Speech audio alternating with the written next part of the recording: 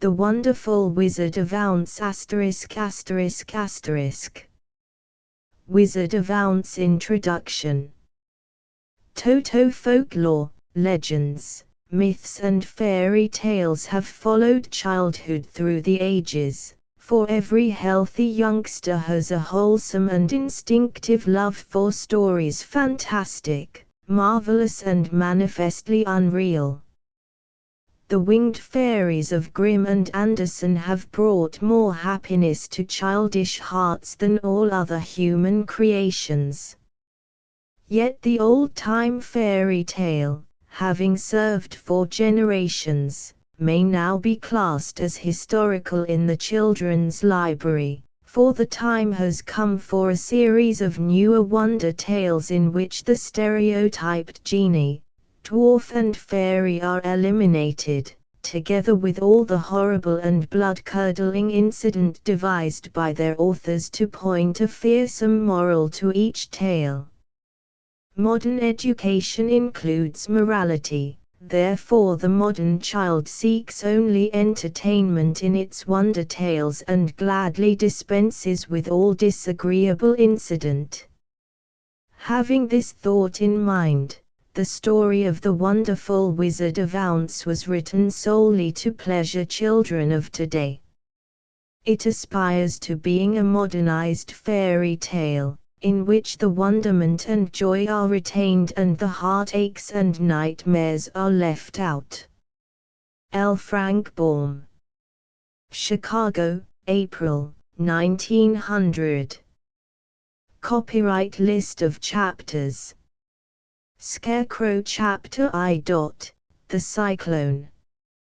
Chapter 2. The Council with the Munchkins. Chapter 3. How Dorothy Saved the Scarecrow. Chapter 4. The Road Through the Forest. Chapter V. The Rescue of the Tin Woodman. Chapter 6. The Cowardly Lion. Chapter 7. The Journey to the Great Ounce. Chapter 8. The Deadly Poppy Field. Chapter 9. The Queen of the Field Mice. Chapter X. The Guardian of the Gates. Chapter 11. The Wonderful Emerald City of Ounce. Chapter 12. The Search for the Wicked Witch. Chapter 13. How the Four Were Reunited. Chapter 14. The Winged Monkeys. Chapter 15. The Discovery of Ounce the Terrible. Chapter 16. The Magic Art of the Great Humbug. Chapter 17. How the Balloon Was Launched. Chapter 18. Away to the South. Chapter 19. Attacked by the Fighting Trees. Chapter XX. The Dainty China Country. Chapter XXI. The Lion Becomes the King of Beasts. Chapter XXII. The Country of the Quadlings.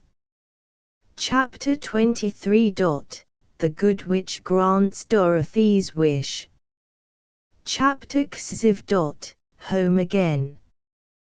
Dedication. Chapter I. Dorothy and Toto. Dorothy lived in the midst of the great Kansas prairies, with Uncle Henry, who was a farmer, and Aunt Em, who was the farmer's wife. Their house was small, for the lumber to build it had to be carried by wagon many miles. There were 4 walls, a floor and a roof, which made one room, and this room contained a rusty-looking cooking stove, a cupboard for the dishes, a table, 3 or 4 chairs, and the beds. Uncle Henry and Aunt Em had a big bed in one corner, and Dorothy a little bed in another corner. There was no garret at all, and no cellar, except a small hole, dug in the ground, called a cyclone cellar, where the family could go in case one of those great whirlwinds arose, mighty enough to crush any building in its path. It was reached by a trapdoor in the middle of the floor, from which a ladder led down into the small, dark hole. She caught Toto by the ear. She caught Toto by the ear. Aunt and uncle. When Dorothy stood in the doorway and looked around, she could see nothing but the great gray prairie on every side. Not a tree nor a house broke the broad sweep of flat country that reached the edge of the sky in all directions. The sun had baked the plowed land into a gray mass, with little cracks running through it. Even the grass was not green, for the sun had burned the tops of the long blades until they were the same gray color to be seen everywhere. Once the house had been painted, but the sun blistered the paint and the rains washed it away, and now the house was as dull and gray as everything else. When Aunt Em came there to live, she was a young, pretty wife. The sun and wind had changed her, too. They had taken the sparkle from her eyes and left them a sober gray. They had taken the red from her cheeks and lips, and they were gray also. She was thin and gaunt, and never smiled, now. When Dorothy, who was an orphan, first came to her, Aunt Em had been so startled by the child's laughter that she would scream and press her hand upon her heart whenever Dorothy's merry voice reached her ears, and she still looked at the little girl with wonder that she could find anything to laugh at. Uncle Henry never laughed. He worked hard from morning till night and did not know what joy was. He was gray also, from his long beard to his rough boots, and he looked stern and solemn, and rarely spoke. It was Toto that made Dorothy laugh, and saved her from growing as gray as her other surroundings. Toto was not gray, he was a little black dog, with long, silky hair and small black eyes that twinkled merrily on either side of his funny, wee nose. Toto played all day long, and Dorothy played with him, and loved him dearly. Today, however, they were not playing. Uncle Henry sat upon the doorstep and looked anxiously at the sky, which was even grayer than usual. Dorothy stood in the door with Toto in her arms, and looked at the sky too. Aunt Em was washing the dishes. From the far north they heard a low wail of the wind, and Uncle Henry and Dorothy could see where the long grass bowed in waves before the coming storm. There now came a sharp whistling in the air from the south, and as they turned their eyes that way they saw ripples in the grass coming from that direction also. Suddenly Uncle Henry stood up.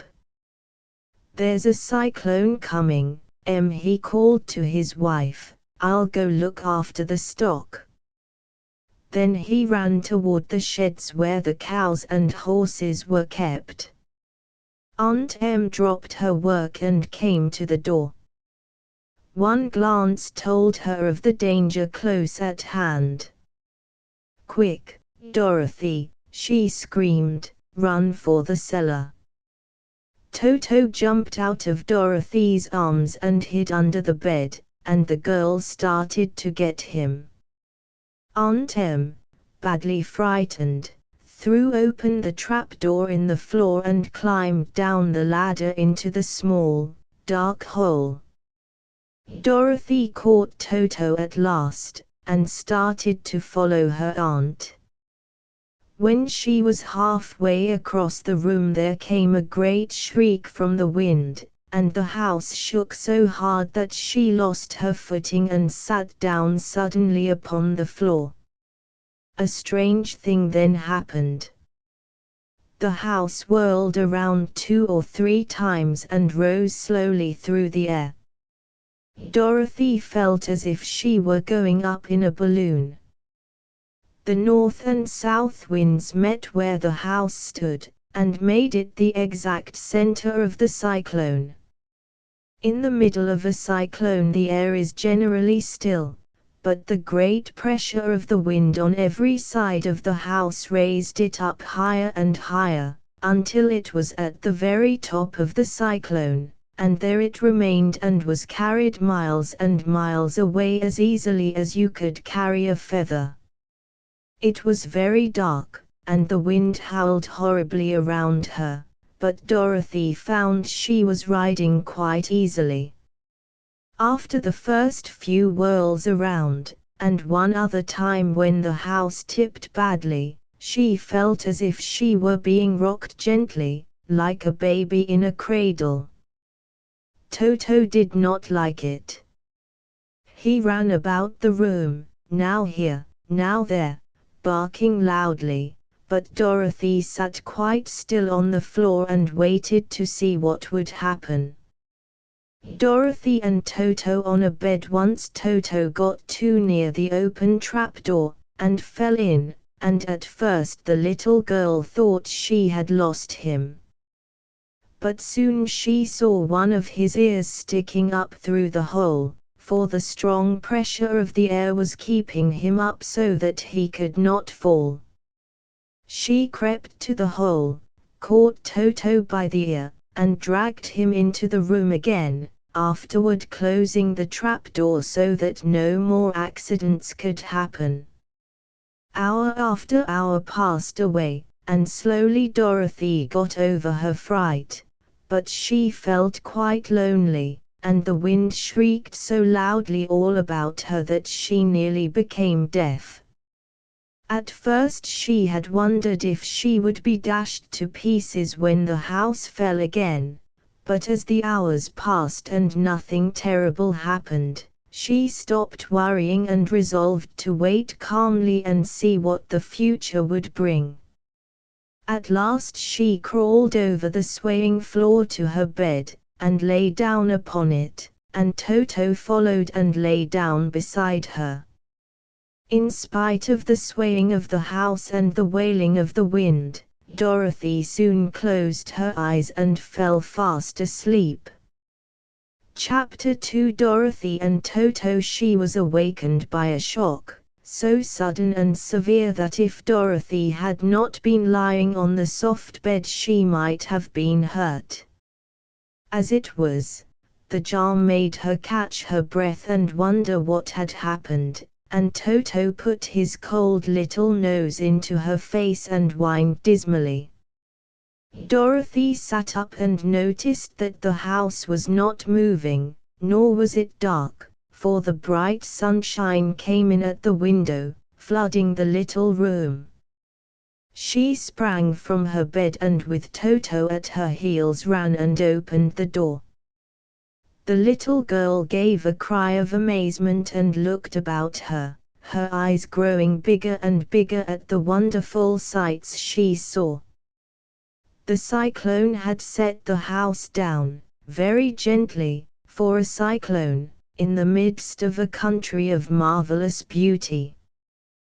There were lovely patches of green sward all about, with stately trees bearing rich and luscious fruits. Banks of gorgeous flowers were on every hand, and birds with rare and brilliant plumage sang and fluttered in the trees and bushes. A little way off was a small brook, rushing and sparkling along between green banks, and murmuring in a voice very grateful to a little girl who had lived so long on the dry, grey prairies. While she stood looking eagerly at the strange and beautiful sights, she noticed coming toward her a group of the queerest people she had ever seen. They were not as big as the grown folk she had always been used to, but neither were they very small.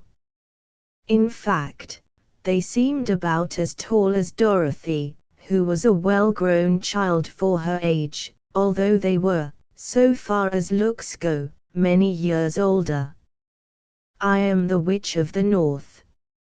I am the Witch of the North." 3 were men and 1 a woman, and all were oddly dressed. They wore round hats that rose to a small point a foot above their heads, with little bells around the brims that tinkled sweetly as they moved. The hats of the men were blue, the little woman's hat was white, and she wore a white gown that hung in plaits from her shoulders. Over it were sprinkled little stars that glistened in the sun like diamonds. The men were dressed in blue, of the same shade as their hats, and wore well-polished boots with a deep roll of blue at the tops. The men, Dorothy thought, were about as old as Uncle Henry, for 2 of them had beards. But the little woman was doubtless much older. Her face was covered with wrinkles, her hair was nearly white, and she walked rather stiffly. Munchkins, when these people drew near the house where Dorothy was standing in the doorway, they paused and whispered among themselves, as if afraid to come farther. But the little old woman walked up to Dorothy, made a low bow and said, in a sweet voice, "You are welcome, most noble sorceress, to the land of the Munchkins. We are so grateful to you for having killed the Wicked Witch of the East, and for setting our people free from bondage." Dorothy listened to this speech with wonder. What could the little woman possibly mean by calling her a sorceress, and saying she had killed the Wicked Witch of the East? Dorothy was an innocent, harmless little girl, who had been carried by a cyclone many miles from home, and she had never killed anything in all her life. But the little woman evidently expected her to answer, so Dorothy said, with hesitation, "You are very kind, but there must be some mistake. I have not killed anything." "Your house did, anyway," replied the little old woman, with a laugh, "and that is the same thing. See," she continued, pointing to the corner of the house, "there are her 2 toes, still sticking out from under a block of wood." House on which Dorothy looked, and gave a little cry of fright. There, indeed, just under the corner of the great beam the house rested on, 2 feet were sticking out, shod in silver shoes with pointed toes. "Oh, dear! Oh, dear!" cried Dorothy, clasping her hands together in dismay. "The house must have fallen on her. Whatever shall we do?" "There is nothing to be done," said the little woman, calmly. "But who was she?" asked Dorothy. "She was the Wicked Witch of the East, as I said," answered the little woman. "She has held all the Munchkins in bondage for many years, making them slave for her night and day. Now they are all set free, and are grateful to you for the favor." "Who are the Munchkins?" enquired Dorothy. "They are the people who live in this land of the East, where the Wicked Witch ruled." "Are you a Munchkin?" asked Dorothy. "No, but I am their friend, although I live in the land of the North. When they saw the Witch of the East was dead, the Munchkins sent a swift messenger to me, and I came at once. I am the Witch of the North." "Oh, gracious!" cried Dorothy, "are you a real witch?" "Yes, indeed," answered the little woman. "But I am a good witch, and the people love me. I am not as powerful as the wicked witch was who ruled here, or I should have set the people free myself. But I thought all witches were wicked, said the girl, who was half frightened at facing a real witch. Oh, no, that is a great mistake. There were only 4 witches in all the land of Ounce, and 2 of them, those who live in the north and the south, are good witches. I know this is true, for I am one of them myself, and cannot be mistaken. Those who dwelt in the east and the west were, indeed, wicked witches, but now that you have killed one of them, there is but one wicked witch in all the land of Ounce, the one who lives in the west. But said Dorothy, after a moment's thought, Aunt Em has told me that the witches were all dead, years and years ago. Who is Aunt Em? Inquired the little old woman. She is my aunt who lives in Kansas, where I came from. The witch of the north seemed to think for a time, with her head bowed and her eyes upon the ground. Then she looked up and said, I do not know where Kansas is, for I have never heard that country mentioned before. But tell me, is it a civilized country? Oh, yes, replied Dorothy. Then that accounts for it. In the civilized countries I believe there are no witches left, nor wizards, nor sorceresses, nor magicians.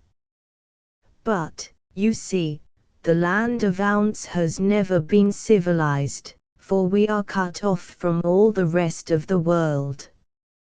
Therefore we still have witches and wizards amongst us. Who are the wizards? Asked Dorothy. Ounce himself is the great wizard, answered the witch, sinking her voice to a whisper.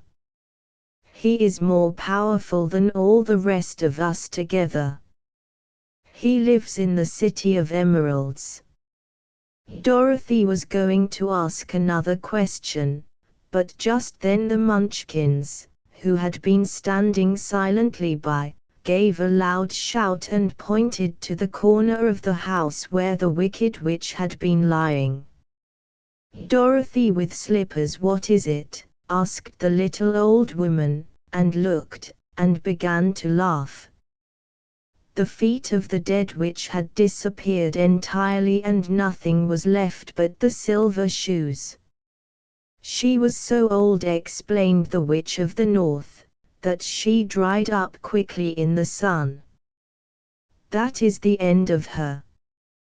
But the silver shoes are yours, and you shall have them to wear.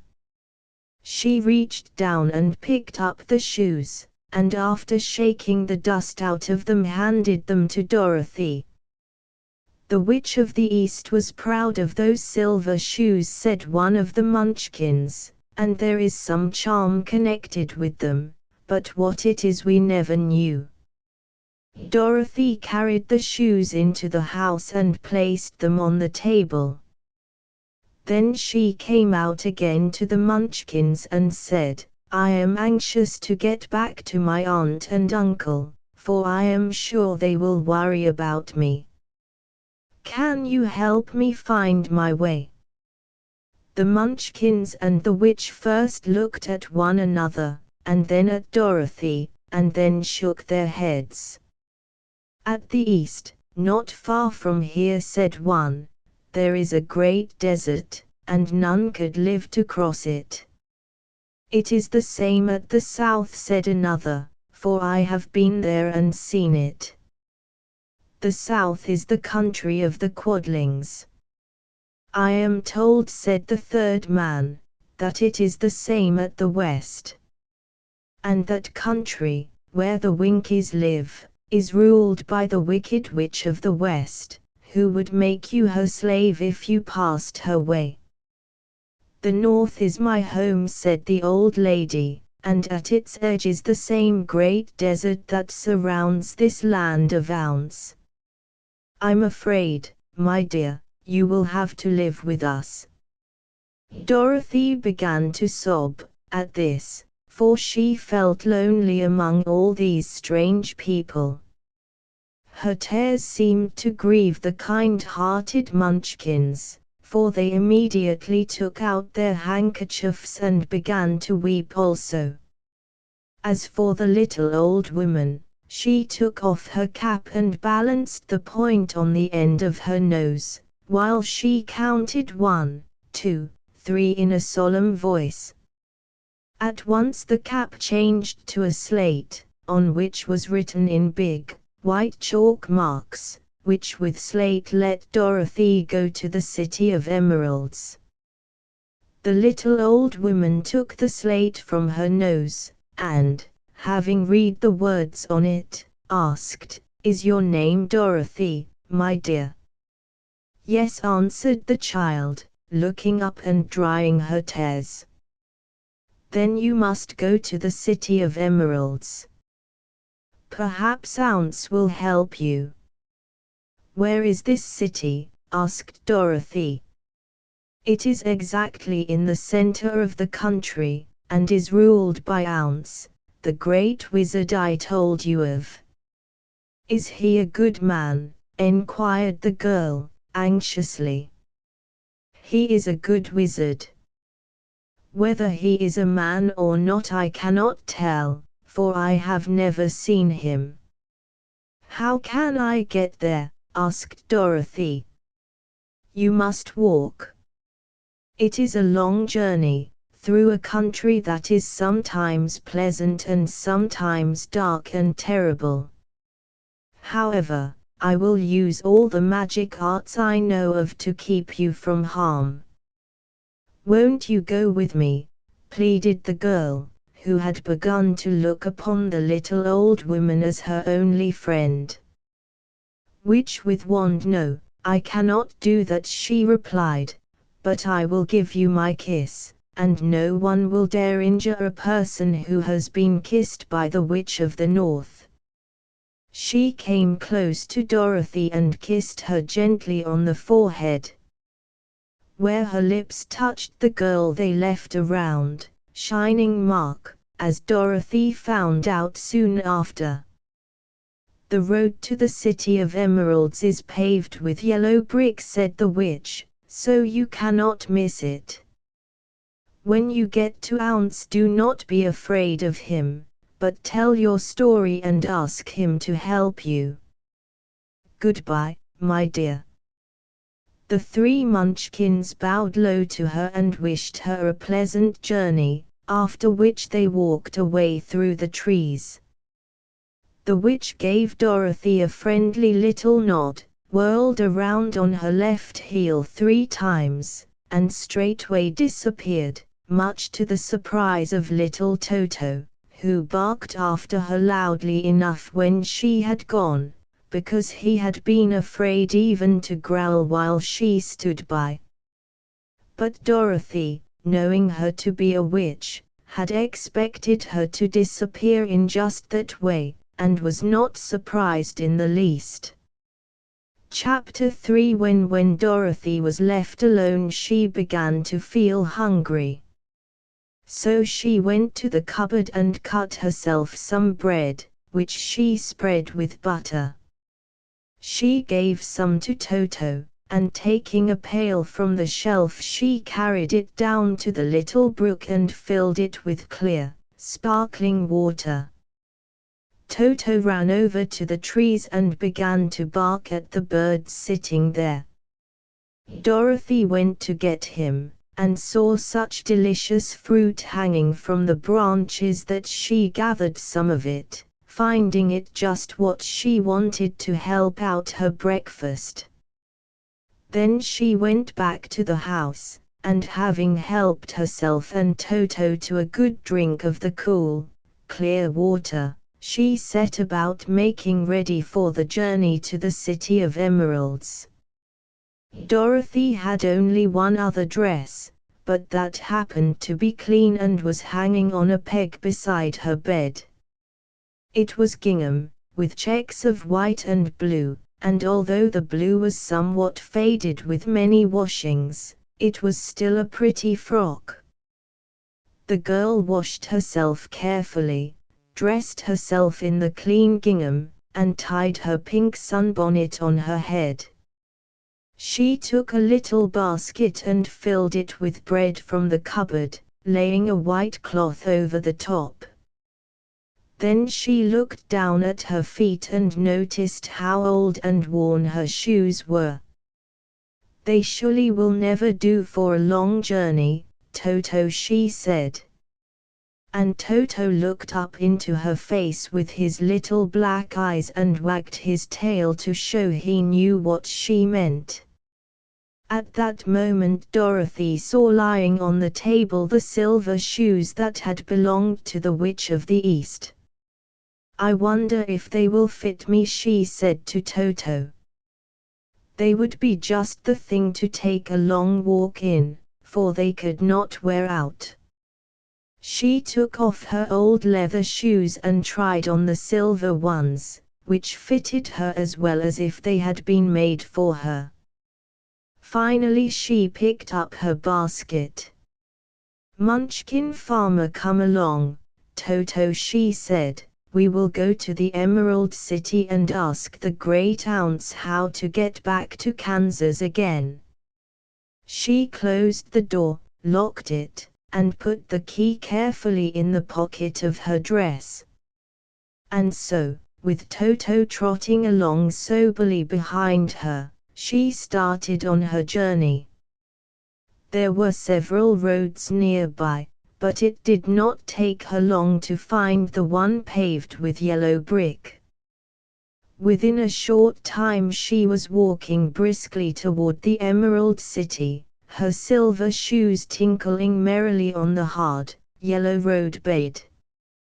The sun shone bright and the birds sang sweet, and Dorothy did not feel nearly as bad as you might think a little girl would who had been suddenly whisked away from her own country and set down in the midst of a strange land.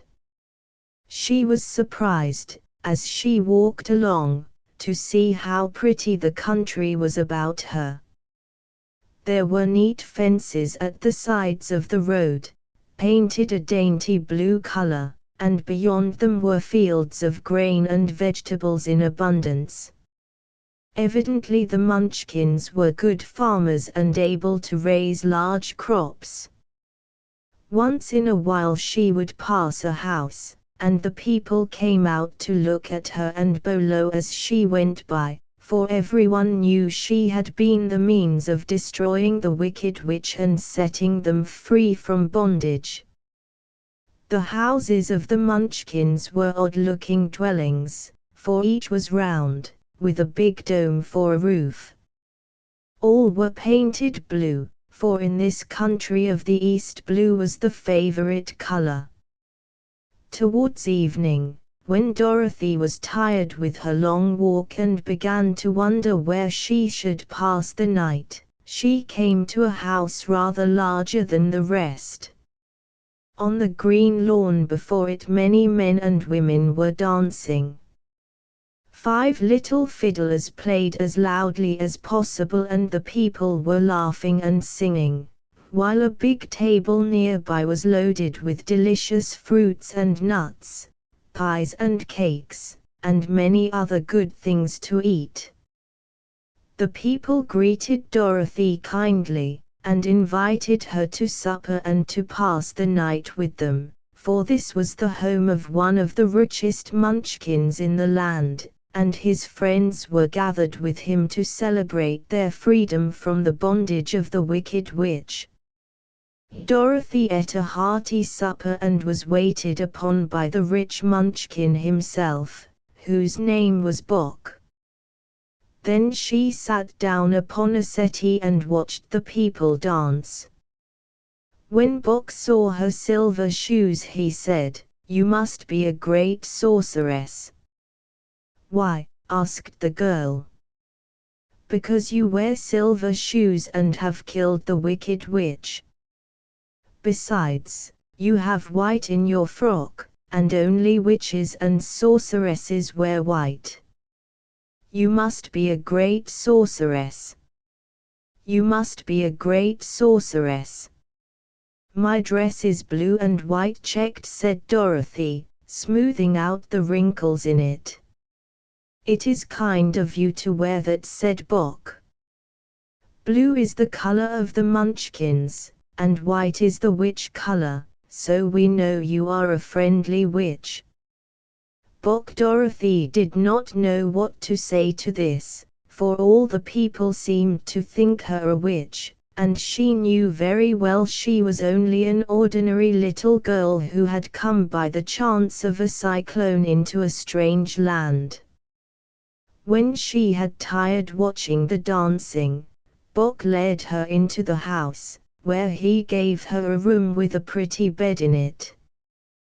The sheets were made of blue cloth, and Dorothy slept soundly in them till morning, with Toto curled up on the blue rug beside her. She ate a hearty breakfast, and watched a wee Munchkin baby, who played with Toto and pulled his tail and crowed and laughed in a way that greatly amused Dorothy. Toto was a fine curiosity to all the people, for they had never seen a dog before. "How far is it to the Emerald City?" the girl asked. "I do not know," answered Bock, gravely, "for I have never been there. It is better for people to keep away from Ounce, unless they have business with him.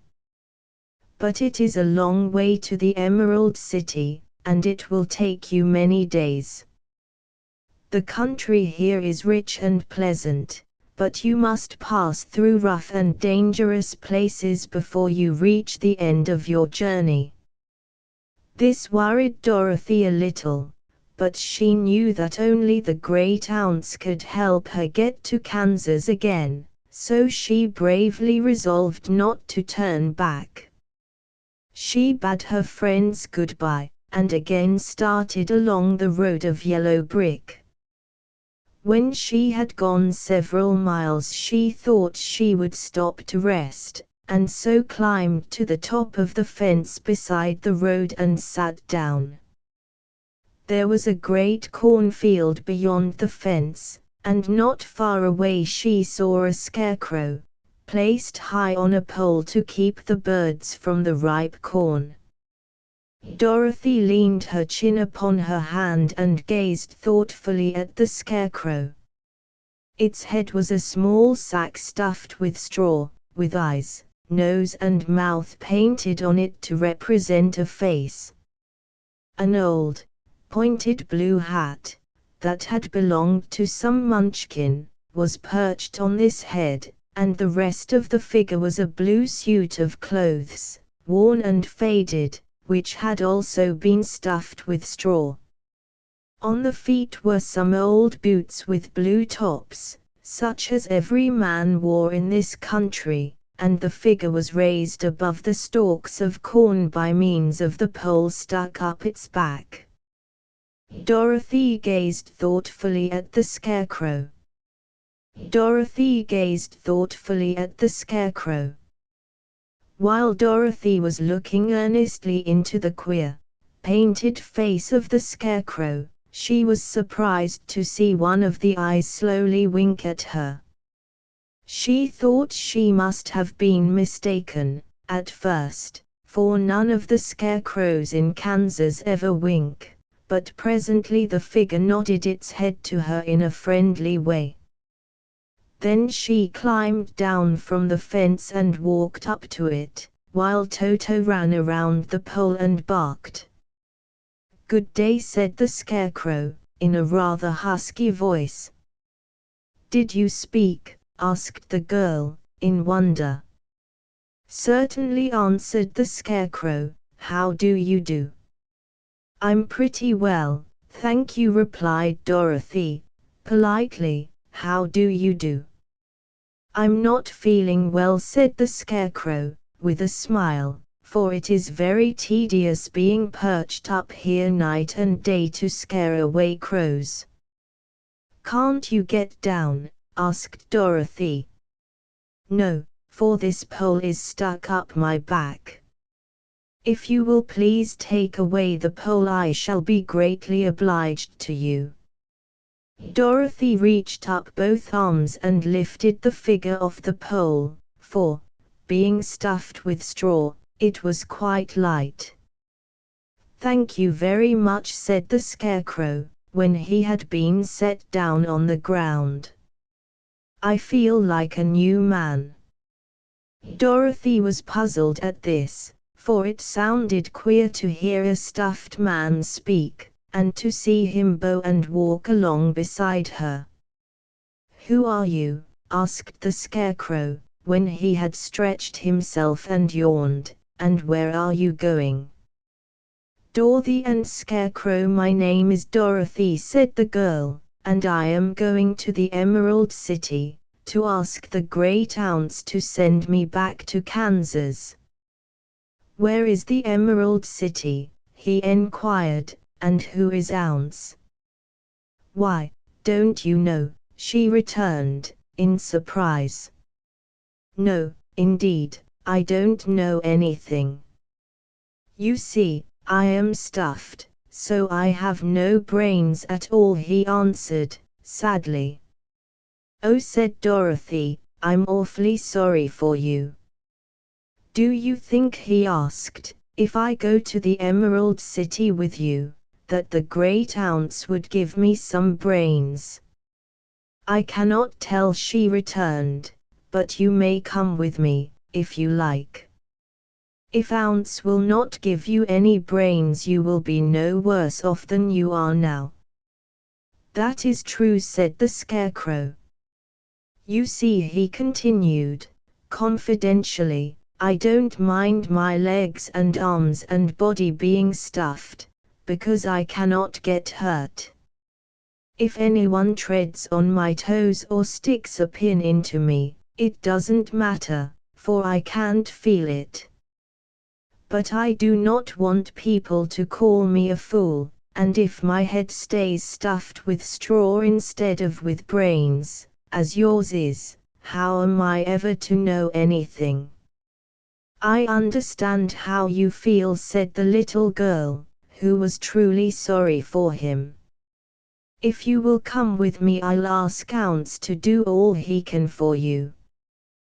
"Thank you," he answered, gratefully. They walked back to the road. Dorothy helped him over the fence, and they started along the path of yellow brick for the Emerald City. Toto did not like this addition to the party, at first.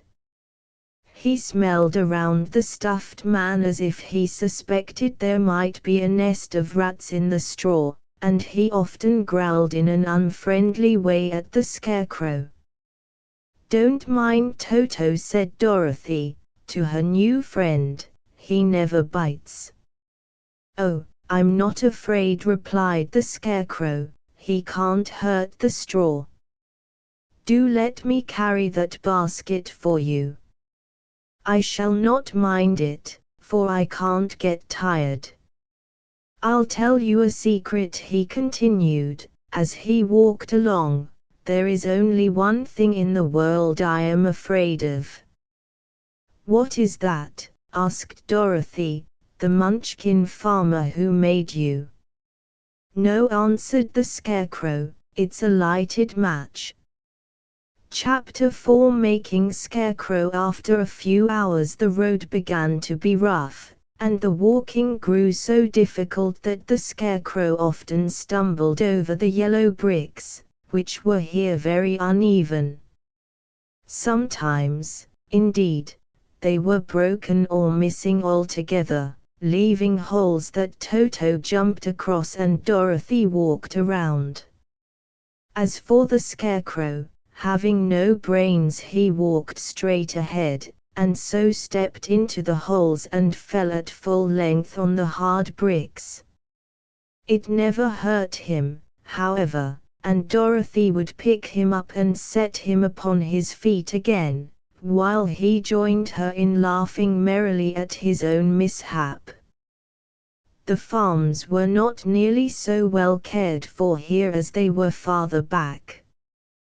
There were fewer houses and fewer fruit trees, and the farther they went the more dismal and lonesome the country became. At noon they sat down by the roadside, near a little brook, and Dorothy opened her basket and got out some bread. She offered a piece to the Scarecrow, but he refused. "I am never hungry," he said, "and it is a lucky thing I am not. For my mouth is only painted, and if I should cut a hole in it so I could eat, the straw I am stuffed with would come out, and that would spoil the shape of my head." Dorothy saw at once that this was true, so she only nodded and went on eating her bread. "Tell me something about yourself, and the country you came from," said the Scarecrow, when she had finished her dinner. So she told him all about Kansas, and how gray everything was there, and how the cyclone had carried her to this queer land of ounce. The Scarecrow listened carefully, and said, "I cannot understand why you should wish to leave this beautiful country and go back to the dry, gray place you call Kansas." "I was only made yesterday," said the Scarecrow. "I was only made yesterday," said the Scarecrow. "That is because you have no brains," answered the girl. "No matter how dreary and gray our homes are, we people of flesh and blood would rather live there than in any other country, be it ever so beautiful. There is no place like home." The Scarecrow sighed. "Of course I cannot understand it," he said. "If your heads were stuffed with straw, like mine, you would probably all live in the beautiful places, and then Kansas would have no people at all. It is fortunate for Kansas that you have brains. Won't you tell me a story, while we are resting?" asked the child. The Scarecrow looked at her reproachfully, and answered, "My life has been so short that I really know nothing whatever. I was only made day before yesterday. What happened in the world before that time is all unknown to me. Luckily, when the farmer made my head, one of the first things he did was to paint my ears, so that I heard what was going on. There was another Munchkin with him, and the first thing I heard was the farmer saying, 'How do you like those ears?' 'They aren't straight,' answered the other. 'Never mind,' said the farmer, 'they are ears just the same,' which was true enough. 'Now I'll make the eyes,' said the farmer. So he painted my right eye, and as soon as it was finished I found myself looking at him and at everything around me with a great deal of curiosity, for this was my first glimpse of the world." "That's a rather pretty eye," remarked the Munchkin who was watching the farmer. "Blue paint is just the color for eyes." "I think I'll make the other a little bigger," said the farmer, "and when the second eye was done I could see much better than before." Then he made my nose and my mouth, but I did not speak, because at that time I didn't know what a mouth was for. I had the fun of watching them make my body and my arms and legs, and when they fastened on my head, at last, I felt very proud, for I thought I was just as good a man as anyone. "This fellow will scare the crows fast enough," said the farmer. "He looks just like a man." "Why, he is a man," said the other, and I quite agreed with him. The farmer carried me under his arm to the cornfield, and set me up on a tall stick, where you found me. He and his friend soon after walked away and left me alone. I did not like to be deserted this way, so I tried to walk after them, but my feet would not touch the ground, and I was forced to stay on that pole. It was a lonely life to lead, for I had nothing to think of, having been made such a little while before. Many crows and other birds flew into the cornfield, but as soon as they saw me they flew away again, thinking I was a munchkin, and this pleased me and made me feel that I was quite an important person. By and by an old crow flew near me, and after looking at me carefully he perched upon my shoulder and said, "Scarecrow and crows, I wonder if that farmer thought to fool me in this clumsy manner. Any crow of sense could see that you are only stuffed with straw." Then he hopped down at my feet and ate all the corn he wanted.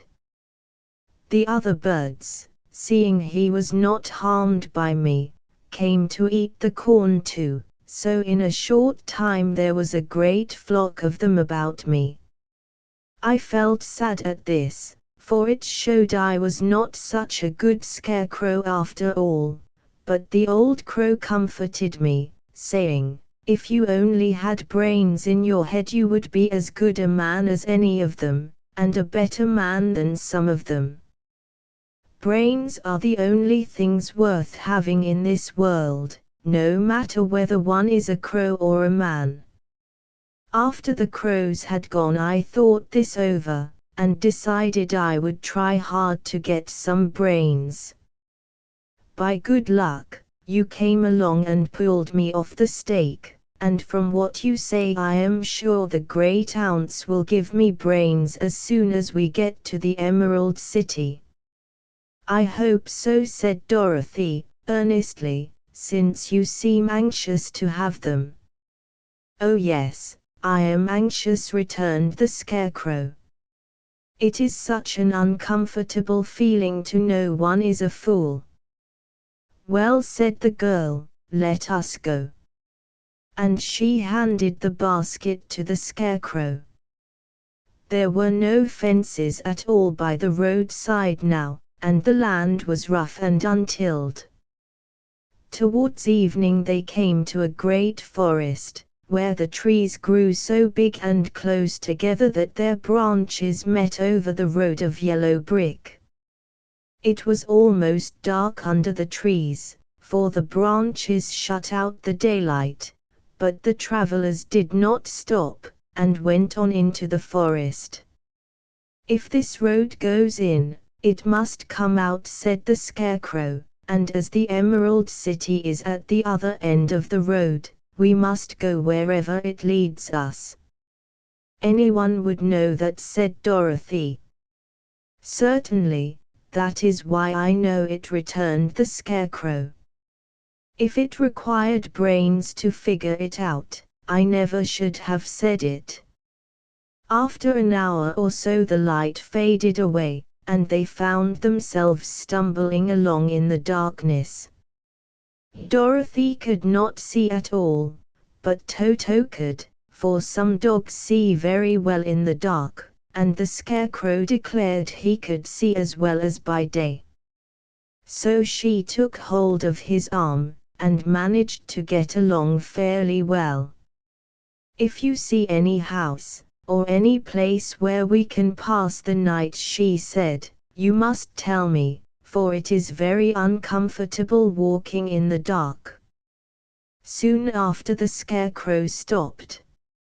"I see a little cottage at the right of us," he said, "built of logs and branches. Shall we go there?" "Yes, indeed," answered the child. "I am all tired out." So the Scarecrow led her through the trees until they reached the cottage, and Dorothy entered and found a bed of dried leaves in one corner. She lay down at once, and with Toto beside her soon fell into a sound sleep. The Scarecrow, who was never tired, stood up in another corner and waited patiently until morning came. Hut in the Woods Chapter V. Woodsman and Toto. When Dorothy awoke, the sun was shining through the trees and Toto had long been out chasing birds and squirrels. She sat up and looked around her. There was the Scarecrow, still standing patiently in his corner, waiting for her. "We must go and search for water," she said to him. "Why do you want water?" he asked. "To wash my face clean after the dust of the road, and to drink, so the dry bread will not stick in my throat." "It must be inconvenient to be made of flesh," said the Scarecrow, thoughtfully, "for you must sleep, and eat and drink. However, you have brains, and it is worth a lot of bother to be able to think properly." They left the cottage and walked through the trees until they found a little spring of clear water, where Dorothy drank and bathed and ate her breakfast. She saw there was not much bread left in the basket, and the girl was thankful the Scarecrow did not have to eat anything, for there was scarcely enough for herself and Toto for the day. When she had finished her meal, and was about to go back to the road of yellow brick, she was startled to hear a deep groan nearby. "What was that?" she asked, timidly. "I cannot imagine," replied the Scarecrow, "but we can go and see." Just then another groan reached their ears, and the sound seemed to come from behind them. They turned and walked through the forest a few steps, when Dorothy discovered something shining in a ray of sunshine that fell between the trees. She ran to the place, and then stopped short, with a cry of surprise.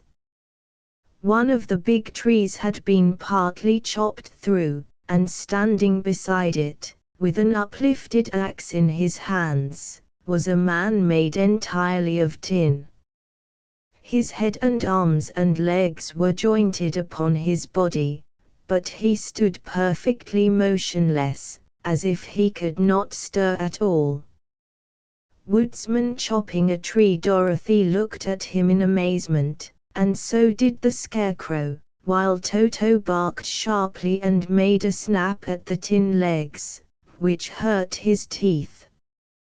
"Did you groan?" asked Dorothy. "Yes," answered the Tin Man, "I did. I've been groaning for more than a year, and no one has ever heard me before or come to help me." "What can I do for you?" she enquired, softly, for she was moved by the sad voice in which the man spoke. "Get an oil can and oil my joints," he answered. "They are rusted so badly that I cannot move them at all. If I am well oiled I shall soon be all right again. You will find an oil can on a shelf in my cottage." Dorothy at once ran back to the cottage and found the oil can, and then she returned and asked, anxiously, "Where are your joints?" "Oil my neck first," replied the Tin Woodman. So she oiled it, and as it was quite badly rusted, the Scarecrow took hold of the tin head and moved it gently from side to side until it worked freely, and then the man could turn it himself. "Now oil the joints in my arms," he said. And Dorothy oiled them, and the Scarecrow bent them carefully until they were quite free from rust and as good as new. The Tin Woodman gave a sigh of satisfaction and lowered his axe, which he leaned against the tree. "This is a great comfort," he said. "I have been holding that axe in the air ever since I rusted, and I'm glad to be able to put it down at last. Now, if you will oil the joints of my legs, I shall be all right once more. So they oiled his legs until he could move them freely, and he thanked them again and again for his release, for he seemed a very polite creature, and very grateful. I might have stood there always if you had not come along, he said, so you have certainly saved my life. How did you happen to be here? We are on our way to the Emerald City, to see the great ounce, she answered, and we stopped at your cottage to pass the night. Why do you wish to see Ounce? He asked. I want him to send me back to Kansas, and the Scarecrow wants him to put a few brains into his head, she replied. The Tin Woodman appeared to think deeply for a moment. Then he said, Do you suppose Ounce could give me a heart? Why, I guess so, Dorothy answered. It would be as easy as to give the Scarecrow brains. This is a great comfort, said the Tin Woodman. True, the Tin Woodman returned. So, if you will allow me to join your party, I will also go to the Emerald City and ask Ounce to help me. Come along, said the Scarecrow, heartily, and Dorothy added that she would be pleased to have his company. So the Tin Woodman shouldered his axe and they all passed through the forest until they came to the road that was paved with yellow brick. The Tin Woodman had asked Dorothy to put the oil can in her basket. For he said, if I should get caught in the rain, and rust again, I would need the oil can badly. It was a bit of good luck to have their new comrade join the party, for soon after they had begun their journey again they came to a place where the trees and branches grew so thick over the road that the travelers could not pass. But the Tin Woodman set to work with his axe and chopped so well that soon he cleared a passage for the entire party. Dorothy was thinking so earnestly as they walked along that she did not notice when the Scarecrow stumbled into a hole and rolled over to the side of the road. Indeed, he was obliged to call to her to help him up again. Why didn't you walk around the hole? Asked the Tin Woodman. I don't know enough, replied the Scarecrow, cheerfully. My head is stuffed with straw, you know, and that is why I am going to Ounce to ask him for some brains. Scarecrow and Toto, I see, said the Tin Woodman. But, after all, brains are not the best things in the world. Have you any? Enquired the Scarecrow. No, my head is quite empty, answered the Woodman. But once I had brains, and a heart also, so, having tried them both, I should much rather have a heart. And why is that? Asked the Scarecrow. I will tell you my story, and then you will know. So, while they were walking through the forest, the Tin Woodman told the following story. I was born the son of a woodman who chopped down trees in the forest and sold the wood for a living. When I grew up I too became a woodchopper, and after my father died I took care of my old mother as long as she lived. Then I made up my mind that instead of living alone I would marry, so that I might not become lonely. There was one of the Munchkin girls who was so beautiful that I soon grew to love her with all my heart. She, on her part, promised to marry me as soon as I could earn enough money to build a better house for her, so I set to work harder than ever. But the girl lived with an old woman who did not want her to marry anyone, for she was so lazy she wished the girl to remain with her and do the cooking and the housework. So the old woman went to the wicked witch of the east, and promised her 2 sheep and a cow if she would prevent the marriage. Thereupon the wicked witch enchanted my axe, and when I was chopping away at my best one day, for I was anxious to get the new house and my wife as soon as possible, the axe slipped all at once and cut off my left leg. This at first seemed a great misfortune, for I knew a one-legged man could not do very well as a wood chopper.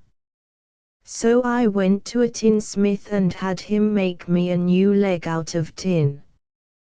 The leg worked very well, once I was used to it, but my action angered the wicked witch of the east, for she had promised the old woman I should not marry the pretty Munchkin girl. When I began chopping again, my axe slipped and cut off my right leg. Again I went to the tinner, and again he made me a leg out of tin. After this the enchanted axe cut off my arms, one after the other, but, nothing daunted, I had them replaced with tin ones. The wicked witch then made the axe slip and cut off my head, and at first I thought that was the end of me. But the tinner happened to come along, and he made me a new head out of tin. Tin Man, I thought I had beaten the wicked witch then, and I worked harder than ever, but I little knew how cruel my enemy could be. She thought of a new way to kill my love for the beautiful Munchkin maiden, and made my axe slip again, so that it cut right through my body, splitting me into 2 halves. Once more the tinner came to my help and made me a body of tin, fastening my tin arms and legs and head to it, by means of joints, so that I could move around as well as ever. But, alas! I had now no heart, so that I lost all my love for the Munchkin girl, and did not care whether I married her or not. I suppose she is still living with the old woman, waiting for me to come after her. My body shone so brightly in the sun that I felt very proud of it, and it did not matter now if my axe slipped, for it could not cut me. There was only one danger, that my joints would rust, but I kept an oil can in my cottage and took care to oil myself whenever I needed it. However, there came a day when I forgot to do this, and, being caught in a rainstorm, before I thought of the danger my joints had rusted, and I was left to stand in the woods until you came to help me. It was a terrible thing to undergo, but during the year I stood there I had time to think that the greatest loss I had known was the loss of my heart. While I was in love I was the happiest man on earth, but no one can love who has not a heart, and so I am resolved to ask Ounce to give me one. If he does, I will go back to the Munchkin maiden and marry her. Shiny Tin Man. Both Dorothy and the Scarecrow had been greatly interested in the story of the Tin Woodman, and now they knew why he was so anxious to get a new heart. All the same, said the Scarecrow, I shall ask for brains instead of a heart, for a fool would not know what to do with a heart if he had one. I shall take the heart, returned the Tin Woodman, for brains do not make one happy, and happiness is the best thing in the world. Dorothy did not say anything, for she was puzzled to know which of her 2 friends was right, and she decided if she could only get back to Kansas and Aunt Em it did not matter so much whether the Woodman had no brains and the Scarecrow no heart, or each got what he wanted. What worried her most was that the bread was nearly gone, and another meal for herself, and Toto would empty the basket. To be sure, neither the woodman nor the scarecrow ever ate anything, but she was not made of tin nor straw, and could not live unless she was fed. Chapter 6. You ought to be ashamed of yourself. You ought to be ashamed of yourself. Dorothy and Lion. All this time Dorothy and her companions had been walking through the thick woods. The road was still paved with yellow brick, but these were much covered by dried branches and dead leaves from the trees, and the walking was not at all good. There were few birds in this part of the forest, for birds love the open country where there is plenty of sunshine, but now and then there came a deep growl from some wild animal hidden among the trees. These sounds made the little girl's heart beat fast, for she did not know what made them, but Toto knew, and he walked close to Dorothy's side, and did not even bark in return. "How long will it be," the child asked of the Tin Woodman, "before we are out of the forest?"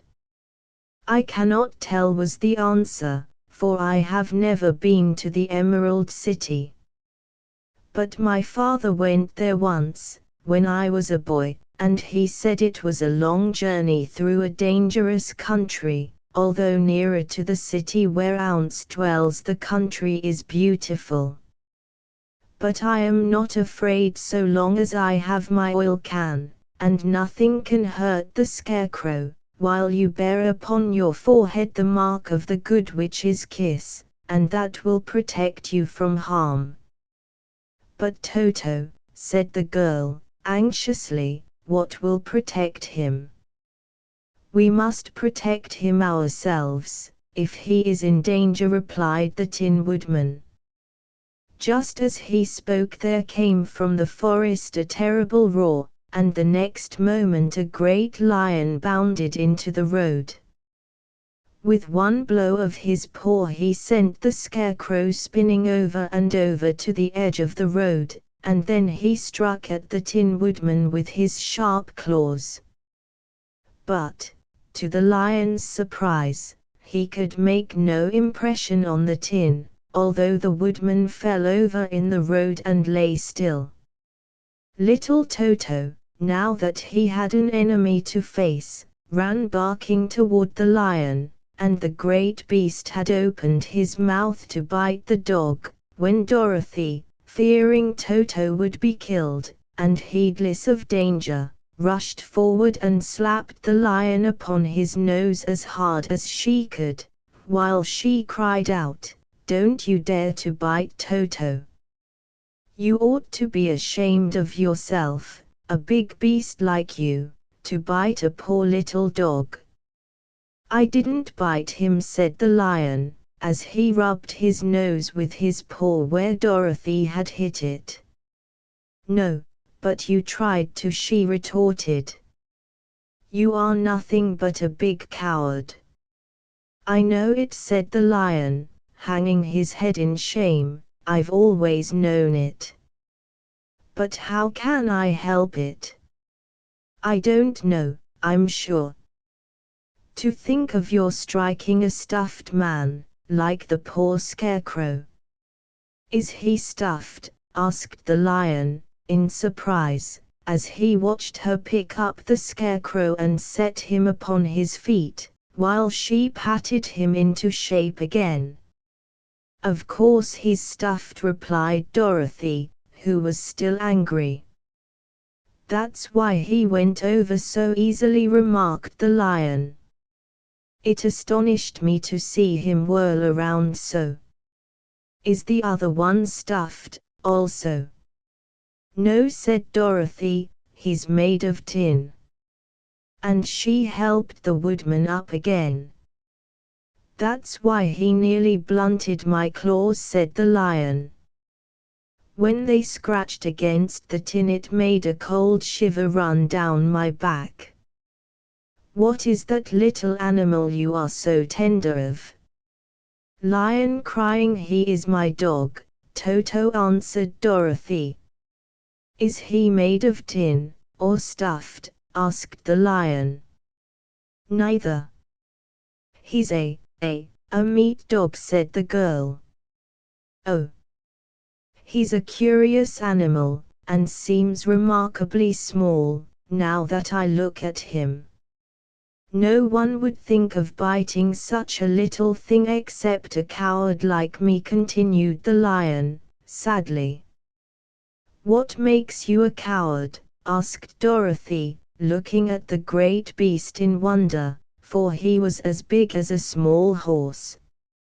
"It's a mystery," replied the lion. "I suppose I was born that way. All the other animals in the forest naturally expect me to be brave, for the lion is everywhere thought to be the king of beasts. I learned that if I roared very loudly, every living thing was frightened and got out of my way. Whenever I've met a man I've been awfully scared, but I just roared at him, and he has always run away as fast as he could go. If the elephants and the tigers and the bears had ever tried to fight me, I should have run myself. I'm such a coward. But just as soon as they hear me roar, they all try to get away from me, and of course I let them go. But that isn't right. The king of beasts shouldn't be a coward," said the scarecrow. "I know it," returned the lion, wiping a tear from his eye with the tip of his tail. "It is my great sorrow, and makes my life very unhappy. But whenever there is danger my heart begins to beat fast." "Perhaps you have heart disease," said the Tin Woodman. "It may be," said the lion. "If you have," continued the Tin Woodman, "you ought to be glad, for it proves you have a heart. For my part, I have no heart, so I cannot have heart disease." "Perhaps," said the lion, thoughtfully, "if I had no heart I should not be a coward." "Have you brains?" asked the scarecrow. "I suppose so. I've never looked to see," replied the lion. "I am going to the great ounce to ask him to give me some," remarked the scarecrow, "for my head is stuffed with straw." "And I am going to ask him to give me a heart," said the woodman. "And I am going to ask him to send Toto and me back to Kansas," added Dorothy. "Do you think Ounce could give me courage?" asked the cowardly lion. "Just as easily as he could give me brains," said the scarecrow. "Or give me a heart," said the Tin Woodman. "Or send me back to Kansas," said Dorothy. "Then, if you don't mind, I'll go with you," said the lion, "for my life is simply unbearable without a bit of courage." "You will be very welcome," answered Dorothy, "for you will help to keep away the other wild beasts. It seems to me they must be more cowardly than you are if they allow you to scare them so easily." "They really are," said the lion, "but that doesn't make me any braver, and as long as I know myself to be a coward I shall be unhappy." So once more the little company set off upon the journey, the lion walking with stately strides at Dorothy's side. Toto did not approve this new comrade at first, for he could not forget how nearly he had been crushed between the lion's great jaws, but after a time he became more at ease, and presently Toto and the cowardly lion had grown to be good friends. Scarecrow and Tin Man. During the rest of that day there was no other adventure to mar the peace of their journey. Once, indeed, the Tin Woodman stepped upon a beetle that was crawling along the road, and killed the poor little thing. This made the Tin Woodman very unhappy, for he was always careful not to hurt any living creature, and as he walked along he wept several tears of sorrow and regret. These tears ran slowly down his face and over the hinges of his jaw, and there they rusted. When Dorothy presently asked him a question, the Tin Woodman could not open his mouth, for his jaws were tightly rusted together. He became greatly frightened at this and made many motions to Dorothy to relieve him, but she could not understand. The Lion was also puzzled to know what was wrong. But the Scarecrow seized the oil can from Dorothy's basket and oiled the Woodman's jaws, so that after a few moments he could talk as well as before. "This will serve me a lesson," said he, "to look where I step. For if I should kill another bug or beetle I should surely cry again, and crying rusts my jaw so that I cannot speak." Thereafter he walked very carefully, with his eyes on the road, and when he saw a tiny ant toiling by he would step over it, so as not to harm it. The Tin Woodman knew very well he had no heart, and therefore he took great care never to be cruel or unkind to anything. "You people with hearts," he said, "have something to guide you, and need never do wrong, but I have no heart, and so I must be very careful. When Ounce gives me a heart of course I needn't mind so much." Chapter 7 Lion and Dorothy. They were obliged to camp out that night under a large tree in the forest, for there were no houses near. The tree made a good, thick covering to protect them from the dew, and the Tin Woodman chopped a great pile of wood with his axe and Dorothy built a splendid fire that warmed her and made her feel less lonely. She and Toto ate the last of their bread, and now she did not know what they would do for breakfast. "If you wish," said the Lion, "I will go into the forest and kill a deer for you.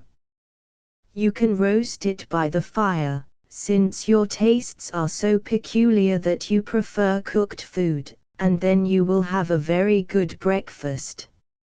Scarecrow gathering berries. "Don't. Please don't," begged the Tin Woodman.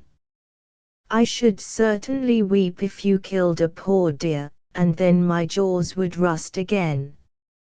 But the Lion went away into the forest and found his own supper, and no one ever knew what it was, for he didn't mention it. And the Scarecrow found a tree full of nuts and filled Dorothy's basket with them, so that she would not be hungry for a long time.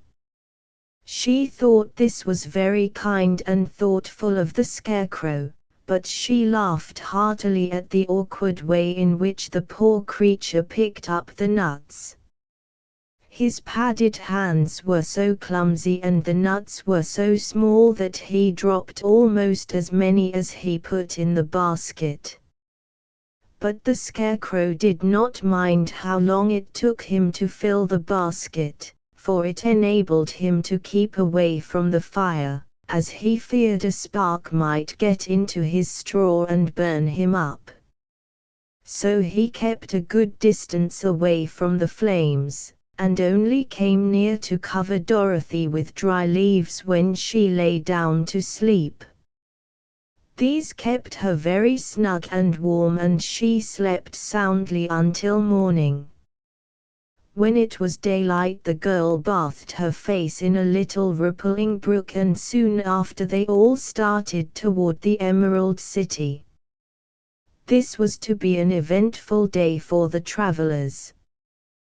They had hardly been walking an hour when they saw before them a great ditch that crossed the road and divided the forest as far as they could see on either side. It was a very wide ditch, and when they crept up to the edge and looked into it they could see it was also very deep, and there were many big, jagged rocks at the bottom. The sides were so steep that none of them could climb down, and for a moment it seemed that their journey must end. "What shall we do?" asked Dorothy, despairingly. "I haven't the faintest idea," said the Tin Woodman, and the Lion shook his shaggy mane and looked thoughtful. But the Scarecrow said, "We cannot fly, that is certain, neither can we climb down into this great ditch. Therefore, if we cannot jump over it, we must stop where we are." "I think I could jump over it," said the Cowardly Lion, after measuring the distance carefully in his mind. "Then we are all right," answered the Scarecrow, "for you can carry us all over on your back, one at a time."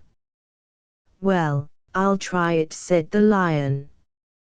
"Who will go first?"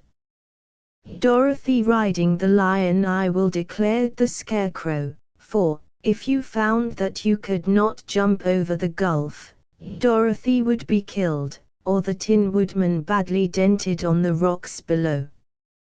But if I am on your back it will not matter so much, for the fall would not hurt me at all." "I am terribly afraid of falling, myself," said the Cowardly Lion, "but I suppose there is nothing to do but try it. So get on my back and we will make the attempt." The Scarecrow sat upon the lion's back, and the big beast walked to the edge of the gulf and crouched down. "Why don't you run and jump?" asked the Scarecrow. "Because that isn't the way we lions do these things," he replied. Then giving a great spring, he shot through the air and landed safely on the other side. They were all greatly pleased to see how easily he did it, and after the Scarecrow had got down from his back the lion sprang across the ditch again. Dorothy thought she would go next, so she took Toto in her arms and climbed on the lion's back, holding tightly to his mane with one hand. The next moment it seemed as if she was flying through the air, and then, before she had time to think about it, she was safe on the other side. The lion went back a third time and got the Tin Woodman, and then they all sat down for a few moments to give the beast a chance to rest, for his great leaps had made his breath short, and he panted like a big dog that has been running too long. They found the forest very thick on this side, and it looked dark and gloomy. After the lion had rested they started along the road of yellow brick, silently wondering, each in his own mind, if ever they would come to the end of the woods and reach the bright sunshine again. To add to their discomfort, they soon heard strange noises in the depths of the forest, and the lion whispered to them that it was in this part of the country that the Colliders lived. "What are the Colliders?" asked the girl. "They are monstrous beasts with bodies like bears and heads like tigers," replied the lion, "and with claws so long and sharp that they could tear me in two as easily as I could kill Toto. I'm terribly afraid of the Colliders." "I'm not surprised that you are," returned Dorothy. "They must be dreadful beasts." The lion was about to reply when suddenly they came to another gulf across the road, but this one was so broad and deep that the lion knew at once he could not leap across it. So they sat down to consider what they should do, and after serious thought the Scarecrow said, "Here is a great tree, standing close to the ditch. If the Tin Woodman can chop it down, so that it will fall to the other side, we can walk across it easily." "That is a first-rate idea," said the lion. "One would almost suspect you had brains in your head, instead of straw." The woodman set to work at once, and so sharp was his axe that the tree was soon chopped nearly through. Then the lion put his strong front legs against the tree and pushed with all his might, and slowly the big tree tipped and fell with a crash across the ditch, with its top branches on the other side. They had just started to cross this queer bridge when a sharp growl made them all look up, and to their horror they saw running toward them two great beasts with bodies like bears and heads like tigers. "They are the colliders," said the Cowardly Lion, beginning to tremble. "Quick," cried the Scarecrow, "let us cross over." The tree fell with a crash into the gulf. The tree fell with a crash into the gulf. So Dorothy went first, holding Toto in her arms. The Tin Woodman followed, and the Scarecrow came next. The lion, although he was certainly afraid, turned to face the colliders, and then he gave so loud and terrible a roar that Dorothy screamed and the Scarecrow fell over backwards, while even the fierce beasts stopped short and looked at him in surprise. But, seeing they were bigger than the lion, and remembering that there were two of them and only one of him, the colliders again rushed forward, and the lion crossed over the tree and turned to see what they would do next. Without stopping an instant, the fierce beasts also began to cross the tree, and the lion said to Dorothy, "We are lost, for they will surely tear us to pieces with their sharp claws. But stand close behind me, and I will fight them as long as I am alive." "Wait a minute," called the Scarecrow. He had been thinking what was best to be done, and now he asked the woodman to chop away the end of the tree that rested on their side of the ditch. The Tin Woodman began to use his axe at once, and, just as the two colliders were nearly across, the tree fell with a crash into the gulf, carrying the ugly, snarling brutes with it, and both were dashed to pieces on the sharp rocks at the bottom. "Well," said the Cowardly Lion, drawing a long breath of relief, "I see we are going to live a little while longer, and I am glad of it, for it must be a very uncomfortable thing not to be alive. Those creatures frightened me so badly that my heart is beating yet." "Dorothy riding the lion at Streamer," said the Tin Woodman, sadly, "I wish I had a heart to beat."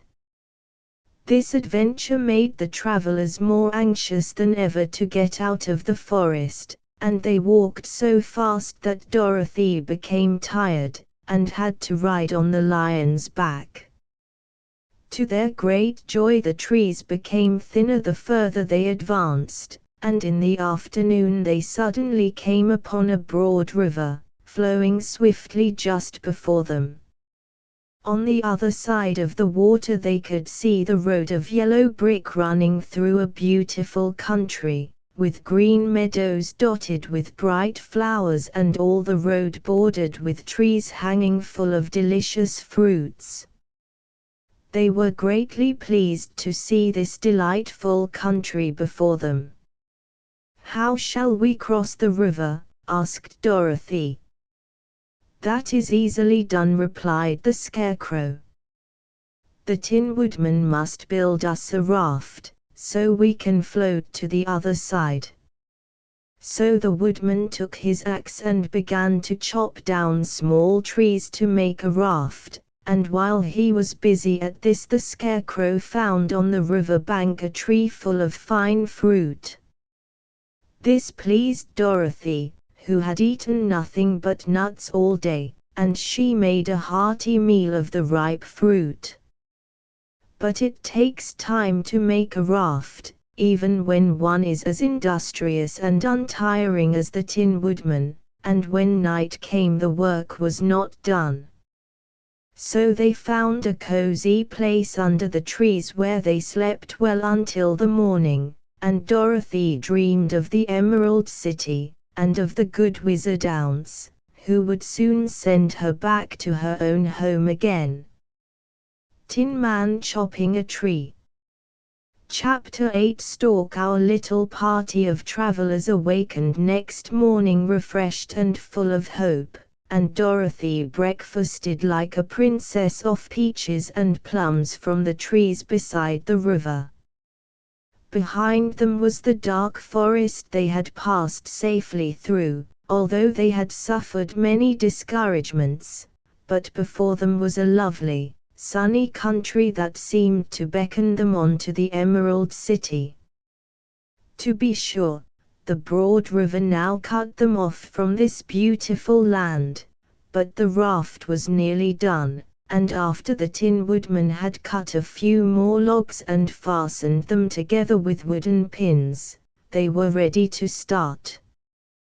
Dorothy sat down in the middle of the raft and held Toto in her arms.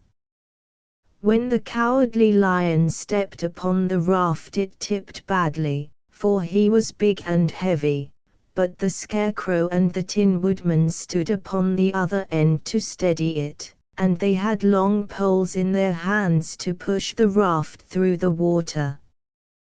They got along quite well at first, but when they reached the middle of the river the swift current swept the raft downstream, farther and farther away from the road of yellow brick, and the water grew so deep that the long poles would not touch the bottom. "This is bad," said the Tin Woodman, "for if we cannot get to the land we shall be carried into the country of the Wicked Witch of the West, and she will enchant us and make us her slaves." "Scarecrow on raft and then I should get no brains," said the Scarecrow. "And I should get no courage," said the Cowardly Lion. "And I should get no heart," said the Tin Woodman. "And I should never get back to Kansas," said Dorothy.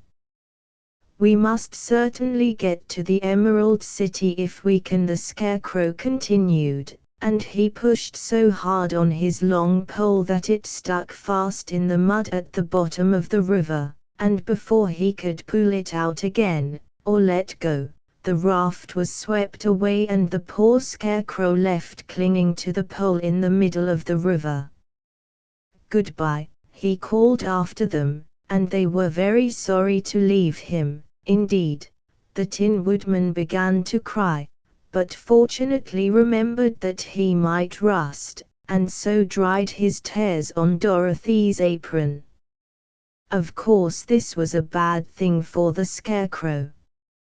"Scarecrow on pole, I am now worse off than when I first met Dorothy," he thought. "Then, I was stuck on a pole in a cornfield, where I could make believe scare the crows, at any rate, but surely there is no use for a Scarecrow stuck on a pole in the middle of a river. I am afraid I shall never have any brains, after all." Down the stream the raft floated, and the poor Scarecrow was left far behind. Then the Lion said, "Something must be done to save us. I think I can swim to the shore and pull the raft after me, if you will only hold fast to the tip of my tail." Scarecrow on pole, so he sprang into the water and the Tin Woodman caught fast hold of his tail, when the Lion began to swim with all his might toward the shore. It was hard work, although he was so big, but by and by they were drawn out of the current, and then Dorothy took the Tin Woodman's long pole and helped push the raft to the land. They were all tired out when they reached the shore at last and stepped off upon the pretty green grass, and they also knew that the stream had carried them a long way past the road of yellow brick that led to the Emerald City. "What shall we do now?" asked the Tin Woodman, as the Lion lay down on the grass to let the sun dry him. "We must get back to the road, in some way," said Dorothy. "The best plan will be to walk along the river bank until we come to the road again," remarked the Lion. So, when they were rested, Dorothy picked up her basket and they started along the grassy bank, back to the road from which the river had carried them. It was a lovely country, with plenty of flowers and fruit trees and sunshine to cheer them, and had they not felt so sorry for the poor Scarecrow they could have been very happy. They walked along as fast as they could, Dorothy only stopping once to pick a beautiful flower, and after a time the Tin Woodman cried out, "Look!" Then they all looked at the river and saw the Scarecrow perched upon his pole in the middle of the water, looking very lonely and sad. "What can we do to save him?" asked Dorothy. The Lion and the Woodman both shook their heads, for they did not know. So they sat down upon the bank and gazed wistfully at the Scarecrow until a stork flew by, which, seeing them, stopped to rest at the water's edge. "Who are you, and where are you going?" asked the stork. "I am Dorothy," answered the girl, "and these are my friends, the Tin Woodman and the Cowardly Lion, and we are going to the Emerald City." "This isn't the road," said the stork, as she twisted her long neck and looked sharply at the queer party. "I know it," returned Dorothy, "but we have lost the Scarecrow, and are wondering how we shall get him again." "Where is he?" asked the stork. "Over there in the river," answered the girl. "If he wasn't so big and heavy I would get him for you," remarked the stork. "He isn't heavy a bit," said Dorothy, eagerly, "for he is stuffed with straw, and if you will bring him back to us we shall thank you ever and ever so much." "Well, I'll try," said the stork, "but if I find he is too heavy to carry I shall have to drop him in the river again." So the big bird flew into the air and over the water till she came to where the Scarecrow was perched upon his pole. Then the stork with her great claws grabbed the Scarecrow by the arm and carried him up into the air and back to the bank, where Dorothy and the Lion and the Tin Woodman and Toto were sitting. When the Scarecrow found himself among his friends again he was so happy that he hugged them all, even the Lion and Toto, and as they walked along he sang "Tolderidoo" at every step. He felt so gay. "I was afraid I should have to stay in the river forever," he said, "but the kind stork saved me, and if I ever get any brains I shall find the stork again and do it some kindness in return." "That's all right," said the stork, who was flying along beside them. "I always like to help anyone in trouble. But I must go now, for my babies are waiting in the nest for me. I hope you will find the Emerald City and that ounce will help you." "Thank you," replied Dorothy, and then the kind stork flew into the air and was soon out of sight. The stork carried him up into the air. The stork carried him up into the air. They walked along listening to the singing of the bright-colored birds and looking at the lovely flowers which now became so thick that the ground was carpeted with them.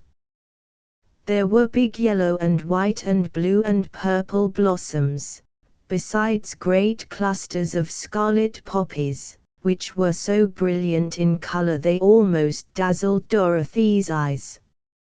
"Aren't they beautiful?" the girl asked, as she breathed in the spicy scent of the flowers. "I suppose so," answered the Scarecrow. "When I have brains I shall probably like them better." "If I only had a heart I should love them," added the Tin Woodman. "I always did like flowers," said the Lion, "they seem so helpless and frail. But there are none in the forest so bright as these." They now came upon more and more of the big scarlet poppies, and fewer of the other flowers, and soon they found themselves in the midst of a great meadow of poppies. Now it is well known that when there are many of these flowers together their odor is so powerful that anyone who breathes it falls asleep, and if the sleeper is not carried away from the scent of the flowers he sleeps on and on forever. But Dorothy did not know this, nor could she get away from the bright red flowers that were everywhere about. So presently her eyes grew heavy and she felt she must sit down to rest and to sleep. But the Tin Woodman would not let her do this. "We must hurry and get back to the road of yellow brick before dark," he said, and the Scarecrow agreed with him. So they kept walking until Dorothy could stand no longer. Her eyes closed in spite of herself and she forgot where she was and fell among the poppies, fast asleep. "What shall we do?" asked the Tin Woodman. "The group in the poppy field. If we leave her here she will die," said the Lion.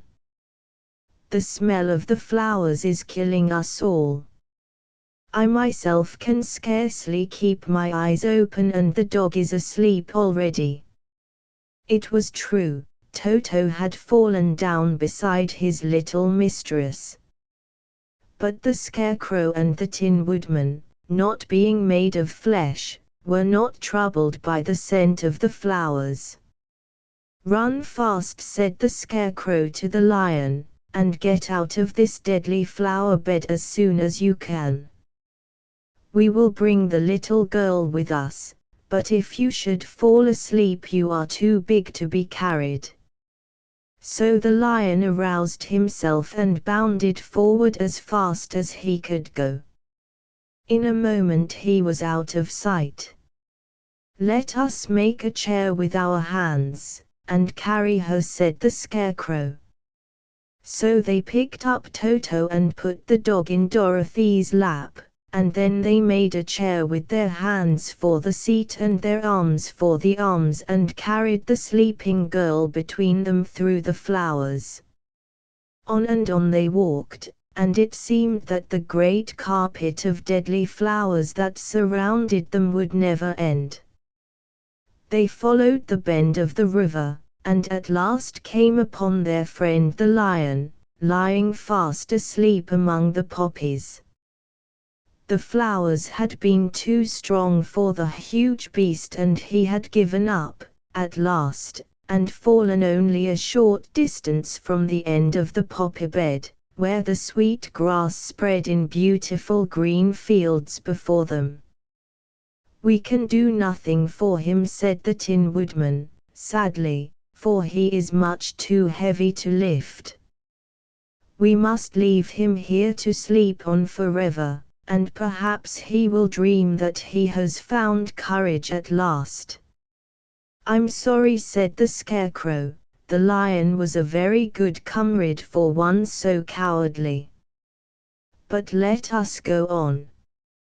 They carried the sleeping girl to a pretty spot beside the river, far enough from the poppy field to prevent her breathing any more of the poison of the flowers, and here they laid her gently on the soft grass and waited for the fresh breeze to waken her. Scarecrow and Tin Man carrying Dorothy. Chapter 9. The Queen of Mice being chased. We cannot be far from the road of yellow brick, now remarked the Scarecrow, as he stood beside the girl, for we have come nearly as far as the river carried us away. The Tin Woodman was about to reply when he heard a low growl, and turning his head, which worked beautifully on hinges, he saw a strange beast come bounding over the grass towards them. It was, indeed, a great, yellow wildcat, and the woodman thought it must be chasing something, for its ears were lying close to its head and its mouth was wide open, showing 2 rows of ugly teeth, while its red eyes glowed like balls of fire. As it came nearer, the Tin Woodman saw that running before the beast was a little grey field mouse, and although he had no heart, he knew it was wrong for the wildcat to try to kill such a pretty, harmless creature. So the woodman raised his axe, and as the wildcat ran by he gave it a quick blow that cut the beast's head clean off from its body, and it rolled over at his feet in 2 pieces. The field mouse, now that it was freed from its enemy, stopped short, and coming slowly up to the woodman it said, in a squeaky little voice, "Oh, thank you. Thank you ever so much for saving my life." "Don't speak of it, I beg of you," replied the woodman. "I have no heart, you know, so I am careful to help all those who may need a friend, even if it happens to be only a mouse." "Only a mouse?" cried the little animal, indignantly. "Why, I am a queen, the queen of all the field mice." "Oh, indeed," said the woodman, making a bow. "Therefore you have done a great deed, as well as a brave one, in saving my life," added the queen. At that moment several mice were seen running up as fast as their little legs could carry them, and when they saw their queen they exclaimed, "Permit me to introduce to you Her Majesty, the Queen." "Permit me to introduce to you Her Majesty, the Queen." "Oh, Your Majesty, we thought you would be killed. How did you manage to escape the great wildcat?" And they all bowed so low to the little queen that they almost stood upon their heads. "This funny Tin Man," she answered, "killed the wildcat and saved my life. So hereafter you must all serve him, and obey his slightest wish." "We will," cried all the mice, in a shrill chorus. And then they scampered in all directions, for Toto had awakened from his sleep, and seeing all these mice around him he gave one bark of delight and jumped right into the middle of the group. Toto had always loved to chase mice when he lived in Kansas, and he saw no harm in it. But the Tin Woodman caught the dog in his arms and held him tight, while he called to the mice, "Come back! Come back! Toto shall not hurt you." Tin Man talking to the queen. At this the queen of the mice stuck her head out from a clump of grass and asked, in a timid voice, "Are you sure he will not bite us?" "I will not let him," said the woodman, "so do not be afraid." One by one the mice came creeping back, and Toto did not bark again, although he tried to get out of the woodman's arms, and would have bitten him had he not known very well he was made of tin. Finally one of the biggest mice spoke. "Is there anything we can do," it asked, "to repay you for saving the life of our queen?" "Nothing that I know of," answered the woodman, but the Scarecrow, who had been trying to think, but could not because his head was stuffed with straw, said, quickly, "Oh, yes, you can save our friend, the cowardly lion, who is asleep in the poppy bed." "A lion!" cried the little queen, "why, he would eat us all up." "Oh, no," declared the scarecrow, "this lion is a coward."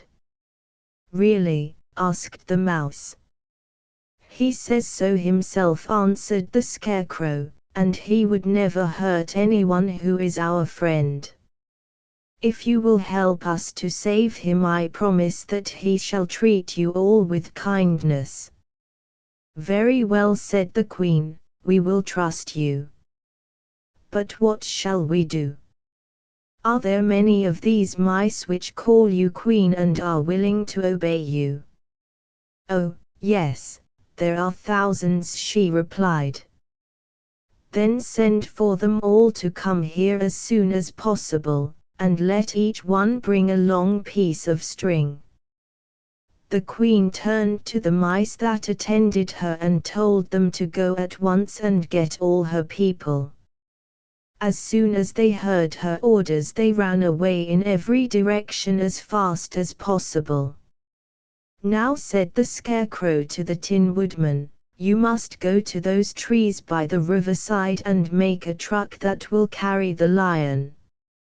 So the woodman went at once to the trees and began to work, and he soon made a truck out of the limbs of trees, from which he chopped away all the leaves and branches.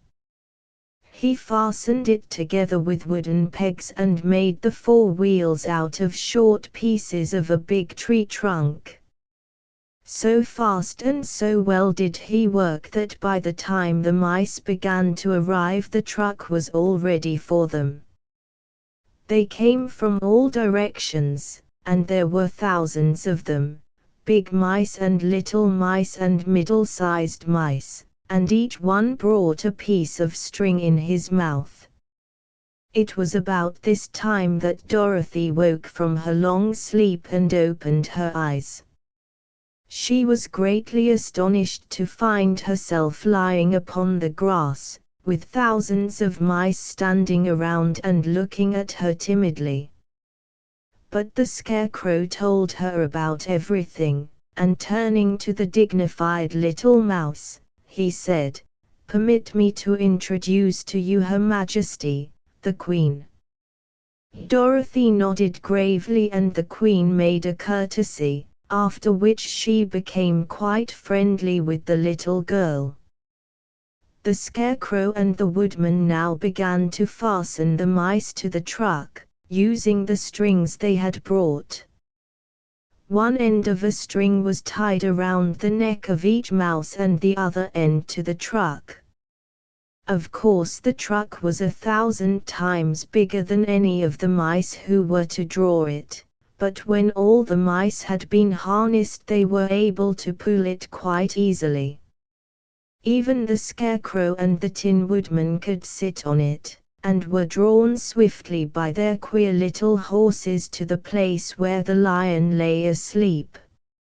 Mice pulling the lion after a great deal of hard work, for the lion was heavy, they managed to get him up on the truck. Then the Queen hurriedly gave her people the order to start, for she feared if the mice stayed among the poppies too long they also would fall asleep. At first the little creatures, many though they were, could hardly stir the heavily loaded truck, but the woodman and the scarecrow both pushed from behind, and they got along better. Soon they rolled the lion out of the poppy bed to the green fields, where he could breathe the sweet, fresh air again, instead of the poisonous scent of the flowers. Dorothy came to meet them and thanked the little mice warmly for saving her companion from death. She had grown so fond of the big lion she was glad he had been rescued. Then the mice were unharnessed from the truck and scampered away through the grass to their homes. The Queen of the Mice was the last to leave. "If ever you need us again," she said, "come out into the field and call, and we shall hear you and come to your assistance." "Goodbye." "Goodbye," they all answered, and away the Queen ran, while Dorothy held Toto tightly lest he should run after her and frighten her. After this they sat down beside the lion until he should awaken, and the Scarecrow brought Dorothy some fruit from a tree nearby, which she ate for her dinner. Queen, Axe and Cat Chapter X The Gate to the Emerald City. It was some time before the Cowardly Lion awakened, for he had lain among the poppies a long while, breathing in their deadly fragrance. But when he did open his eyes and roll off the truck, he was very glad to find himself still alive. "I ran as fast as I could," he said, sitting down and yawning, "but the flowers were too strong for me." "How did you get me out?" Then they told him of the field mice, and how they had generously saved him from death, and the Cowardly Lion laughed and said, "I have always thought myself very big and terrible, yet such small things as flowers came near to killing me, and such small animals as mice have saved my life. How strange it all is! But, comrades, what shall we do now?" "Lion, Scarecrow, Tin Man and Toto at a fence, we must journey on until we find the road of yellow brick again," said Dorothy, "and then we can keep on to the Emerald City." So, the lion being fully refreshed, and feeling quite himself again, they all started upon the journey, greatly enjoying the walk through the soft, fresh grass. And it was not long before they reached the road of yellow brick and turned again toward the Emerald City where the great ounce dwelt. The road was smooth and well paved, now, and the country about was beautiful, so that the travelers rejoiced in leaving the forest far behind, and with it the many dangers they had met in its gloomy shades. Once more they could see fences built beside the road, but these were painted green, and when they came to a small house, in which a farmer evidently lived, that also was painted green. They passed by several of these houses during the afternoon, and sometimes people came to the doors and looked at them as if they would like to ask questions. But no one came near them nor spoke to them because of the great lion, of which they were much afraid. The people were all dressed in clothing of a lovely emerald green color and wore peaked hats like those of the Munchkins.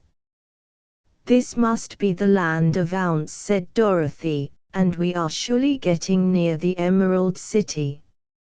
"Yes," answered the Scarecrow, "everything is green here, while in the country of the Munchkins blue was the favorite color. But the people do not seem to be as friendly as the Munchkins, and I'm afraid we shall be unable to find a place to pass the night." "I should like something to eat besides fruit," said the girl, "and I'm sure Toto is nearly starved. Let us stop at the next house and talk to the people." So, when they came to a good-sized farmhouse, Dorothy walked boldly up to the door and knocked. A woman opened it just far enough to look out, and said, "What do you want, child, and why is that great lion with you?" "We wish to pass the night with you, if you will allow us," answered Dorothy, "and the lion is my friend and comrade, and would not hurt you for the world." "Is he tame?" asked the woman, opening the door a little wider. "Oh, yes," said the girl, "and he is a great coward, too, so that he will be more afraid of you than you are of him." "Well," said the woman, after thinking it over and taking another peep at the lion, "if that is the case you may come in, and I will give you some supper and a place to sleep." So they all entered the house, where there were, besides the woman, 2 children and a man. The man had hurt his leg, and was lying on the couch in a corner. They seemed greatly surprised to see so strange a company, and while the woman was busy laying the table, the man asked, "Where are you all going?" "To the Emerald City," said Dorothy, "to see the great ounce." "Oh, indeed," exclaimed the man. "Are you sure that ounce will see you?" "Why not?" she replied. "Why, it is said that he never lets anyone come into his presence. I have been to the Emerald City many times, and it is a beautiful and wonderful place, but I have never been permitted to see the great ounce, nor do I know of any living person who has seen him." "Tied up Munchkin, does he never go out?" asked the Scarecrow. "Never. He sits day after day in the great throne room of his palace, and even those who wait upon him do not see him face to face." "What is he like?" asked the girl. "That is hard to tell," said the man, thoughtfully. "You see, Ounce is a great wizard, and can take on any form he wishes. So that some say he looks like a bird, and some say he looks like an elephant, and some say he looks like a cat. To others he appears as a beautiful fairy, or a brownie, or in any other form that pleases him. But who the real Ounce is, when he is in his own form, no living person can tell." "That is very strange," said Dorothy, "but we must try, in some way, to see him, or we shall have made our journey for nothing." "Why do you wish to see the terrible Ounce?" asked the man. "I want him to give me some brains," said the Scarecrow, eagerly. "Oh, Ounce could do that easily enough," declared the man. "He has more brains than he needs." "And I want him to give me a heart," said the Tin Woodman. "That will not trouble him," continued the man, "for Ounce has a large collection of hearts, of all sizes and shapes." "And I want him to give me courage," said the Cowardly Lion. "Ounce keeps a great pot of courage in his throne room," said the man, "which he has covered with a golden plate, to keep it from running over. He will be glad to give you some." "And I want him to send me back to Kansas," said Dorothy. "Where is Kansas?" asked the man, in surprise. "I don't know," replied Dorothy, sorrowfully, "but it is my home, and I'm sure it's somewhere." "Very likely." "Well, Ounce can do anything, so I suppose he will find Kansas for you. But first you must get to see him, and that will be a hard task, for the Great Wizard does not like to see anyone, and he usually has his own way. But what do you want?" he continued, speaking to Toto. Toto only wagged his tail, for, strange to say, he could not speak. "The lion ate some of the porridge." "The lion ate some of the porridge." The woman now called to them that supper was ready, so they gathered around the table and Dorothy ate some delicious porridge and a dish of scrambled eggs and a plate of nice white bread, and enjoyed her meal.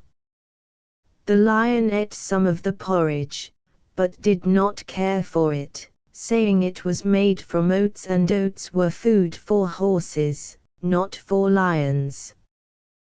The Scarecrow and the Tin Woodman ate nothing at all. Toto ate a little of everything, and was glad to get a good supper again. The woman now gave Dorothy a bed to sleep in, and Toto lay down beside her, while the lion guarded the door of her room so she might not be disturbed. The Scarecrow and the Tin Woodman stood up in a corner and kept quiet all night, although of course they could not sleep. The next morning, as soon as the sun was up, they started on their way, and soon saw a beautiful green glow in the sky just before them. "That must be the Emerald City," said Dorothy. As they walked on, the green glow became brighter and brighter, and it seemed that at last they were nearing the end of their travels. Yet it was afternoon before they came to the great wall that surrounded the city. It was high and thick, and of a bright green color. In front of them, and at the end of the road of yellow brick, was a big gate, all studded with emeralds that glittered so in the sun that even the painted eyes of the Scarecrow were dazzled by their brilliancy. There was a bell beside the gate, and Dorothy pushed the button and heard a silvery tinkle sound within. Then the big gate swung slowly open, and they all passed through and found themselves in a high arched room, the walls of which glistened with countless emeralds. Before them stood a little man about the same size as the Munchkins. He was clothed all in green, from his head to his feet, and even his skin was of a greenish tint. At his side was a large green box. When he saw Dorothy and her companions, the man asked, "What do you wish in the Emerald City?" "We came here to see the great ounce," said Dorothy. The man was so surprised at this answer that he sat down to think it over. "It has been many years since anyone asked me to see Ounce," he said, shaking his head in perplexity. "He is powerful and terrible, and if you come on an idle or foolish errand to bother the wise reflections of the great wizard, he might be angry and destroy you all in an instant." The Emerald City. Dorothy getting glasses, but it is not a foolish errand, nor an idle one, replied the Scarecrow, "it is important. And we have been told that Ounce is a good wizard." "So he is," said the Green Man, "and he rules the Emerald City wisely and well. But to those who are not honest, or who approach him from curiosity, he is most terrible, and few have ever dared ask to see his face. I am the guardian of the gates, and since you demand to see the great Ounce, I must take you to his palace. But first you must put on the spectacles." "Why?" asked Dorothy. "Because if you did not wear spectacles, the brightness and glory of the Emerald City would blind you. Even those who live in the city must wear spectacles night and day.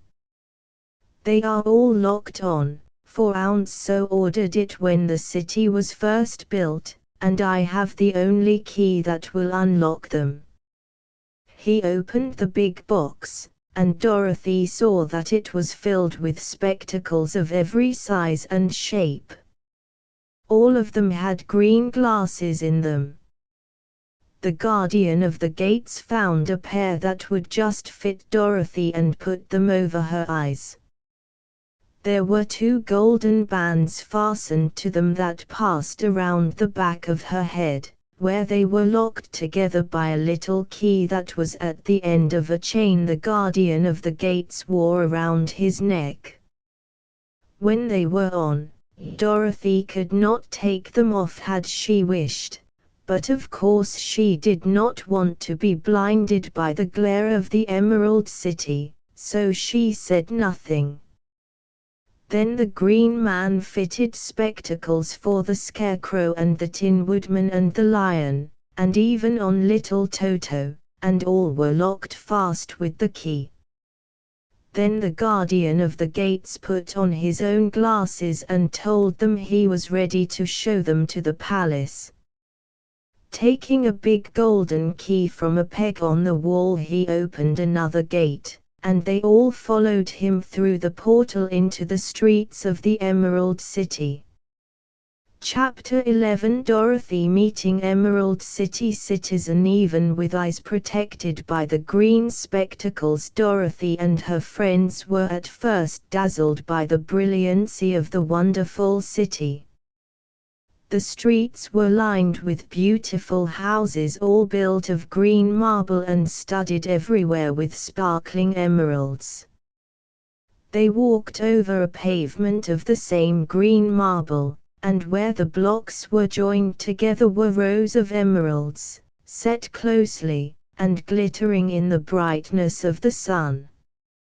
The window panes were of green glass. Even the sky above the city had a green tint, and the rays of the sun were green. There were many people, men, women and children, walking about, and these were all dressed in green clothes and had greenish skins. They looked at Dorothy and her strangely assorted company with wondering eyes, and the children all ran away and hid behind their mothers when they saw the lion, but no one spoke to them. Many shops stood in the street, and Dorothy saw that everything in them was green. Green candy and green popcorn were offered for sale, as well as green shoes, green hats and green clothes of all sorts. At one place a man was selling green lemonade, and when the children bought it, Dorothy could see that they paid for it with green pennies. There seemed to be no horses nor animals of any kind. The men carried things around in little green carts, which they pushed before them. Everyone seemed happy and contented and prosperous. The guardian of the gates led them through the streets until they came to a big building, exactly in the middle of the city, which was the palace of Ounce, the great wizard. There was a soldier before the door, dressed in a green uniform and wearing a long green beard. "Here are strangers," said the guardian of the gates to him, "and they demand to see the great Ounce."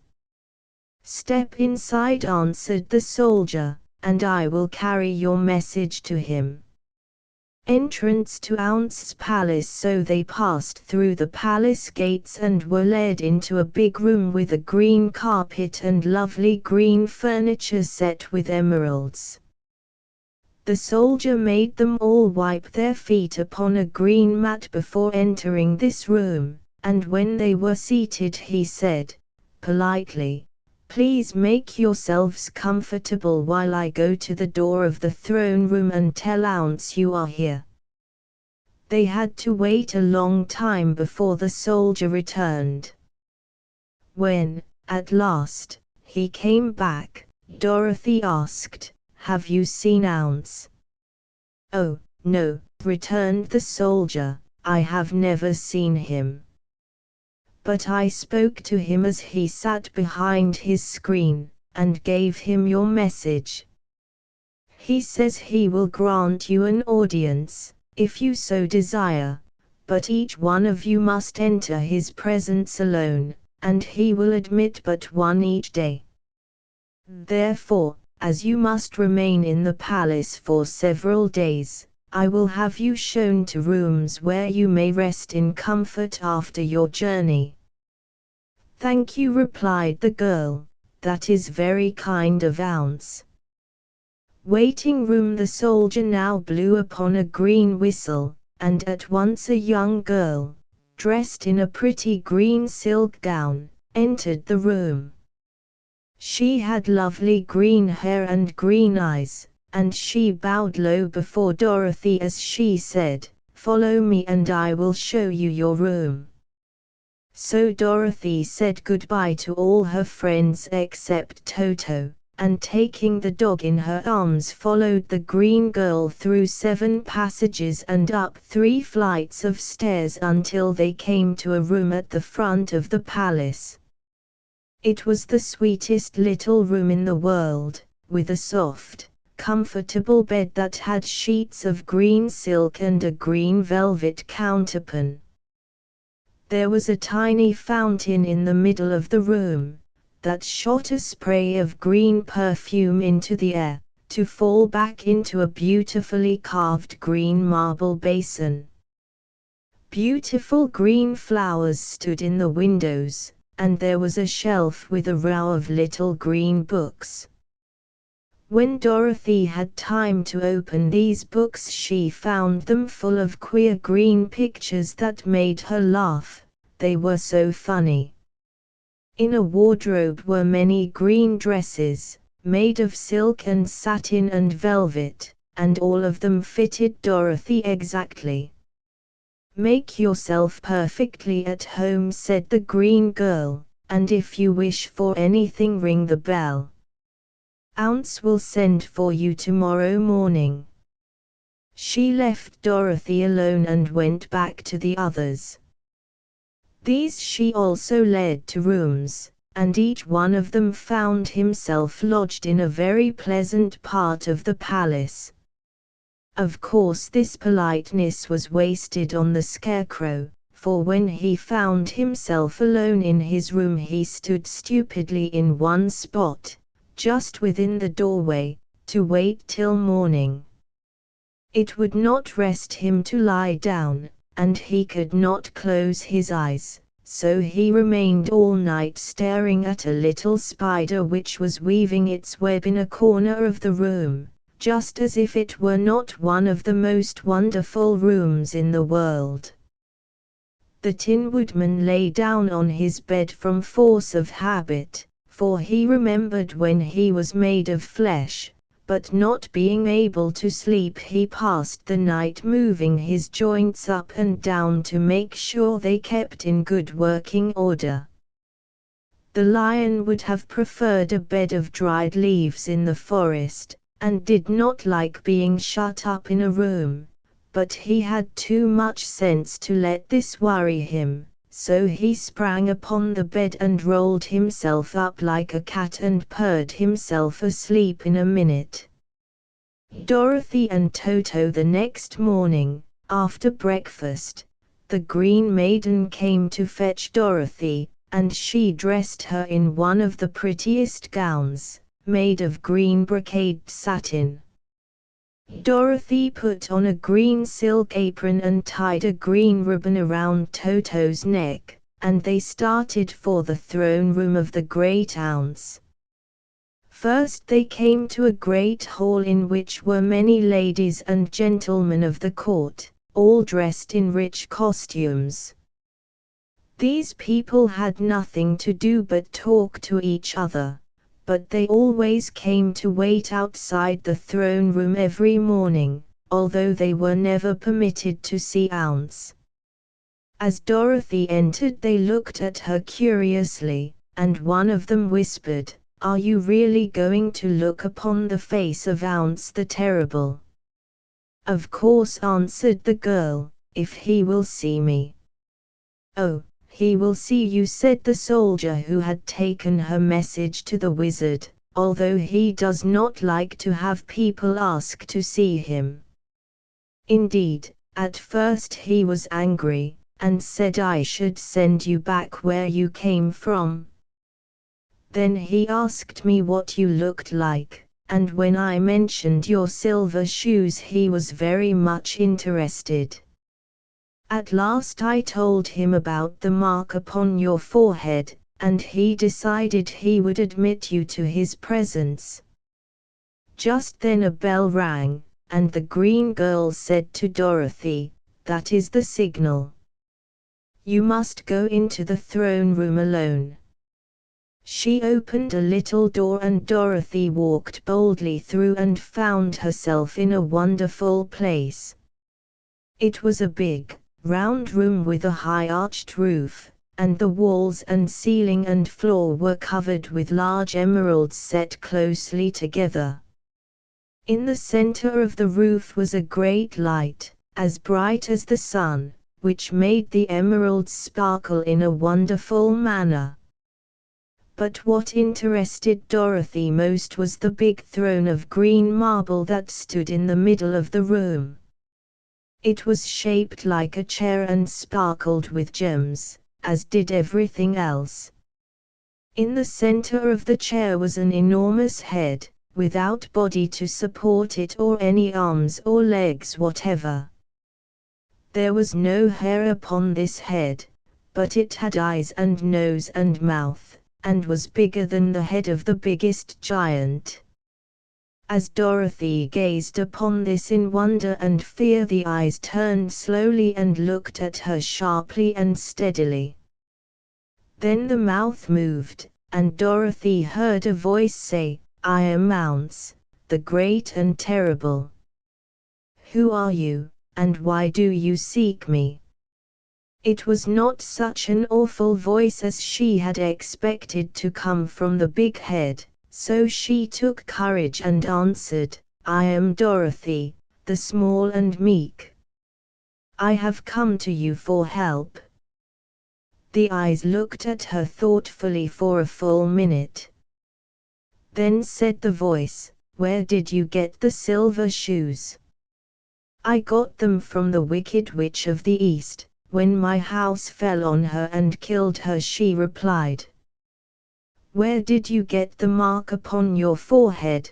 continued the voice. "That is where the Good Witch of the North kissed me when she bade me goodbye and sent me to you," said the girl. Again the eyes looked at her sharply, and they saw she was telling the truth. Then Ounce asked, "What do you wish me to do?" "Send me back to Kansas, where my Aunt Em and Uncle Henry are," she answered, earnestly. "I don't like your country, although it is so beautiful. And I am sure Aunt Em will be dreadfully worried over my being away so long." The eyes winked 3 times, and then they turned up to the ceiling and down to the floor and rolled around so queerly that they seemed to see every part of the room. And at last they looked at Dorothy again. "Why should I do this for you?" asked Ounce. "Because you are strong and I am weak, because you are a great wizard and I am only a helpless little girl," she answered. "But you were strong enough to kill the Wicked Witch of the East," said Ounce. "That just happened," returned Dorothy, simply. "I could not help it." "Well," said the head, "I will give you my answer. You have no right to expect me to send you back to Kansas unless you do something for me in return. In this country everyone must pay for everything he gets. If you wish me to use my magic power to send you home again, you must do something for me first. Help me and I will help you." "What must I do?" asked the girl. "Kill the Wicked Witch of the West," answered Ounce. "But I cannot," exclaimed Dorothy, greatly surprised. "You killed the Witch of the East and you wear the silver shoes, which bear a powerful charm. There is now but one Wicked Witch left in all this land, and when you can tell me she is dead I will send you back to Kansas, but not before."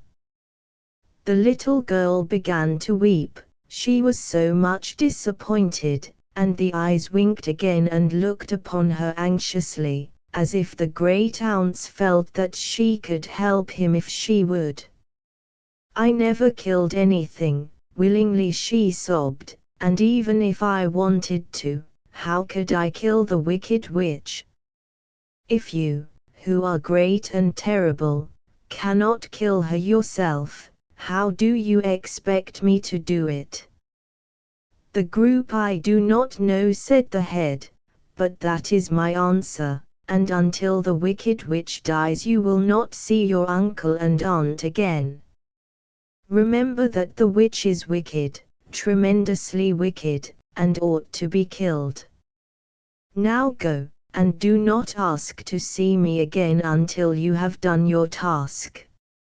Sorrowfully Dorothy left the throne room and went back where the lion and the scarecrow and the Tin Woodman were waiting to hear what Ounce had said to her.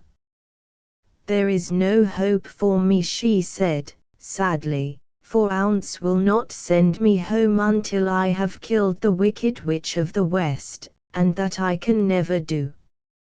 Her friends were sorry, but could do nothing to help her, so she went to her own room and lay down on the bed and cried herself to sleep. The next morning the soldier with the green whiskers came to the scarecrow and said, "Come with me, for Ounce has sent for you."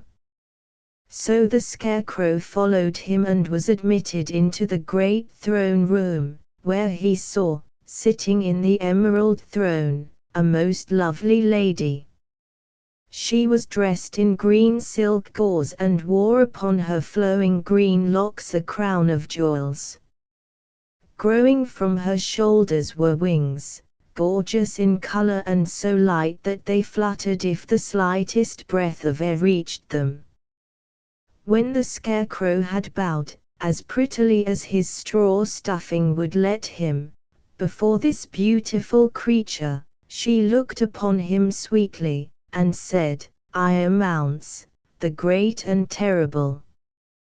Who are you, and why do you seek me?" Now the scarecrow, who had expected to see the great head Dorothy had told him of, was much astonished, but he answered her bravely, "I am only a scarecrow, stuffed with straw. Therefore I have no brains, and I come to you praying that you will put brains in my head instead of straw, so that I may become as much a man as any other in your dominions." "Ounce, as a lady, why should I do this for you?" asked the lady. "Because you are wise and powerful, and no one else can help me," answered the scarecrow. "I never grant favors without some return," said Ounce, "but this much I will promise. If you will kill for me the Wicked Witch of the West, I will bestow upon you a great many brains, and such good brains that you will be the wisest man in all the land of Ounce." "I thought you asked Dorothy to kill the witch," said the scarecrow, in surprise. "So I did. I don't care who kills her. But until she is dead I will not grant your wish. Now go, and do not seek me again until you have earned the brains you so greatly desire." The scarecrow went sorrowfully back to his friends and told them what Ounce had said, and Dorothy was surprised to find that the great wizard was not a head, as she had seen him, but a lovely lady. "All the same," said the scarecrow, "she needs a heart as much as the Tin Woodman." On the next morning the soldier with the green whiskers came to the Tin Woodman and said, "Ounce has sent for you. Follow me." So the Tin Woodman followed him and came to the great throne room. He did not know whether he would find Ounce a lovely lady or a head, but he hoped it would be the lovely lady. For he said to himself, "If it is the head, I am sure I shall not be given a heart, since a head has no heart of its own and therefore cannot feel for me.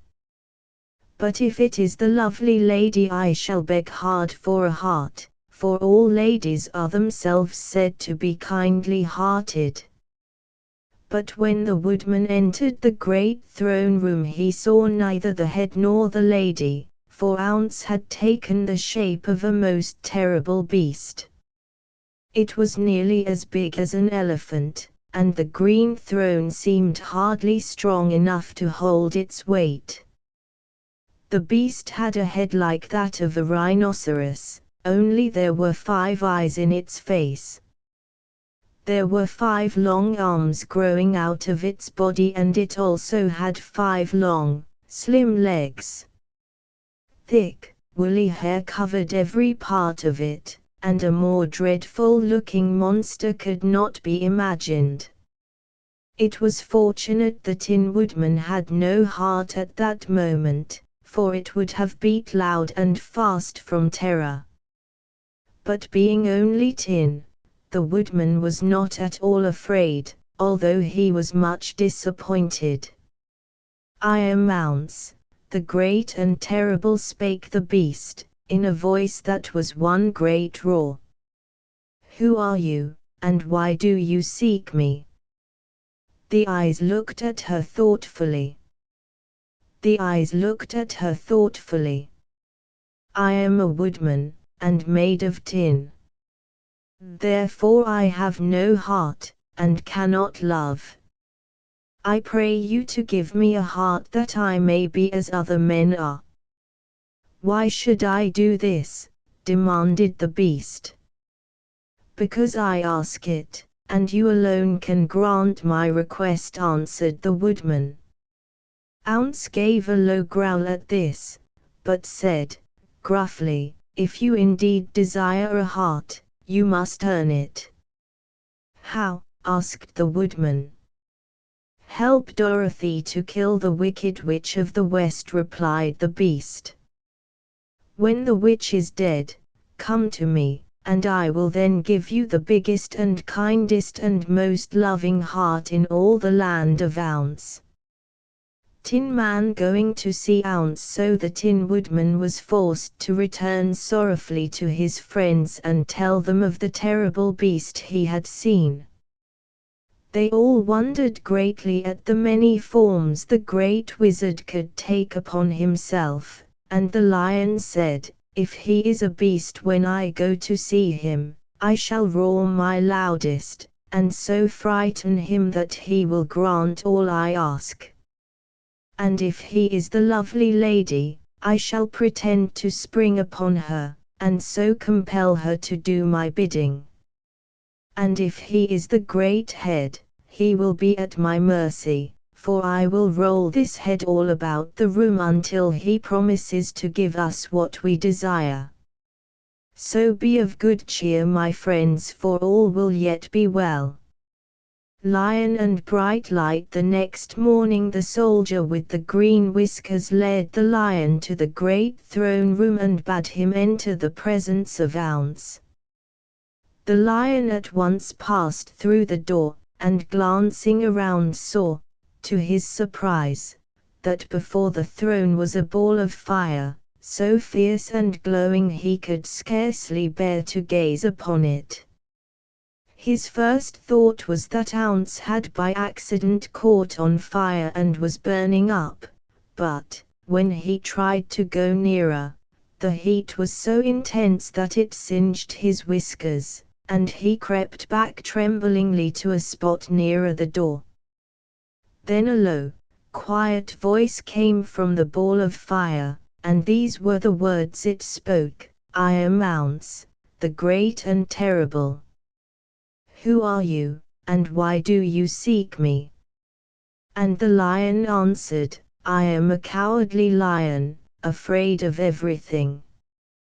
I come to you to beg that you give me courage, so that in reality I may become the king of beasts, as men call me."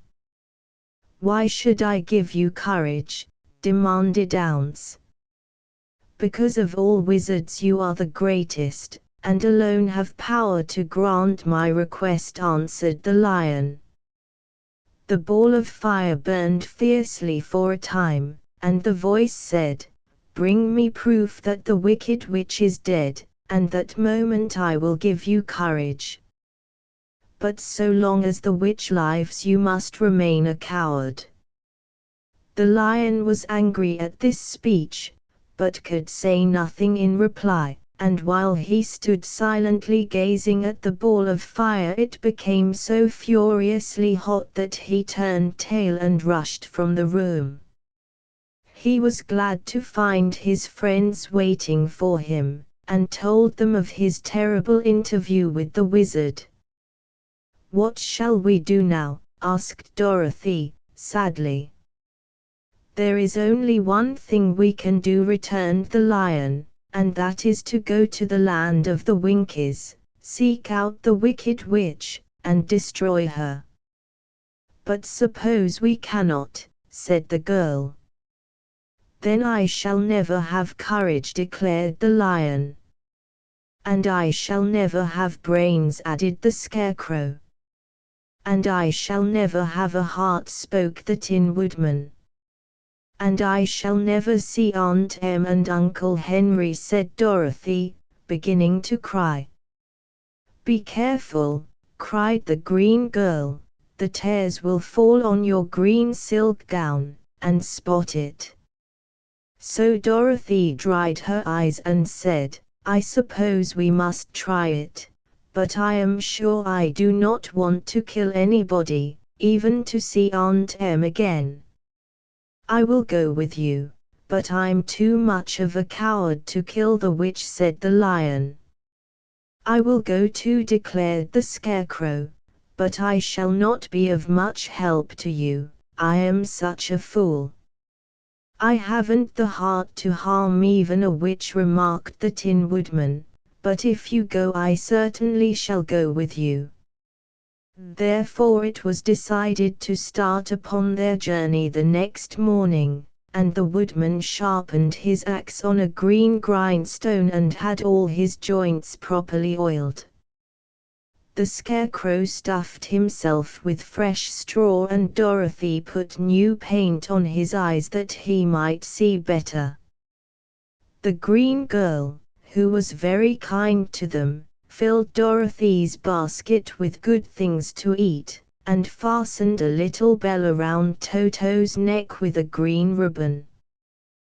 They went to bed quite early and slept soundly until daylight, when they were awakened by the crowing of a green cock that lived in the backyard of the palace, and the cackling of a hen that had laid a green egg. The soldier with the green whiskers led them through the streets. The soldier with the green whiskers led them through the streets. Chapter 12 Flying Monkey. The soldier with the green whiskers led them through the streets of the Emerald City until they reached the room where the guardian of the gates lived. This officer unlocked their spectacles to put them back in his great box, and then he politely opened the gate for our friends. "Which road leads to the Wicked Witch of the West?" asked Dorothy. "There is no road," answered the guardian of the gates. "No one ever wishes to go that way." "How, then, are we to find her?" enquired the girl. "That will be easy," replied the man, "for when she knows you are in the country of the Winkies she will find you, and make you all her slaves." "The witch waiting?" "Perhaps not," said the Scarecrow, "for we mean to destroy her." "Oh, that is different," said the guardian of the gates. "No one has ever destroyed her before, so I naturally thought she would make slaves of you, as she has of all the rest. But take care, for she is wicked and fierce, and may not allow you to destroy her. Keep to the west, where the sun sets, and you cannot fail to find her." They thanked him and bade him goodbye, and turned toward the west, walking over fields of soft grass dotted here and there with daisies and buttercups. Dorothy still wore the pretty silk dress she had put on in the palace, but now, to her surprise, she found it was no longer green, but pure white. The ribbon around Toto's neck had also lost its green color and was as white as Dorothy's dress. The Emerald City was soon left far behind. As they advanced, the ground became rougher and hillier, for there were no farms nor houses in this country of the West, and the ground was untilled. In the afternoon the sun shone hot in their faces, for there were no trees to offer them shade, so that before night Dorothy and Toto and the lion were tired, and lay down upon the grass and fell asleep, with the woodman and the scarecrow keeping watch. Now the Wicked Witch of the West had but one eye, yet that was as powerful as a telescope, and could see everywhere. So, as she sat in the door of her castle, she happened to look around and saw Dorothy lying asleep, with her friends all about her. They were a long distance off, but the Wicked Witch was angry to find them in her country, so she blew upon a silver whistle that hung around her neck. At once there came running to her from all directions a pack of great wolves. They had long legs and fierce eyes and sharp teeth. "Go to those people," said the witch, "and tear them to pieces." "Are you not going to make them your slaves?" asked the leader of the wolves. "No," she answered, "one is of tin, and one of straw, one is a girl and another a lion. None of them is fit to work, so you may tear them into small pieces." "Very well," said the wolf, and he dashed away at full speed, followed by the others. It was lucky the scarecrow and the woodman were wide awake and heard the wolves coming. "This is my fight," said the woodman, "so get behind me and I will meet them as they come."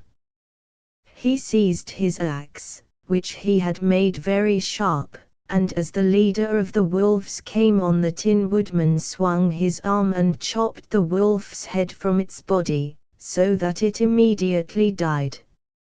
As soon as he could raise his axe, another wolf came up, and he also fell under the sharp edge of the Tin Woodman's weapon. There were 40 wolves, and 40 times a wolf was killed, so that at last they all lay dead in a heap before the woodman. Tin Man conquered Wolf. Then he put down his axe and sat beside the Scarecrow, who said, "It was a good fight, friend." They waited until Dorothy awoke the next morning. The little girl was quite frightened when she saw the great pile of shaggy wolves, but the Tin Woodman told her all. She thanked him for saving them and sat down to breakfast, after which they started again upon their journey. Now this same morning the Wicked Witch came to the door of her castle and looked out with her one eye that could see afar off. She saw all her wolves lying dead, and the strangers still traveling through her country. This made her angrier than before, and she blew her silver whistle twice. Straightway a great flock of wild crows came flying toward her, enough to darken the sky. And the Wicked Witch said to the King Crow, "Fly at once to the strangers, peck out their eyes and tear them to pieces." The wild crows flew in one great flock toward Dorothy and her companions. When the little girl saw them coming, she was afraid. But the Scarecrow said, "This is my battle, so lie down beside me and you will not be harmed." So they all lay upon the ground except the Scarecrow, and he stood up and stretched out his arms. And when the crows saw him they were frightened, as these birds always are by scarecrows, and did not dare to come any nearer. But the King Crow said, "It is only a stuffed man. I will peck his eyes out." The King Crow flew at the Scarecrow, who caught it by the head and twisted its neck until it died. And then another crow flew at him, and the Scarecrow twisted its neck also. There were 40 crows, and 40 times the Scarecrow twisted a neck, until at last all were lying dead beside him. Then he called to his companions to rise, and again they went upon their journey. Scarecrow scaring crows. When the Wicked Witch looked out again and saw all her crows lying in a heap, she got into a terrible rage, and blew 3 times upon her silver whistle. Forthwith there was heard a great buzzing in the air, and a swarm of black bees came flying towards her. "Go to the strangers and sting them to death," commanded the witch, and the bees turned and flew rapidly until they came to where Dorothy and her friends were walking. But the woodman had seen them coming, and the Scarecrow had decided what to do. "Take out my straw and scatter it over the little girl and the dog and the lion," he said to the woodman, "and the bees cannot sting them." This the woodman did, and as Dorothy lay close beside the lion and held Toto in her arms, the straw covered them entirely. The bees came and found no one but the woodman to sting, so they flew at him and broke off all their stings against the tin, without hurting the woodman at all. And as bees cannot live when their stings are broken, that was the end of the black bees, and they lay scattered thick about the woodman, like little heaps of fine coal. Then Dorothy and the lion got up, and the girl helped the Tin Woodman put the straw back into the Scarecrow again, until he was as good as ever. So they started upon their journey once more. The Wicked Witch was so angry when she saw her black bees in little heaps like fine coal that she stamped her foot and tore her hair and gnashed her teeth. And then she called a dozen of her slaves, who were the Winkies, and gave them sharp spears, telling them to go to the strangers and destroy them. The Winkies were not a brave people, but they had to do as they were told, so they marched away until they came near to Dorothy. Then the lion gave a great roar and sprang toward them, and the poor Winkies were so frightened that they ran back as fast as they could. Toto and Bees. When they returned to the castle, the Wicked Witch beat them well with a strap, and sent them back to their work, after which she sat down to think what she should do next.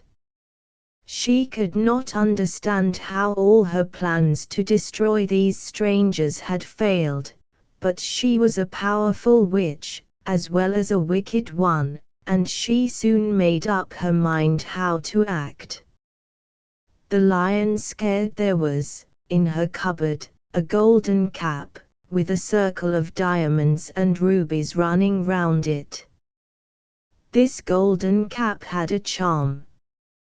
Whoever owned it could call 3 times upon the winged monkeys, who would obey any order they were given. But no person could command these strange creatures more than 3 times. Twice already the Wicked Witch had used the charm of the cap. Once was when she had made the Winkies her slaves, and set herself to rule over their country. The winged monkeys had helped her do this. The second time was when she had fought against the great ounce himself, and driven him out of the land of the West. The winged monkeys had also helped her in doing this. Only once more could she use this golden cap, for which reason she did not like to do so until all her other powers were exhausted. But now that her fierce wolves and her wild crows and her stinging bees were gone, and her slaves had been scared away by the cowardly lion, she saw there was only one way left to destroy Dorothy and her friends. So the wicked witch took the golden cap from her cupboard and placed it upon her head. Then she stood upon her left foot and said, slowly, Epepe, Pepe, Kakkei. Next she stood upon her right foot and said, Hilo, Holo, Hello. After this she stood upon both feet and cried in a loud voice, Zzzy, Zzy, Zik. Now the charm began to work. The sky was darkened, and a low rumbling sound was heard in the air. There was a rushing of many wings, a great chattering and laughing, and the sun came out of the dark sky to show the wicked witch surrounded by a crowd of monkeys, each with a pair of immense and powerful wings on his shoulders. One, much bigger than the others, seemed to be their leader.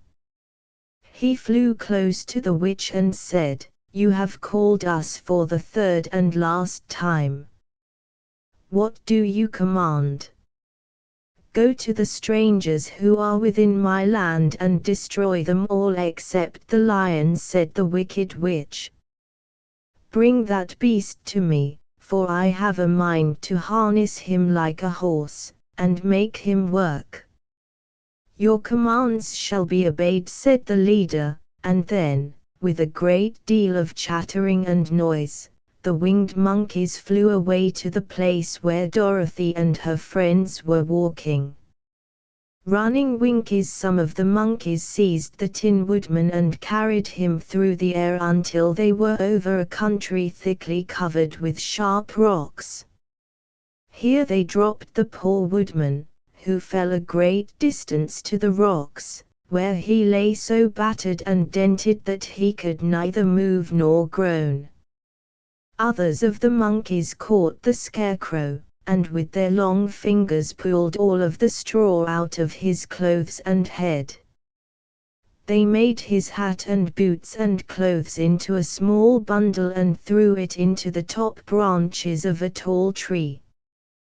The remaining monkeys threw pieces of stout rope around the lion and wound many coils about his body and head and legs, until he was unable to bite or scratch or struggle in any way.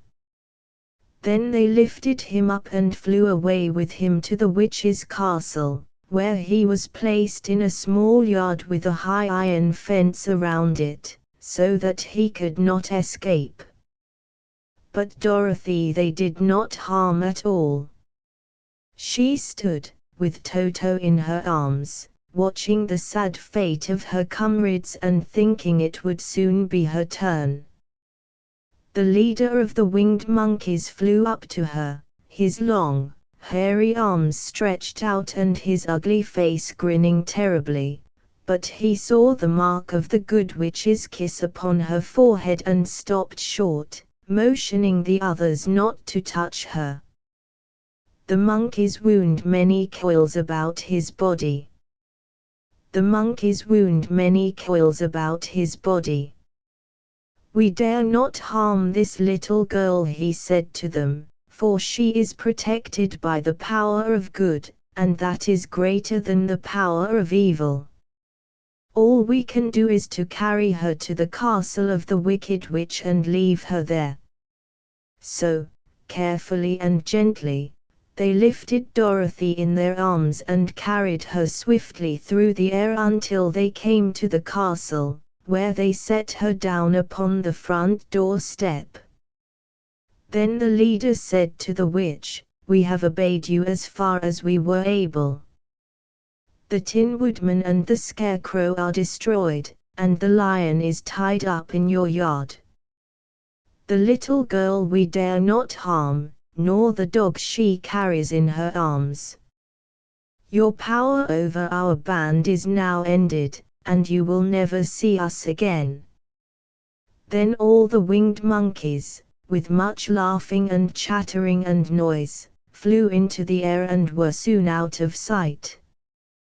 The monkeys' leader and the witch.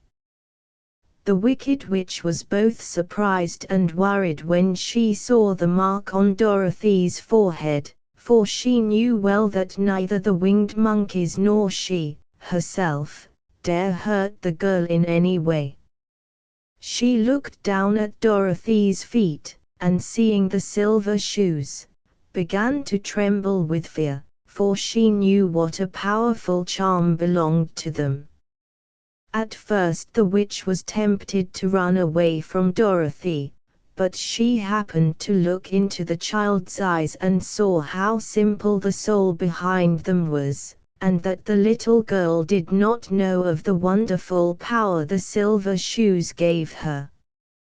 So the wicked witch laughed to herself, and thought, I can still make her my slave, for she does not know how to use her power. Then she said to Dorothy, harshly and severely, come with me, and see that you mind everything I tell you, for if you do not I will make an end of you, as I did of the Tin Woodman and the Scarecrow. Dorothy followed her through many of the beautiful rooms in her castle until they came to the kitchen, where the witch bade her clean the pots and kettles and sweep the floor and keep the fire fed with wood. Dorothy went to work meekly, with her mind made up to work as hard as she could, for she was glad the wicked witch had decided not to kill her. With Dorothy hard at work, the witch thought she would go into the courtyard and harness the cowardly lion like a horse. It would amuse her, she was sure, to make him draw her chariot whenever she wished to go to drive. But as she opened the gate, the lion gave a loud roar and bounded at her so fiercely that the witch was afraid, and ran out and shut the gate again. If I cannot harness you, said the witch to the lion, speaking through the bars of the gate, I can starve you. You shall have nothing to eat until you do as I wish. So after that she took no food to the imprisoned lion, but every day she came to the gate at noon and asked, Are you ready to be harnessed like a horse? And the lion would answer, No. If you come in this yard I will bite you. The reason the lion did not have to do as the witch wished was that every night, while the woman was asleep, Dorothy carried him food from the cupboard. After he had eaten he would lie down on his bed of straw, and Dorothy would lie beside him and put her head on his soft, shaggy mane, while they talked of their troubles and tried to plan some way to escape. But they could find no way to get out of the castle, for it was constantly guarded by the yellow Winkies, who were the slaves of the wicked witch and too afraid of her not to do as she told them. The girl had to work hard during the day, and often the witch threatened to beat her with the same old umbrella she always carried in her hand. But, in truth, she did not dare to strike Dorothy, because of the mark upon her forehead. The child did not know this, and was full of fear for herself and Toto. Once the witch struck Toto a blow with her umbrella and the brave little dog flew at her and bit her leg, in return. The witch did not bleed where she was bitten, for she was so wicked that the blood in her had dried up many years before. Dorothy's life became very sad as she grew to understand that it would be harder than ever to get back to Kansas and Aunt Em again. Sometimes she would cry bitterly for hours, with Toto sitting at her feet and looking into her face, whining dismally to show how sorry he was for his little mistress.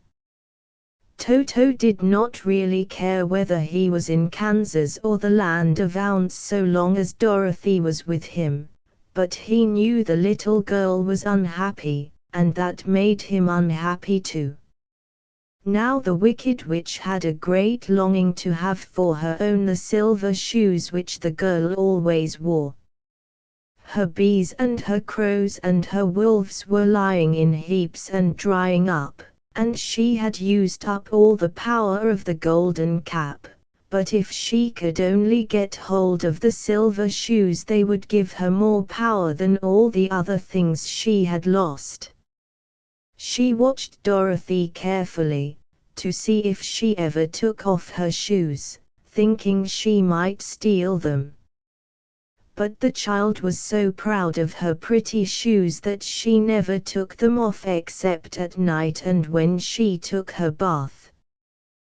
The witch was too much afraid of the dark to dare go in Dorothy's room at night to take the shoes, and her dread of water was greater than her fear of the dark, so she never came near when Dorothy was bathing.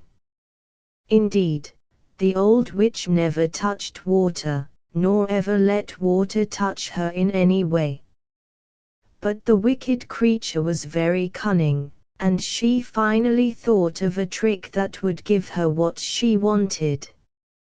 She placed a bar of iron in the middle of the kitchen floor, and then by her magic arts made the iron invisible to human eyes.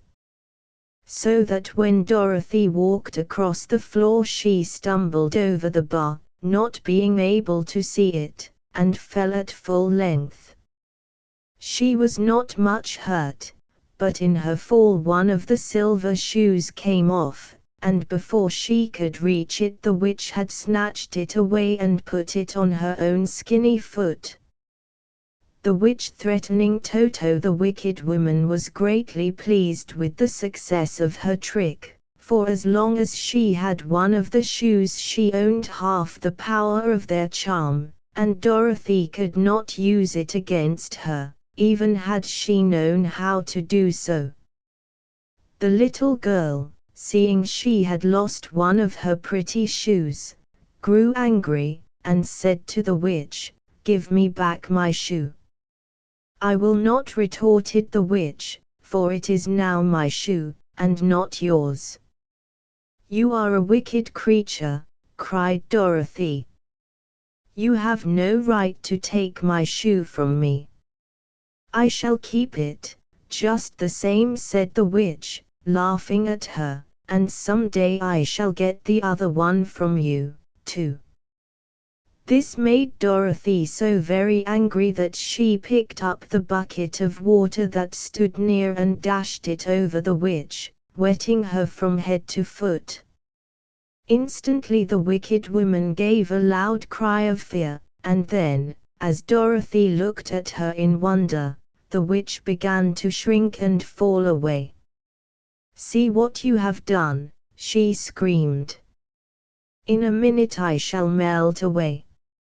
"I'm very sorry, indeed," said Dorothy, who was truly frightened to see the witch actually melting away like brown sugar before her very eyes. "Didn't you know water would be the end of me?" asked the witch, in a wailing, despairing voice. "Of course not," answered Dorothy, "how should I?"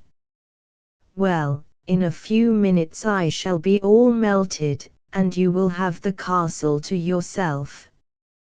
I have been wicked in my day, but I never thought a little girl like you would ever be able to melt me and end my wicked deeds. Look out, here I go." With these words the witch fell down in a brown, melted, shapeless mass and began to spread over the clean boards of the kitchen floor. Seeing that she had really melted away to nothing, Dorothy drew another bucket of water and threw it over the mess. She then swept it all out the door. After picking out the silver shoe, which was all that was left of the old woman, she cleaned and dried it with a cloth, and put it on her foot again.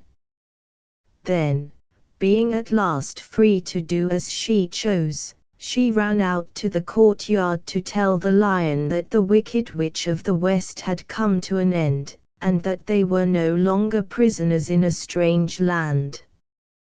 The Witch Melting Chapter 13. The Scarecrow being restuffed, the Cowardly Lion was much pleased to hear that the Wicked Witch had been melted by a bucket of water, and Dorothy at once unlocked the gate of his prison and set him free. They went in together to the castle, where Dorothy's first act was to call all the Winkies together and tell them that they were no longer slaves. There was great rejoicing among the yellow Winkies, for they had been made to work hard during many years for the Wicked Witch, who had always treated them with great cruelty. They kept this day as a holiday, then and ever after, and spent the time in feasting and dancing. If our friends, the Scarecrow and the Tin Woodman, were only with us, said the Lion, I should be quite happy. Don't you suppose we could rescue them? Asked the girl, anxiously. We can try, answered the Lion. So they called the yellow Winkies and asked them if they would help to rescue their friends, and the Winkies said that they would be delighted to do all in their power for Dorothy, who had set them free from bondage. So she chose a number of the Winkies who looked as if they knew the most, and they all started away. They traveled that day and part of the next until they came to the rocky plain where the Tin Woodman lay, all battered and bent. His axe was near him, but the blade was rusted and the handle broken off short. The Winkies lifted him tenderly in their arms, and carried him back to the Yellow Castle again, Dorothy shedding a few tears by the way at the sad plight of her old friend, and the Lion looking sober and sorry. When they reached the castle, Dorothy said to the Winkies, Are any of your people tinsmiths? Oh, yes, some of us are very good tinsmiths, they told her. Then bring them to me, she said. And when the tinsmiths came, bringing with them all their tools in baskets, she enquired. The tinsmiths worked for 3 days and 4 nights. The tinsmiths worked for 3 days and 4 nights. Can you straighten out those dents in the Tin Woodman, and bend him back into shape again, and solder him together where he is broken? The tinsmiths looked the Woodman over carefully and then answered that they thought they could mend him so he would be as good as ever. So they set to work in one of the big yellow rooms of the castle and worked for 3 days and 4 nights, hammering and twisting and bending and soldering and polishing and pounding at the legs and body and head of the Tin Woodman, until at last he was straightened out into his old form, and his joints worked as well as ever. To be sure, there were several patches on him, but the tinsmiths did a good job, and as the Woodman was not a vain man, he did not mind the patches at all. When, at last, he walked into Dorothy's room and thanked her for rescuing him, he was so pleased that he wept tears of joy, and Dorothy had to wipe every tear carefully from his face with her apron, so his joints would not be rusted. At the same time her own tears fell thick and fast at the joy of meeting her old friend again, and these tears did not need to be wiped away. As for the Lion, he wiped his eyes so often with the tip of his tail that it became quite wet, and he was obliged to go out into the courtyard and hold it in the sun till it dried. If we only had the Scarecrow with us again, said the Tin Woodman, When Dorothy had finished telling him everything that had happened, "I should be quite happy." "We must try to find him," said the girl. So she called the Winkies to help her, and they walked all that day and part of the next until they came to the tall tree in the branches of which the winged monkeys had tossed the Scarecrow's clothes. It was a very tall tree, and the trunk was so smooth that no one could climb it, but the woodman said at once, "I'll chop it down, and then we can get the Scarecrow's clothes." Now while the tinsmiths had been at work mending, the woodman himself, another of the Winkies, who was a goldsmith, had made an axe handle of solid gold and fitted it to the woodman's axe, instead of the old broken handle. Others polished the blade until all the rust was removed and it glistened like burnished silver. As soon as he had spoken, the Tin Woodman began to chop, and in a short time the tree fell over with a crash, when the Scarecrow's clothes fell out of the branches and rolled off on the ground. Dorothy picked them up and had the Winkies carry them back to the castle, where they were stuffed with nice, clean straw, and, behold!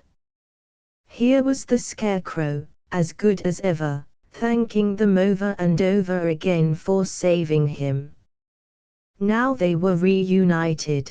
Dorothy and her friends spent a few happy days at the Yellow Castle, where they found everything they needed to make them comfortable. But one day the girl thought of Aunt Em, and said, "We must go back to Ounce, and claim his promise." "Yes," said the woodman, "at last I shall get my heart." "And I shall get my brains," added the Scarecrow, joyfully. "And I shall get my courage," said the Lion, thoughtfully. "And I shall get back to Kansas," cried Dorothy, clapping her hands. "Oh, let us start for the Emerald City tomorrow." The Scarecrow being reasoned this they decided to do. The next day they called the Winkies together and bade them goodbye. The Winkies were sorry to have them go, and they had grown so fond of the Tin Woodman that they begged him to stay and rule over them and the Yellow Land of the West. Finding they were determined to go, the Winkies gave Toto and the Lion each a golden collar, and to Dorothy they presented a beautiful bracelet, studded with diamonds, and to the Scarecrow they gave a gold-headed walking stick, to keep him from stumbling, and to the Tin Woodman they offered a silver oil can, inlaid with gold and set with precious jewels. Every one of the travelers made the Winkies a pretty speech in return, and all shook hands with them until their arms ached. Dorothy went to the witch's cupboard to fill her basket with food for the journey, and there she saw the golden cap. She tried it on her own head and found that it fitted her exactly. She did not know anything about the charm of the golden cap, but she saw that it was pretty, so she made up her mind to wear it and carry her sunbonnet in the basket. Then, being prepared for the journey, they all started for the Emerald City, and the Winkies gave them 3 cheers and many good wishes to carry with them. Chapter 14 Dorothy and the leader of the Flying Monkeys. You will remember there was no road, not even a pathway, between the castle of the Wicked Witch and the Emerald City. When the 4 travelers went in search of the witch, she had seen them coming, and so sent the winged monkeys to bring them to her. It was much harder to find their way back through the big fields of buttercups and yellow daisies than it was being carried. They knew, of course, they must go straight east, toward the rising sun, and they started off in the right way. But at noon, when the sun was over their heads, they did not know which was east and which was west, and that was the reason they were lost in the great fields. They kept on walking, however, and at night the moon came out and shone brightly.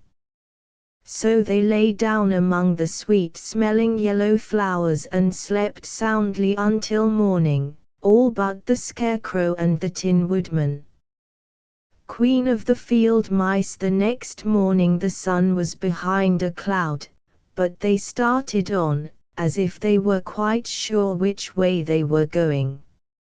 "If we walk far enough," said Dorothy, "we shall sometime come to some place, I am sure." But day by day passed away, and they still saw nothing before them but the yellow fields. The Scarecrow began to grumble a bit. "We have surely lost our way," he said, "and unless we find it again in time to reach the Emerald City, I shall never get my brains." "Nor I my heart," declared the Tin Woodman. "It seems to me I can scarcely wait till I get to Ounce, and you must admit this is a very long journey." "You see," said the Cowardly Lion, with a whimper, "I haven't the courage to keep tramping forever, without getting anywhere at all." Then Dorothy lost heart. She sat down on the grass and looked at her companions, and they sat down and looked at her, and Toto found that for the first time in his life he was too tired to chase a butterfly that flew past his head, so he put out his tongue and panted and looked at Dorothy as if to ask what they should do next. "Suppose we call the field mice," she suggested. "They could probably tell us the way to the Emerald City." "To be sure they could," cried the Scarecrow. "Why didn't we think of that before?" Dorothy blew the little whistle she had always carried about her neck since the Queen of the Mice had given it to her. In a few minutes they heard the pattering of tiny feet, and many of the small gray mice came running up to her. Among them was the Queen herself, who asked, in her squeaky little voice, "What can I do for my friends?" "We have lost our way," said Dorothy. "Can you tell us where the Emerald City is?" "Certainly," answered the Queen, "but it is a great way off, for you have had it at your backs all this time." Then she noticed Dorothy's golden cap, and said, "Why don't you use the charm of the cap, and call the winged monkeys to you? They will carry you to the city of Ounce in less than an hour." "I didn't know there was a charm," answered Dorothy, in surprise. "What is it?" "It is written inside the golden cap," replied the Queen of the Mice. "But if you are going to call the winged monkeys, we must run away, for they are full of mischief and think it great fun to plague us." "Won't they hurt me?" asked the girl, anxiously. "Oh, no, they must obey the wearer of the cap. Goodbye." And she scampered out of sight, with all the mice hurrying after her. Dorothy looked inside the golden cap and saw some words written upon the lining. These, she thought, must be the charm, so she read the directions carefully and put the cap upon her head. "Epepe, pepe, cac-kei," she said, standing on her left foot. "What did you say?" asked the Scarecrow, who did not know what she was doing. "Hilo, holo, hello," Dorothy went on, standing this time on her right foot. "Hello," replied the Tin Woodman, calmly. The monkeys caught Dorothy in their arms and flew away with her. The monkeys caught Dorothy in their arms and flew away with her. Zzzy, zzzy, zik, said Dorothy, who was now standing on both feet. This ended the saying of the charm, and they heard a great chattering and flapping of wings, as the band of winged monkeys flew up to them. The king bowed low before Dorothy, and asked, "What is your command?" "We wish to go to the Emerald City," said the child, "and we have lost our way." "We will carry you," replied the king, and no sooner had he spoken than two of the monkeys caught Dorothy in their arms and flew away with her. Others took the Scarecrow and the Woodman and the Lion, and one little monkey seized Toto and flew after them, although the dog tried hard to bite him. The Scarecrow and the Tin Woodman were rather frightened at first, for they remembered how badly the winged monkeys had treated them before, but they saw that no harm was intended, so they rode through the air quite cheerfully, and had a fine time looking at the pretty gardens and woods far below them.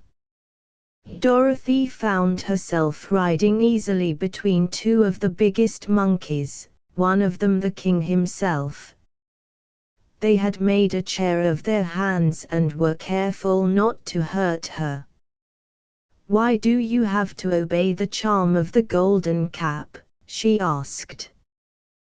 "That is a long story," answered the king, with a laugh, "but as we have a long journey before us, I will pass the time by telling you about it, if you wish."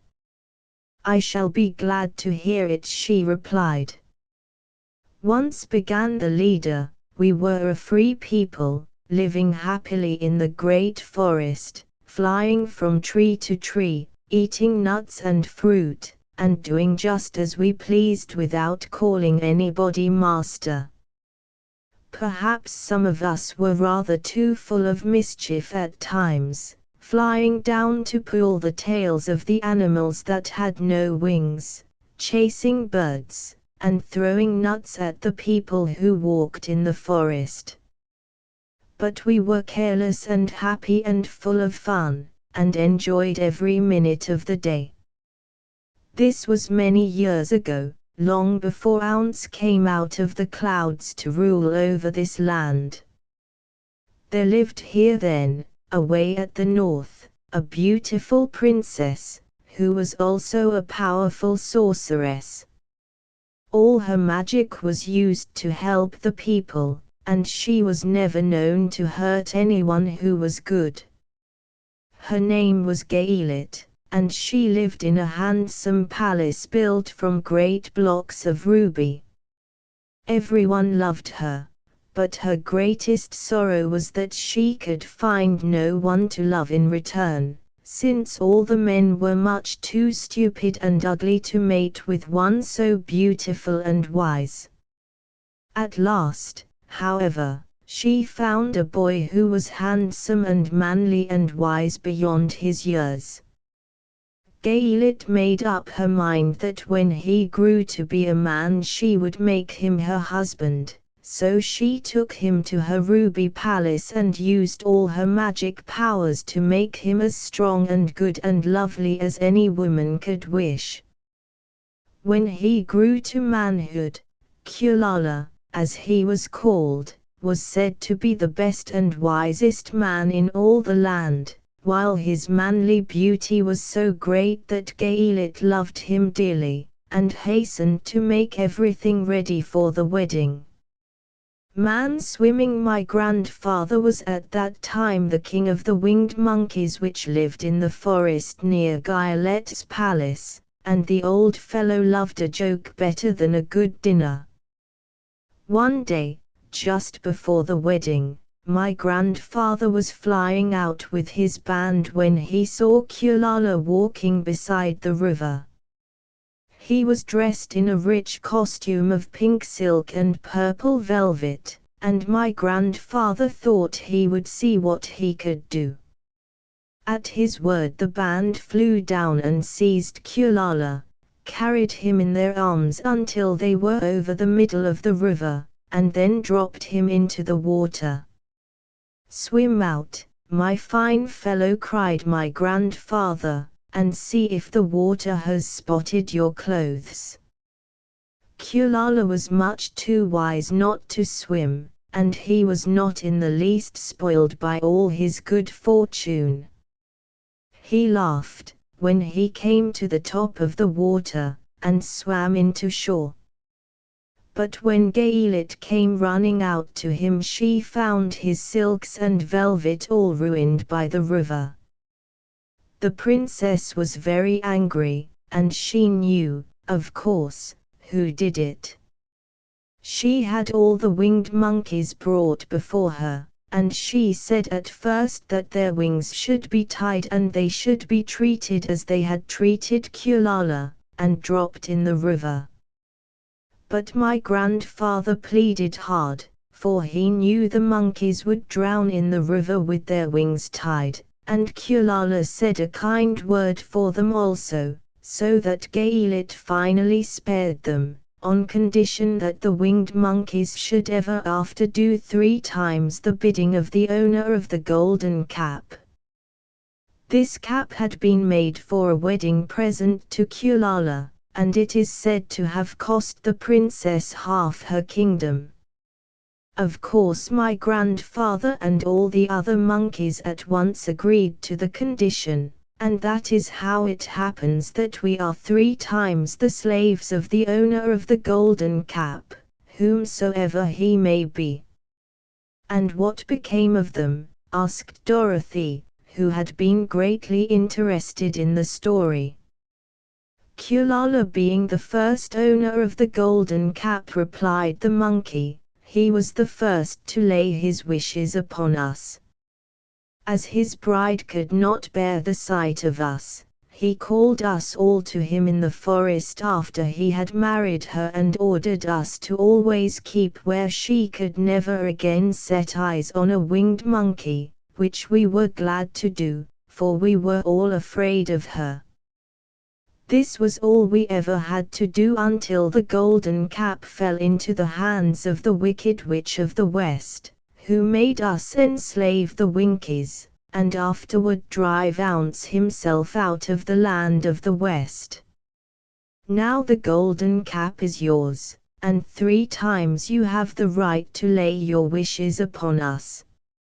As the Monkey King finished his story, Dorothy looked down and saw the green, shining walls of the Emerald City before them. She wondered at the rapid flight of the monkeys, but was glad the journey was over. The strange creatures set the travelers down carefully before the gate of the city. The king bowed low to Dorothy, and then flew swiftly away, followed by all his band. "That was a good ride," said the little girl. "Yes, and a quick way out of our troubles," replied the lion. "How lucky it was you brought away that wonderful cap." First wish on the ruby cap. Chapter 15. Ounce with Top Hat. The 4 travelers walked up to the great gate of the Emerald City and rang the bell. After ringing several times, it was opened by the same guardian of the gate they had met before. "What? Are you back again?" he asked, in surprise. "Do you not see us?" answered the Scarecrow. "But I thought you had gone to visit the Wicked Witch of the West." "We did visit her," said the Scarecrow. "And she let you go again?" asked the man, in wonder. "She could not help it, for she is melted," explained the Scarecrow. "Melted? Well, that is good news, indeed," said the man. "Who melted her?" "It was Dorothy," said the lion, gravely. "Good gracious!" exclaimed the man, and he bowed very low indeed before her. Then he led them into his little room and locked the spectacles from the great box on all their eyes, just as he had done before. Afterward they passed on through the gate into the Emerald City, and when the people heard from the guardian of the gate that they had melted the Wicked Witch of the West, they all gathered around the travelers and followed them in a great crowd to the palace of Ounce. The soldier with the green whiskers was still on guard before the door, but he let them in at once, and they were again met by the beautiful green girl, who showed each of them to their old rooms at once, so they might rest until the great Ounce was ready to receive them. The soldier had the news carried straight to Ounce that Dorothy and the other travelers had come back again, after destroying the Wicked Witch, but Ounce made no reply. They thought the great wizard would send for them at once, but he did not. They had no word from him the next day, nor the next, nor the next. The waiting was tiresome and wearing, and at last they grew vexed that Ounce should treat them in so poor a fashion, after sending them to undergo hardships and slavery. So the Scarecrow at last asked the green girl to take another message to Ounce, saying if he did not let them in to see him at once they would call the winged monkeys to help them, and find out whether he kept his promises or not. When the wizard was given this message he was so frightened that he sent word for them to come to the throne room at 4 minutes after 9 o'clock the next morning. He had once met the winged monkeys in the land of the West, and he did not wish to meet them again. The 4 travelers passed a sleepless night, each thinking of the gift Ounce had promised to bestow upon him. Dorothy fell asleep only once, and then she dreamed she was in Kansas, where Aunt Em was telling her how glad she was to have her little girl at home again. Promptly at 9 o'clock the next morning the green-whiskered soldier came to them, and 4 minutes later they all went into the throne room of the great Ounce.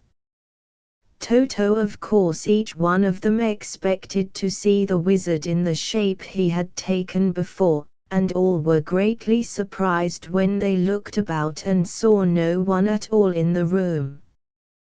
They kept close to the door and closer to one another, for the stillness of the empty room was more dreadful than any of the forms they had seen Ounce take. Presently they heard a voice, seeming to come from somewhere near the top of the great dome, and it said, solemnly, "I am Ounce, the great and terrible. Why do you seek me?" They looked again in every part of the room, and then, seeing no one, Dorothy asked, "Where are you?" "I am everywhere," answered the voice, "but to the eyes of common mortals I am invisible. I will now seat myself upon my throne, that you may converse with me." Indeed, the voice seemed just then to come straight from the throne itself, so they walked toward it and stood in a row while Dorothy said, "We have come to claim our promise, O Ounce." "What promise?" asked Ounce. "You promised to send me back to Kansas when the Wicked Witch was destroyed," said the girl. "And you promised to give me brains," said the Scarecrow. "And you promised to give me a heart," said the Tin Woodman. "And you promised to give me courage," said the Cowardly Lion. "Is the Wicked Witch really destroyed?" asked the voice, and Dorothy thought it trembled a little. "Yes," she answered, "I melted her with a bucket of water." "Dear me," said the voice, "how sudden. Well, come to me tomorrow, for I must have time to think it over." "You've had plenty of time already," said the Tin Woodman, angrily. "We shan't wait a day longer," said the Scarecrow. "You must keep your promises to us," exclaimed Dorothy. Tin Man threatening Ounce the Lion thought it might be as well to frighten the wizard, so he gave a large, loud roar, which was so fierce and dreadful that Toto jumped away from him in alarm and tipped over the screen that stood in a corner. As it fell with a crash, they looked that way, and the next moment all of them were filled with wonder. For they saw, standing in just the spot the screen had hidden, a little, old man, with a bald head and a wrinkled face, who seemed to be as much surprised as they were. The Tin Woodman, raising his axe, rushed toward the little man and cried out, "Who are you?" "I am Ounce, the Great and Terrible," said the little man, in a trembling voice, "but don't strike me, please don't, and I'll do anything you want me to." Our friends looked at him in surprise and dismay. "I thought Ounce was a great head," said Dorothy. "And I thought Ounce was a lovely lady," said the Scarecrow. "And I thought Ounce was a terrible beast," said the Tin Woodman. "And I thought Ounce was a ball of fire," exclaimed the Lion. "No, you are all wrong," said the little man, meekly. "I have been making believe." "Making believe?" cried Dorothy. "Are you not a great wizard?" "Hush, my dear," he said, "don't speak so loud, or you will be overheard, and I should be ruined. I'm supposed to be a great wizard." "And aren't you?" she asked. "Not a bit of it, my dear, I'm just a common man." "You're more than that," said the Scarecrow, in a grieved tone, "you're a humbug." "Exactly so," declared the little man, rubbing his hands together as if it pleased him, "I am a humbug." "But this is terrible," said the Tin Woodman, "how shall I ever get my heart?" "Or I my courage?" asked the Lion. "Or I my brains?" wailed the Scarecrow, wiping the tears from his eyes with his coat sleeve. "Exactly so. I am a humbug." "Exactly so. I am a humbug." "My dear friends," said Ounce, "I pray you not to speak of these little things. Think of me, and the terrible trouble I'm in at being found out." "Doesn't anyone else know you're a humbug?" asked Dorothy. "No one knows it but you four, and myself," replied Ounce. "I have fooled everyone so long that I thought I should never be found out. It was a great mistake my ever letting you into the throne room. Usually I will not see even my subjects, and so they believe I am something terrible." "But, I don't understand," said Dorothy, in bewilderment. "How was it that you appeared to me as a great head?" "That was one of my tricks," answered Ounce. "Step this way, please, and I will tell you all about it." He led the way to a small chamber in the rear of the throne room, and they all followed him. He pointed to one corner, in which lay the great head, made out of many thicknesses of paper, and with a carefully painted face. "This I hung from the ceiling by a wire," said Ounce. "I stood behind the screen and pulled a thread, to make the eyes move and the mouth open." "But how about the voice?" she enquired. "Oh, I am a ventriloquist," said the little man, and I can throw the sound of my voice wherever I wish, so that you thought it was coming out of the head. Here are the other things I used to deceive you." He showed the Scarecrow the dress and the mask he had worn when he seemed to be the lovely lady, and the Tin Woodman saw that his terrible beast was nothing but a lot of skins, sewn together, with slats to keep their sides out. As for the ball of fire, the false wizard had hung that also from the ceiling. It was really a ball of cotton, but when oil was poured upon it the ball burned fiercely. "Really," said the Scarecrow, "you ought to be ashamed of yourself for being such a humbug."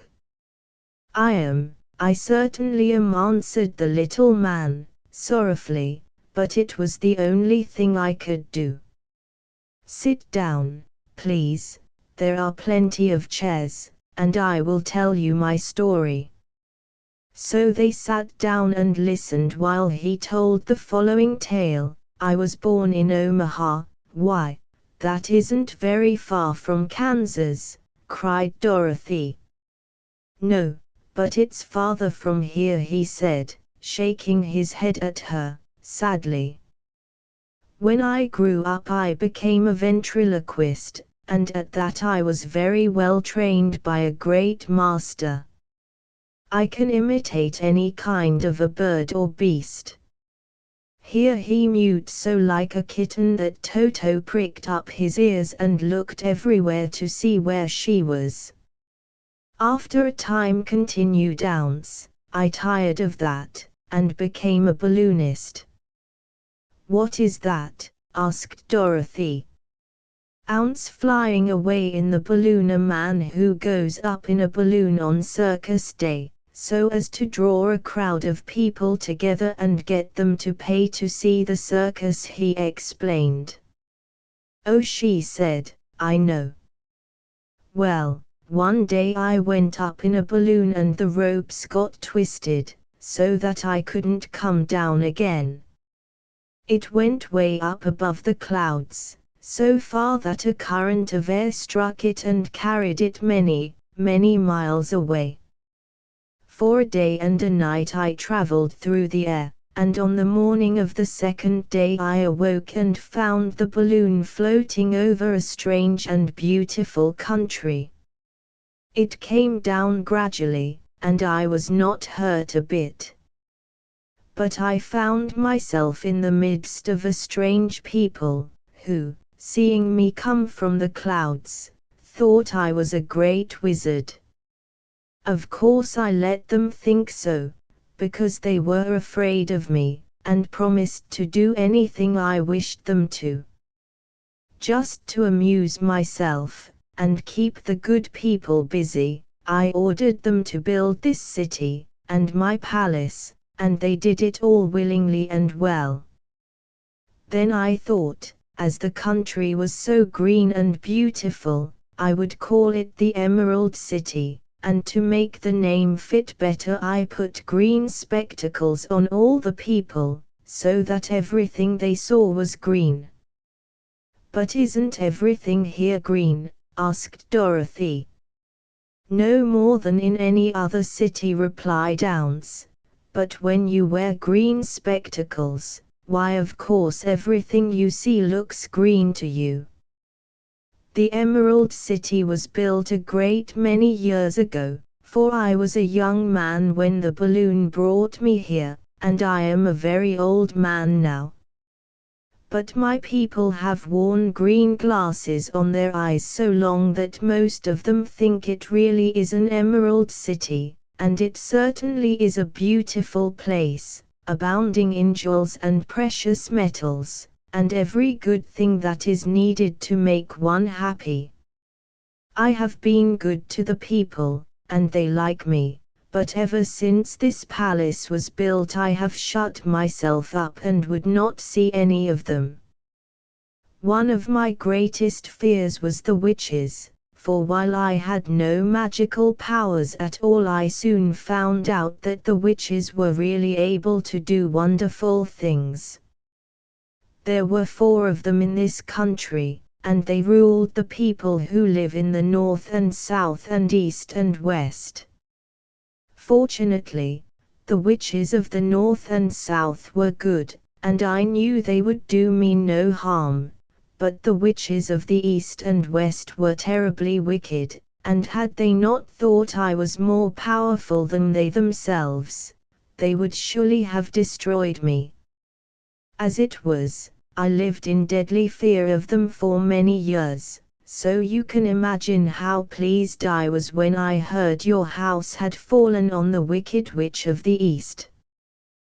When you came to me I was willing to promise anything if you would only do away with the other witch, but, now that you have melted her, I am ashamed to say that I cannot keep my promises. I think you are a very bad man, said Dorothy. Oh, no, my dear, I'm really a very good man, but I'm a very bad wizard, I must admit. Can't you give me brains? Asked the Scarecrow. You don't need them. You are learning something every day. A baby has brains, but it doesn't know much. Experience is the only thing that brings knowledge, and the longer you are on Earth the more experience you are sure to get. Scarecrow talking to Ounce. That may all be true, said the Scarecrow, but I shall be very unhappy unless you give me brains. The false wizard looked at him carefully. Well, he said, with a sigh, I'm not much of a magician, as I said, but if you will come to me tomorrow morning, I will stuff your head with brains. I cannot tell you how to use them, however, you must find that out for yourself. Oh, thank you, cried the Scarecrow. I'll find a way to use them, never fear. But how about my courage? Asked the Lion, anxiously. You have plenty of courage, I am sure, answered Ounce. All you need is confidence in yourself.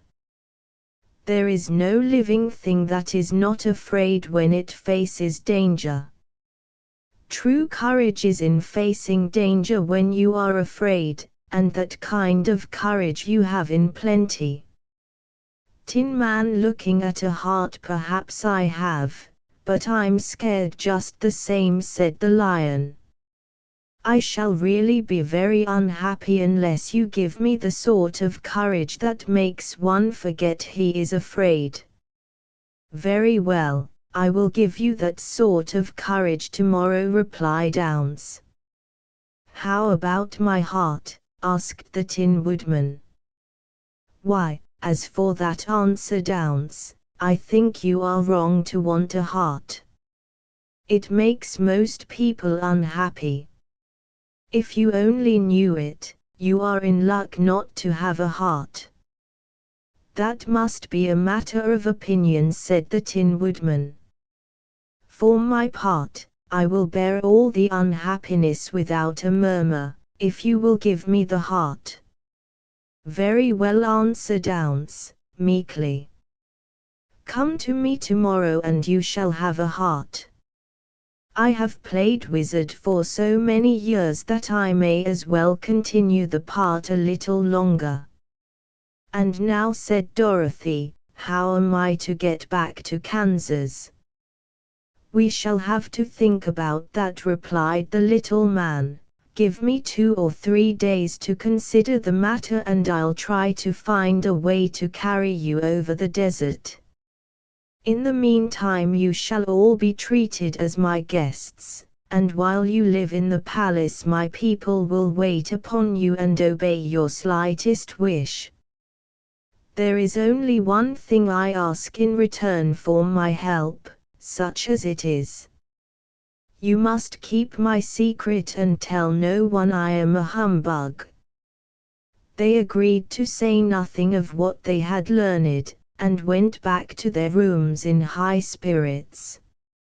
Even Dorothy had hope that the great and terrible humbug, as she called him, would find a way to send her back to Kansas, and if he did that she was willing to forgive him everything.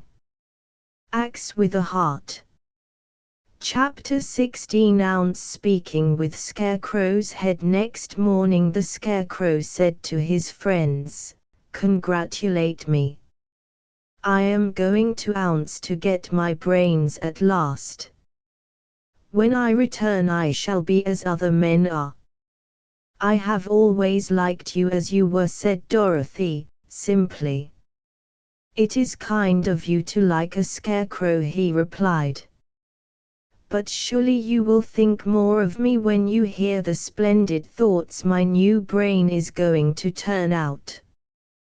Then he said goodbye to them all in a cheerful voice and went to the throne room, where he rapped upon the door. "Come in," said Ounce. The Scarecrow went in and found the little man sitting down by the window, engaged in deep thought. "I have come for my brains," remarked the Scarecrow, a little uneasily. "Oh, yes, sit down in that chair, please," replied Ounce. "You must excuse me for taking your head off, but I shall have to do it in order to put your brains in their proper place." "That's all right," said the Scarecrow. "You are quite welcome to take my head off, as long as it will be a better one when you put it on again." So the wizard unfastened his head and emptied out the straw. Then he entered the back room and took up a measure of bran, which he mixed with a great many pins and needles. Having shaken them together thoroughly, he filled the top of the Scarecrow's head with the mixture and stuffed the rest of the space with straw, to hold it in place. When he had fastened the Scarecrow's head on his body again, he said to him, "Hereafter you will be a great man, for I have given you a lot of brand new brains." The Scarecrow was both pleased and proud at the fulfillment of his greatest wish, and having thanked Ounce warmly he went back to his friends. Dorothy looked at him curiously. His head was quite bulging out at the top with brains. "How do you feel?" she asked. "I feel wise, indeed," said the Scarecrow. "I feel wise, indeed," said the Scarecrow. "I feel wise, indeed," he answered, earnestly. "When I get used to my brains I shall know everything." "Why are those needles and pins sticking out of your head?" asked the Tin Woodman. "That is proof that he is sharp," remarked the Lion. "Ounce inserting Tin Man's heart. Well, I must go to Ounce and get my heart," said the Woodman. So he walked to the throne room and knocked at the door.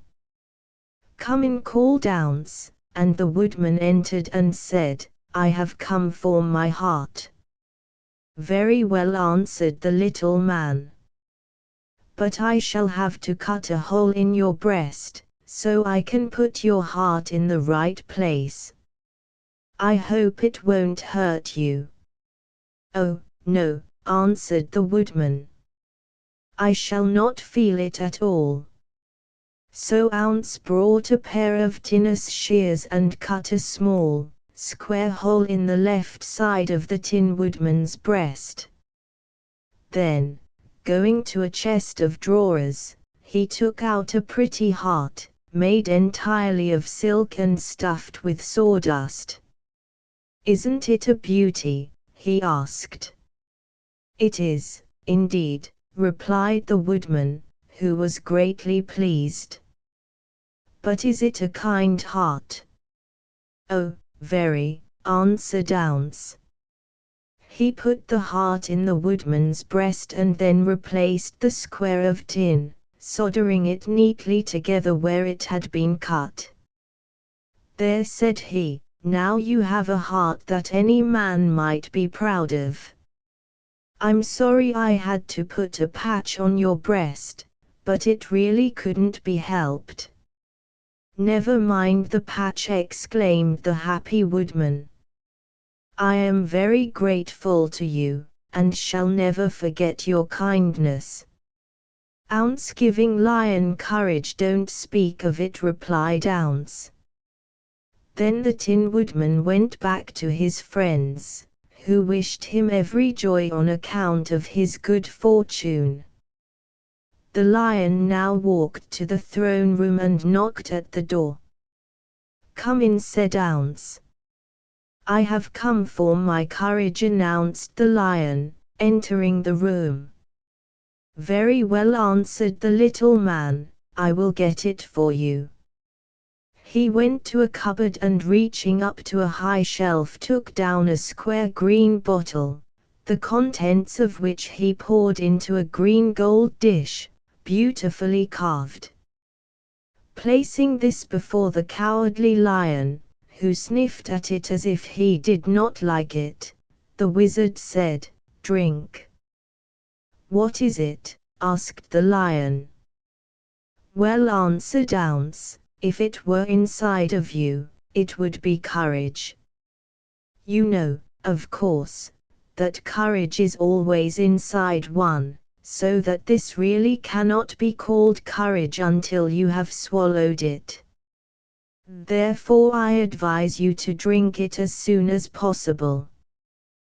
The lion hesitated no longer, but drank till the dish was empty. "How do you feel now?" asked Ounce. "Full of courage," replied the lion, who went joyfully back to his friends to tell them of his good fortune.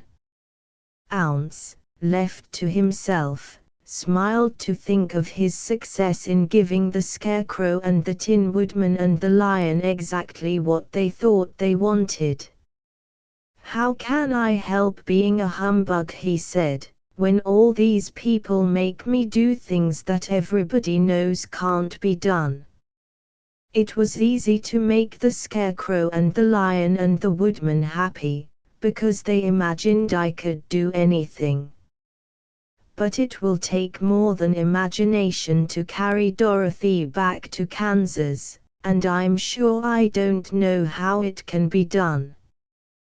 Chapter 17. Dorothy watching the balloon fly away. For 3 days Dorothy heard nothing from Ounce. These were sad days for the little girl, although her friends were all quite happy and contented. The Scarecrow told them there were wonderful thoughts in his head, but he would not say what they were because he knew no one could understand them but himself. When the Tin Woodman walked about he felt his heart rattling around in his breast, and he told Dorothy he had discovered it to be a kinder and more tender heart than the one he had owned when he was made of flesh. The lion declared he was afraid of nothing on earth, and would gladly face an army of men or a dozen of the fierce colliders. Thus each of the little party was satisfied except Dorothy, who longed more than ever to get back to Kansas. On the 4th day, to her great joy, Ounce sent for her, and when she entered the throne room he said, pleasantly, "Sit down, my dear, I think I have found the way to get you out of this country." "And back to Kansas?" she asked, eagerly.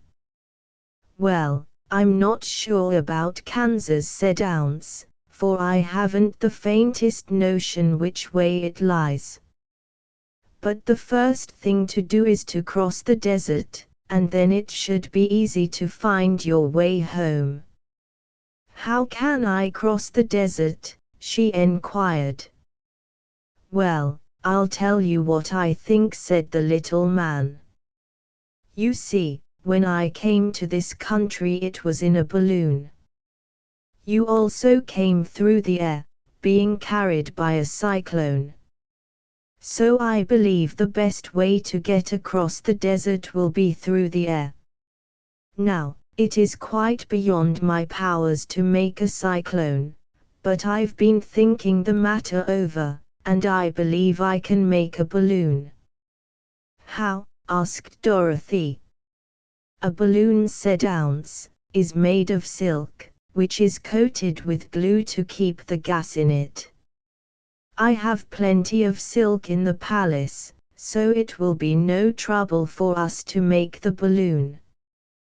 But in all this country there is no gas to fill the balloon with, to make it float." "If it won't float," remarked Dorothy, "it will be of no use to us." "True," answered Ounce. "But there is another way to make it float, which is to fill it with hot air. Hot air isn't as good as gas, for if the air should get cold the balloon would come down in the desert, and we should be lost." "We," exclaimed the girl, "are you going with me?" Toto, scaring the wizard. "Yes, of course," replied Ounce. "I am tired of being such a humbug. If I should go out of this palace my people would soon discover I am not a wizard, and then they would be vexed with me for having deceived them.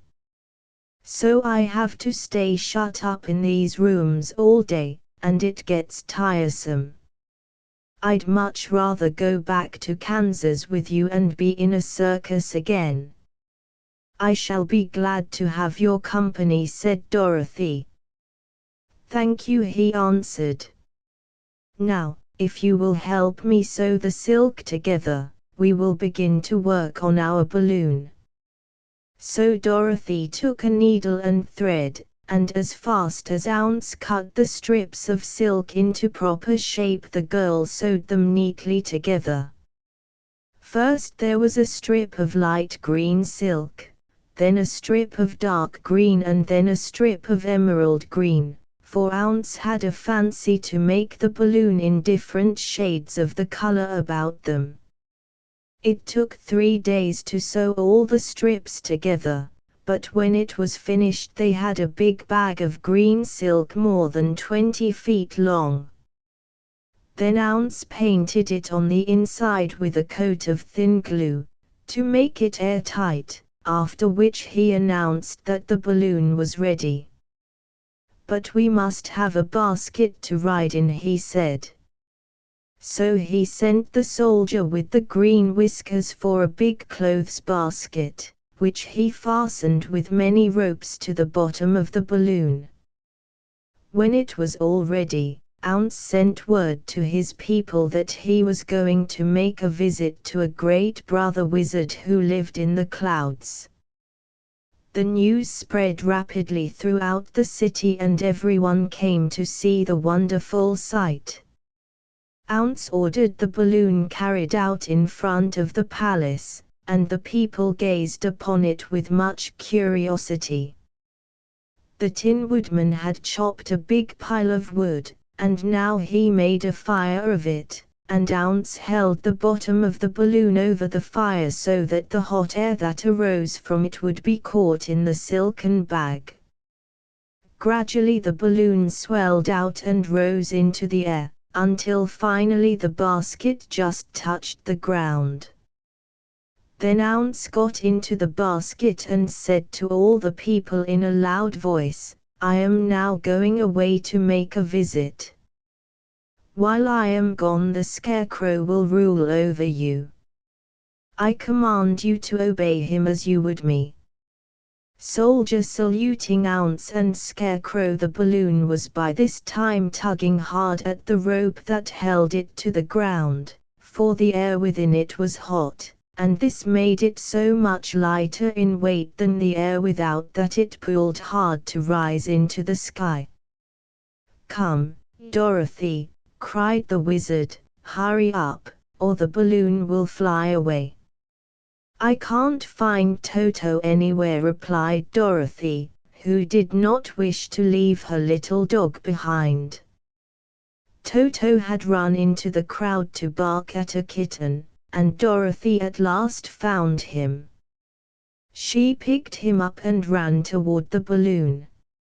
She was within a few steps of it, and Ounce was holding out his hands to help her into the basket, when, crack, went the ropes, and the balloon rose into the air without her. "Come back," she screamed, "I want to go, too." "I can't come back, my dear," called Ounce from the basket. "Goodbye." "Goodbye," shouted everyone, and all eyes were turned upward to where the wizard was riding in the basket, rising every moment farther and farther into the sky. And that was the last any of them ever saw of Ounce, the wonderful wizard, though he may have reached Omaha safely, and be there now, for all we know. But the people remembered him lovingly, and said to one another, "Ounce was always our friend. When he was here he built for us this beautiful Emerald City, and now he is gone he has left the wise Scarecrow to rule over us." Still, for many days they grieved over the loss of the wonderful wizard, and would not be comforted. Chapter 18 Scarecrow thinking Dorothy wept bitterly at the passing of her hope to get home to Kansas again, but when she thought it all over she was glad she had not gone up in a balloon. And she also felt sorry at losing Ounce, and so did her companions. The Tin Woodman came to her and said, "Truly I should be ungrateful if I failed to mourn for the man who gave me my lovely heart. I should like to cry a little because Ounce is gone, if you will kindly wipe away my tears, so that I shall not rust." "With pleasure," she answered, and brought a towel at once. Then the Tin Woodman wept for several minutes, and she watched the tears carefully and wiped them away with the towel. When he had finished he thanked her kindly and oiled himself thoroughly with his jeweled oil can, to guard against mishap. The Scarecrow was now the ruler of the Emerald City, and although he was not a wizard the people were proud of him. For they said, "There is not another city in all the world that is ruled by a stuffed man." And, so far as they knew, they were quite right.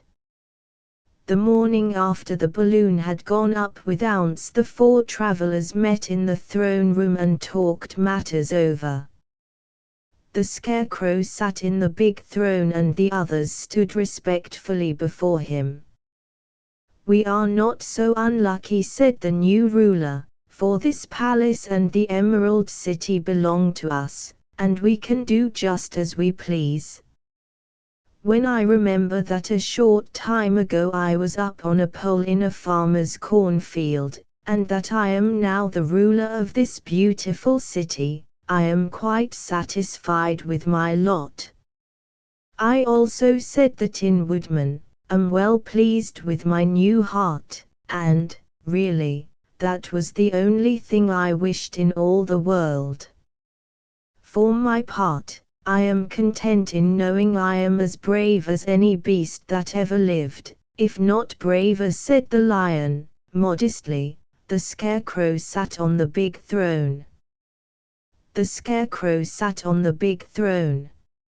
"If Dorothy would only be contented to live in the Emerald City," continued the Scarecrow, "we might all be happy together."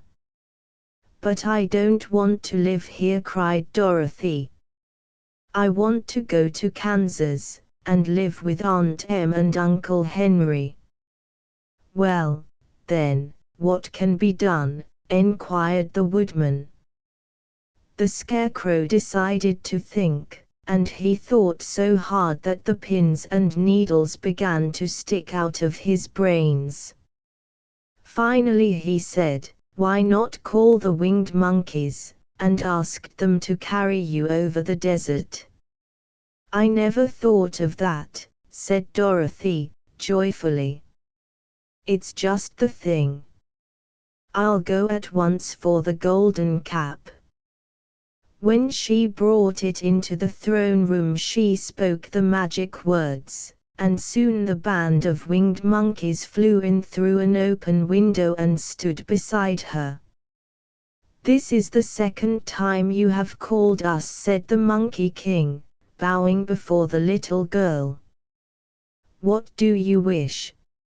I want you to fly with me to Kansas, said Dorothy. But the Monkey King shook his head. Ounce Soldier, pointing the way, that cannot be done, he said. We belong to this country alone, and cannot leave it.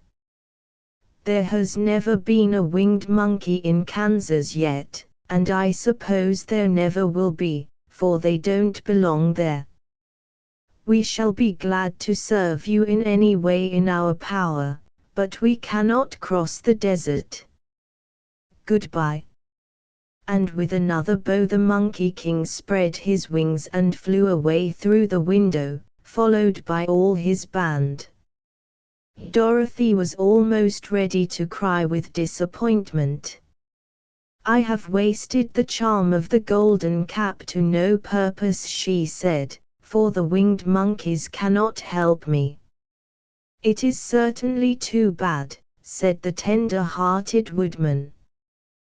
The Scarecrow was thinking again, and his head bulged out so horribly that Dorothy feared it would burst. Let us call in the soldier with the green whiskers, he said, and ask his advice. So the soldier was summoned and entered the throne room timidly, for while Ounce was alive he never was allowed to come further than the door. This little girl, said the Scarecrow to the soldier, wishes to cross the desert. How can she do so? I cannot tell, answered the soldier, for nobody has ever crossed the desert, unless it is Ounce himself. Is there no one who can help me? Asked Dorothy, earnestly. Glinda might, he suggested. Who is Glinda? Enquired the Scarecrow. The Witch of the South. She is the most powerful of all the witches, and rules over the Quadlings.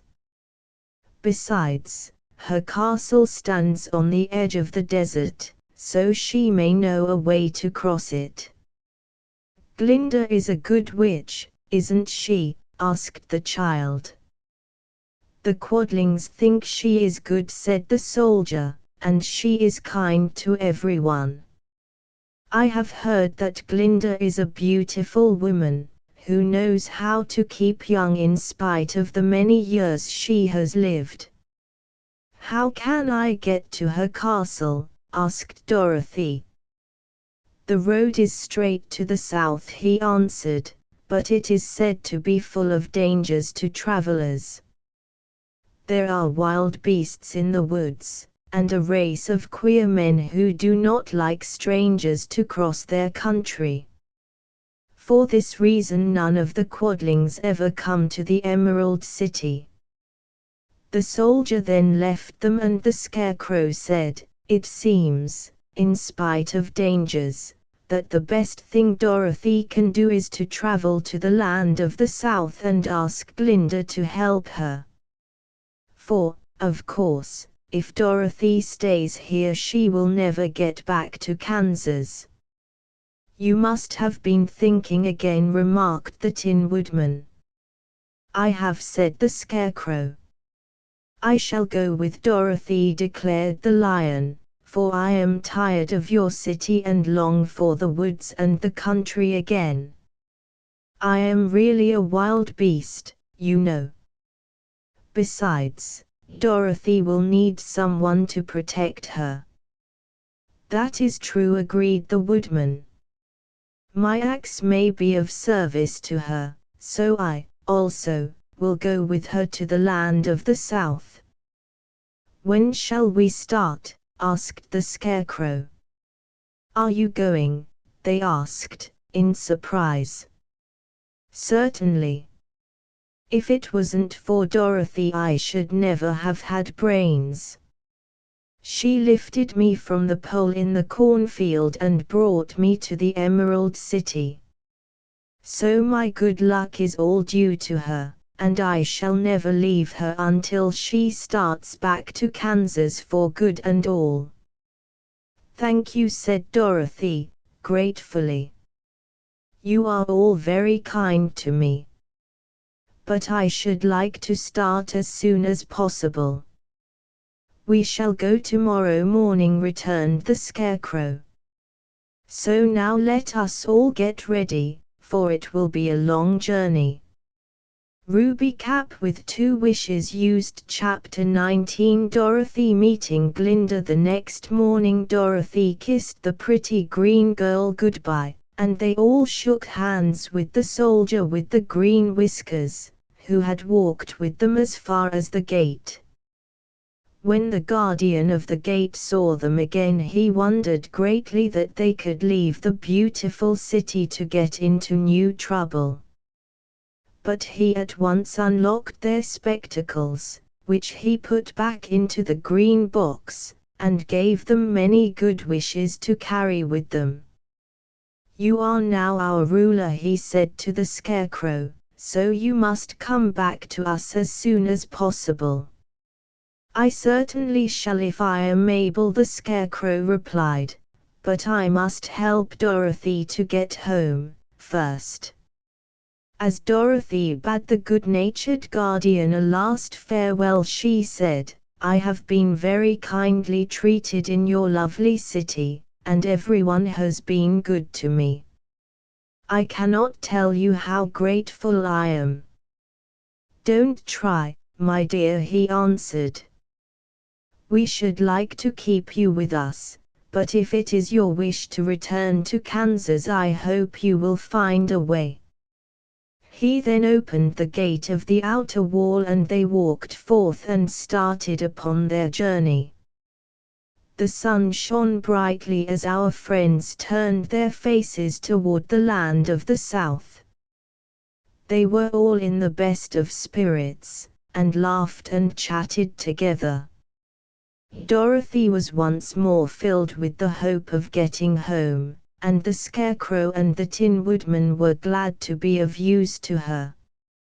As for the lion, he sniffed the fresh air with delight and whisked his tail from side to side in pure joy at being in the country again, while Toto ran around them and chased the moths and butterflies, barking merrily all the time.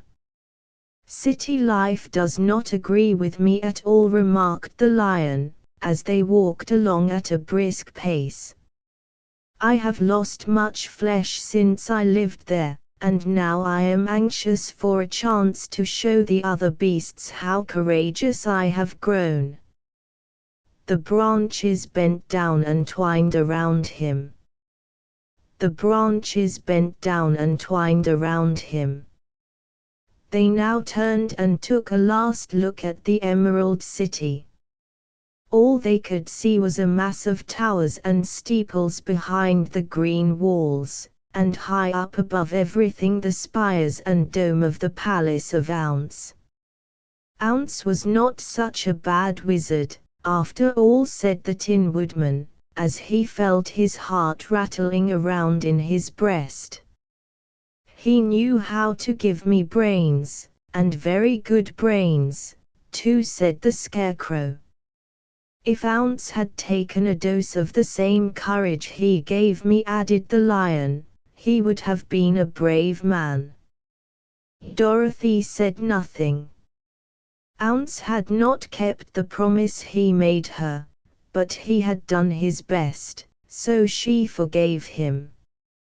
As he said, he was a good man, even if he was a bad wizard. The first day's journey was through the green fields and bright flowers that stretched about the Emerald City on every side. They slept that night on the grass, with nothing but the stars over them, and they rested very well indeed. In the morning they traveled on until they came to a thick wood. There was no way of going around it, for it seemed to extend to the right and left as far as they could see, and, besides, they did not dare change the direction of their journey for fear of getting lost. So they looked for the place where it would be easiest to get into the forest. Tin Man attacking a tree. The Scarecrow, who was in the lead, finally discovered a big tree with such wide-spreading branches that there was room for the party to pass underneath. So he walked forward to the tree, but just as he came under the first branches they bent down and twined around him, and the next minute he was raised from the ground and flung headlong among his fellow travelers. This did not hurt the Scarecrow, but it surprised him, and he looked rather dizzy when Dorothy picked him up. Here is another space between the trees called the Lion. Let me try it first, said the Scarecrow, for it doesn't hurt me to get thrown about. He walked up to another tree, as he spoke, but its branches immediately seized him and tossed him back again. This is strange, exclaimed Dorothy. What shall we do? The trees seem to have made up their minds to fight us, and stop our journey, remarked the Lion. I believe I will try it myself, said the Woodman, and shouldering his axe he marched up to the first tree that had handled the Scarecrow so roughly. When a big branch bent down to seize him, the Woodman chopped at it so fiercely that he cut it in two. At once the tree began shaking all its branches as if in pain, and the Tin Woodman passed safely under it. Come on, he shouted to the others. Be quick. They all ran forward and passed under the tree without injury, except Toto, who was caught by a small branch and shaken until he howled. But the Woodman promptly chopped off the branch and set the little dog free. The other trees of the forest did nothing to keep them back. So they made up their minds that only the first row of trees could bend down their branches, and that probably these were the policemen of the forest, and given this wonderful power in order to keep strangers out of it. The four travelers walked with ease through the trees until they came to the further edge of the wood. Then, to their surprise, they found before them a high wall, which seemed to be made of white china. It was smooth, like the surface of a dish, and higher than their heads. What shall we do now? Asked Dorothy. I will make a ladder, said the Tin Woodman, for we certainly must climb over the wall. Chapter XX. Dorothy in the China country. While the Woodman was making a ladder from wood which he found in the forest, Dorothy lay down and slept, for she was tired by the long walk. The Lion also curled himself up to sleep and Toto lay beside him. The Scarecrow watched the Woodman while he worked, and said to him, I cannot think why this wall is here, nor what it is made of. Rest your brains and do not worry about the wall, replied the Woodman. When we have climbed over it we shall know what is on the other side. After a time the ladder was finished. It looked clumsy, but the Tin Woodman was sure it was strong and would answer their purpose. The Scarecrow waked Dorothy and the Lion and Toto, and told them that the ladder was ready. The Scarecrow climbed up the ladder first, but he was so awkward that Dorothy had to follow close behind and keep him from falling off. When he got his head over the top of the wall, the Scarecrow said, "Oh, my Go on, exclaimed Dorothy. So the Scarecrow climbed further up and sat down on the top of the wall, and Dorothy put her head over and cried, "Oh, my," just as the Scarecrow had done. Then Toto came up, and immediately began to bark, but Dorothy made him be still. The lion climbed the ladder next, and the Tin Woodman came last, but both of them cried, "Oh, my," as soon as they looked over the wall. When they were all sitting in a row on the top of the wall, they looked down and saw a strange sight. These people were all made of china. These people were all made of china. Before them was a great stretch of country having a floor as smooth and shining and white as the bottom of a big platter. Scattered around were many houses made entirely of china and painted in the brightest colors. These houses were quite small, the biggest of them reaching only as high as Dorothy's waist. There were also pretty little barns, with china fences around them, and many cows and sheep and horses and pigs and chickens, all made of china, were standing about in groups. But the strangest of all were the people who lived in this queer country. There were milkmaids and shepherdesses, with bright-colored bodices and golden spots all over their gowns, and princesses with most gorgeous frocks of silver and gold and purple, and shepherds dressed in knee breeches with pink and yellow and blue stripes down them, and golden buckles on their shoes, and princes with jeweled crowns upon their heads, wearing ermine robes and satin doublets, and funny clowns in ruffled gowns, with round red spots upon their cheeks and tall, pointed caps.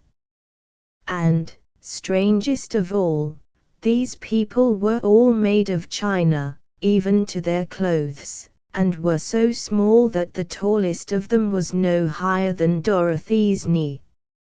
No one did so much as look at the travelers at first, except one little purple china dog with an extra-large head, which came to the wall and barked at them in a tiny voice, afterwards running away again.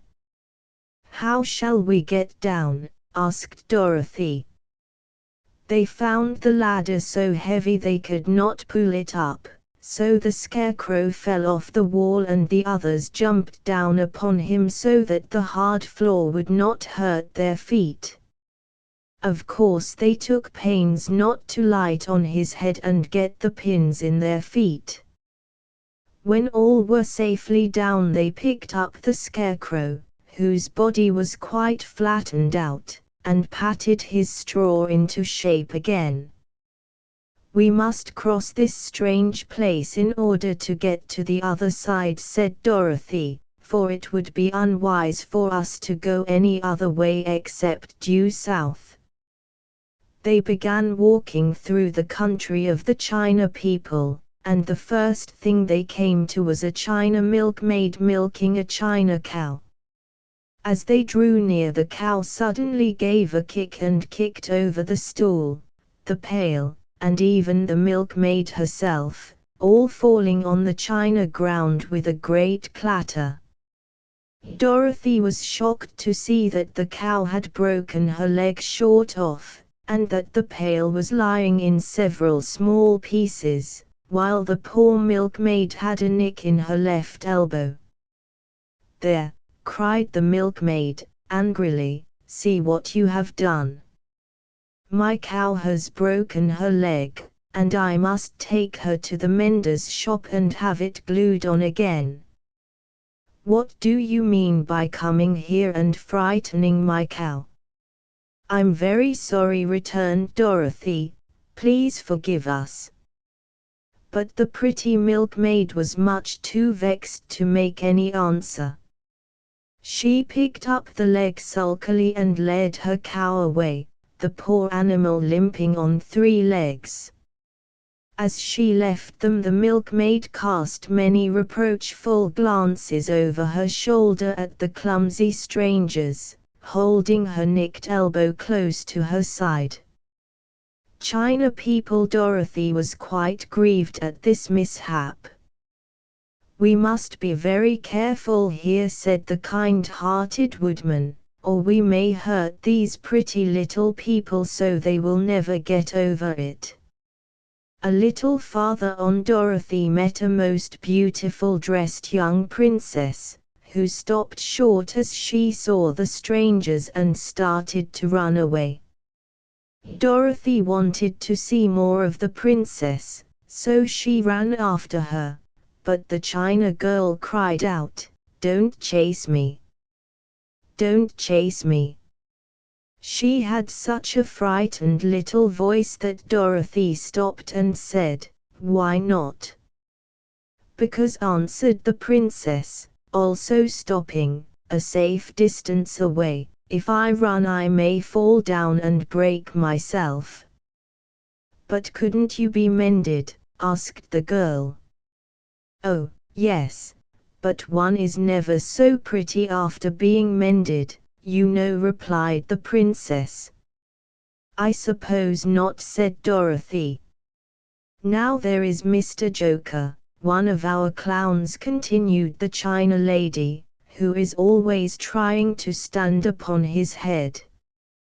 He has broken himself so often that he is mended in 100 places, and doesn't look at all pretty.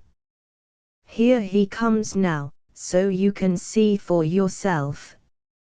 Indeed, a jolly little clown now came walking toward them, and Dorothy could see that in spite of his pretty clothes of red and yellow and green he was completely covered with cracks, running every which way and showing plainly that he had been mended in many places.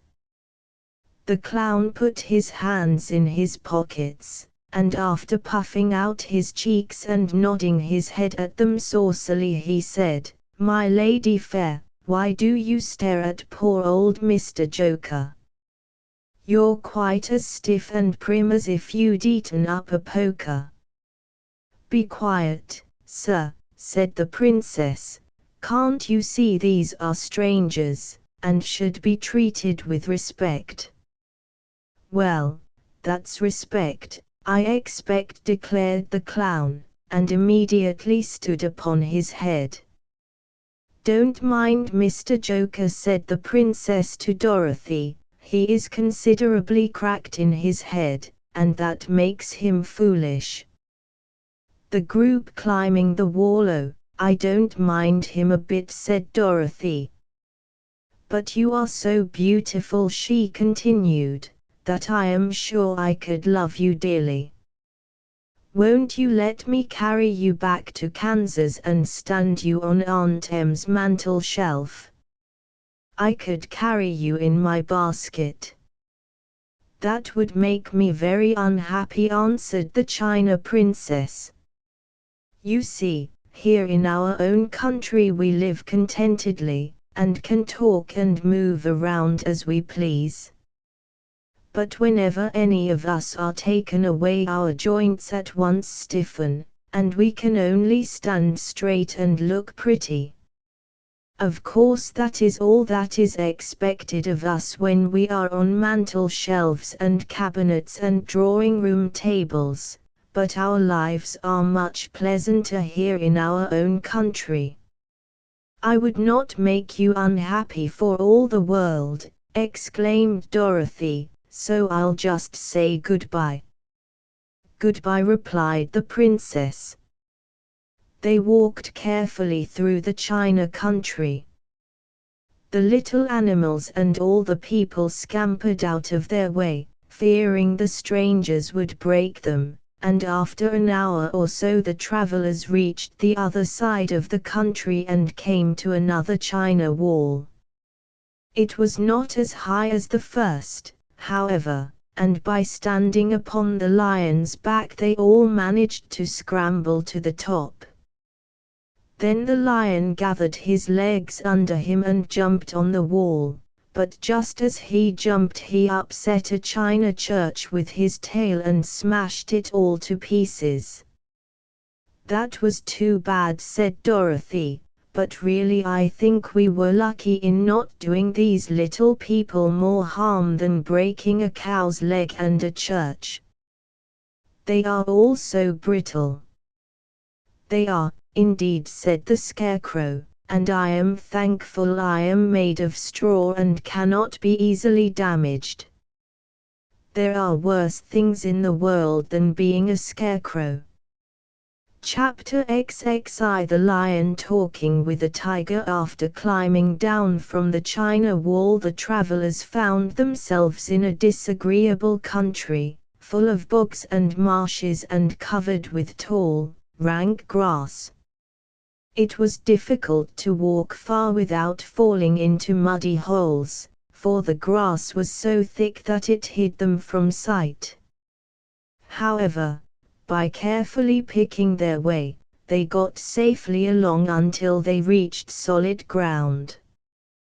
But here the country seemed wilder than ever, and after a long and tiresome walk through the underbrush they entered another forest, where the trees were bigger and older than any they had ever seen. "This forest is perfectly delightful," declared the lion, looking around him with joy. "Never have I seen a more beautiful place." "It seems gloomy," said the Scarecrow. "Not a bit of it," answered the lion. "I should like to live here all my life. See how soft the dried leaves are under your feet and how rich and green the moss is that clings to these old trees. Surely no wild beast could wish a pleasanter home." "Perhaps there are wild beasts in the forest now," said Dorothy. "I suppose there are," returned the lion, "but I do not see any of them about." They walked through the forest until it became too dark to go any farther. Dorothy and Toto and the lion lay down to sleep, while the woodman and the Scarecrow kept watch over them as usual. When morning came they started again. Before they had gone far they heard a low rumble, as of the growling of many wild animals. Toto whimpered a little, but none of the others was frightened, and they kept along the well-trodden path until they came to an opening in the wood, in which were gathered hundreds of beasts of every variety. There were tigers and elephants and bears and wolves and foxes and all the others in the natural history, and for a moment Dorothy was afraid. But the lion explained that the animals were holding a meeting, and he judged by their snarling and growling that they were in great trouble. As he spoke several of the beasts caught sight of him, and at once the great assemblage hushed as if by magic. The biggest of the tigers came up to the lion and bowed, saying, "The lion talking with the animals, welcome, O King of Beasts. You have come in good time to fight our enemy and bring peace to all the animals of the forest once more." "What is your trouble?" asked the lion, quietly. "We are all threatened," answered the tiger, "by a fierce enemy which has lately come into this forest. It is a most tremendous monster, like a great spider, with a body as big as an elephant and legs as long as a tree trunk. It has 8 of these long legs, and as the monster crawls through the forest he seizes an animal with a leg and drags it to his mouth, where he eats it as a spider does a fly. Not one of us is safe while this fierce creature is alive, and we had called a meeting to decide how to take care of ourselves when you came among us." The lion thought for a moment. "Are there any other lions in this forest?" he asked. "No, there were some, but the monster has eaten them all." "And Besides, they were none of them nearly so large and brave as you. If I put an end to your enemy, will you bow down to me and obey me as king of the forest?" enquired the lion. "We will do that gladly," returned the tiger, and all the other beasts roared with a mighty roar, "We will." "Where is this great spider of yours now?" asked the lion. "Yonder, among the oak trees," said the tiger, pointing with his forefoot. "Take good care of these friends of mine," said the lion, "and I will go at once to fight the monster." He bade his comrades goodbye and marched proudly away to do battle with the enemy. The great spider was lying asleep when the lion found him, and it looked so ugly that its foe turned up his nose in disgust. Its legs were quite as long as the tiger had said, and its body covered with coarse black hair. It had a great mouth, with a row of sharp teeth a foot long, but its head was joined to the pudgy body by a neck as slender as a wasp's waist. This gave the lion a hint of the best way to attack the creature, and as he knew it was easier to fight it asleep than awake, he gave a great spring and landed directly upon the monster's back.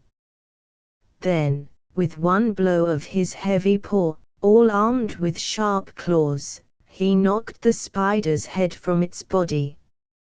Jumping down, he watched it until the long legs stopped wiggling, when he knew it was quite dead.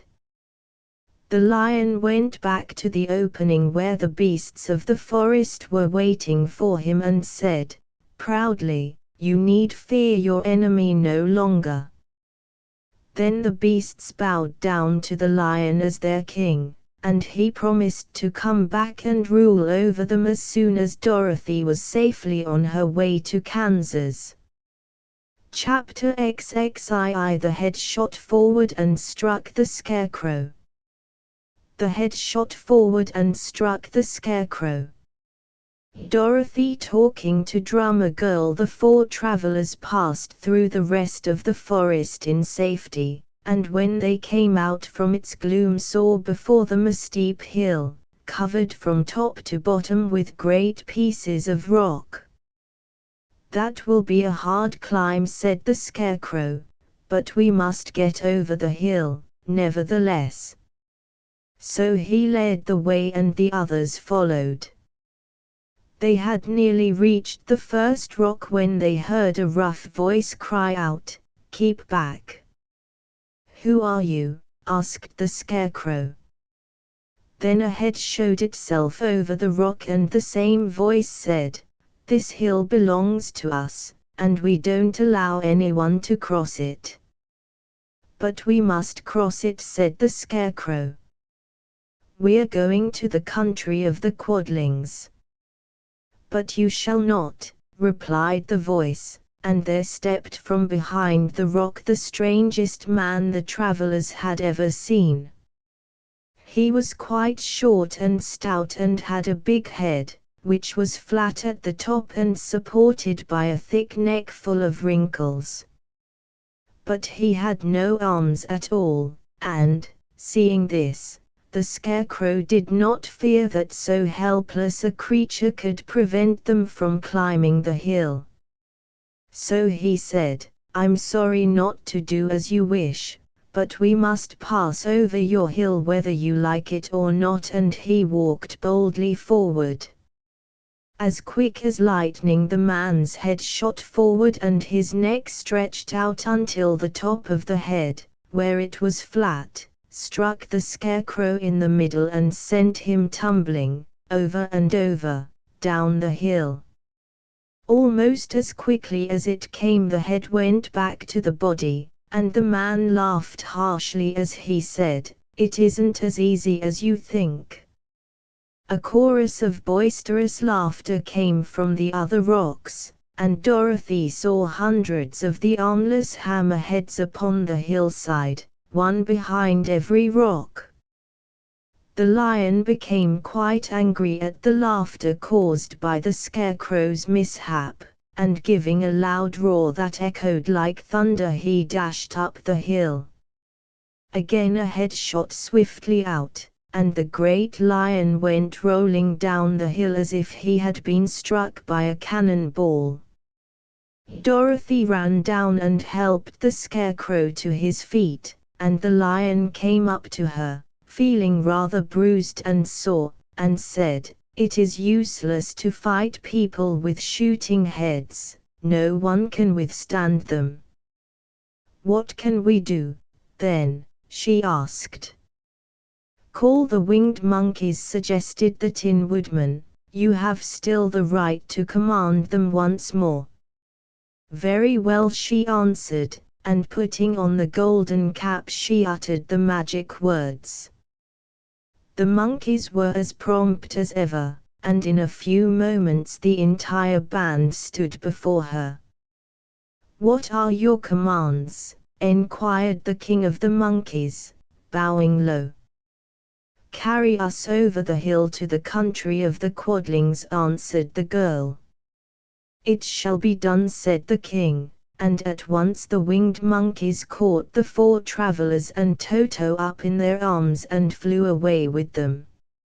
As they passed over the hill, the hammerheads yelled with vexation, and shot their heads high in the air, but they could not reach the winged monkeys, which carried Dorothy and her comrades safely over the hill and set them down in the beautiful country of the Quadlings. "This is the last time you can summon us," said the leader to Dorothy, "so goodbye and good luck to you." "Goodbye, and thank you very much," returned the girl, and the monkeys rose into the air and were out of sight in a twinkling. The country of the Quadlings seemed rich and happy. There was field upon field of ripening grain, with well-paved roads running between, and pretty rippling brooks with strong bridges across them. The fences and houses and bridges were all painted bright red, just as they had been painted yellow in the country of the Winkies and blue in the country of the Munchkins. The Quadlings themselves, who were short and fat and looked chubby and good-natured, were dressed all in red, which showed bright against the green grass and the yellowing grain. The monkeys had set them down near a farmhouse, and the 4 travelers walked up to it and knocked at the door. It was opened by the farmer's wife, and when Dorothy asked for something to eat, the woman gave them all a good dinner, with 3 kinds of cake and 4 kinds of cookies, and a bowl of milk for Toto. "How far is it to the castle of Glinda?" asked the child. "It is not a great way," answered the farmer's wife. "Take the road to the south and you will soon reach it." Thanking the good woman, they started afresh and walked by the fields and across the pretty bridges until they saw before them a very beautiful castle. Before the gates were 3 young girls, dressed in handsome red uniforms trimmed with gold braid, and as Dorothy approached, one of them said to her, "Why have you come to the South Country?" "To see the good witch who rules here," she answered. "Will you take me to her?" "Glinda's soldiers saluting, let me have your name and I will ask Glinda if she will receive you." They told who they were, and the girl soldier went into the castle. After a few moments she came back to say that Dorothy and the others were to be admitted at once. Chapter 23. You must give me the golden cap. You must give me the golden cap.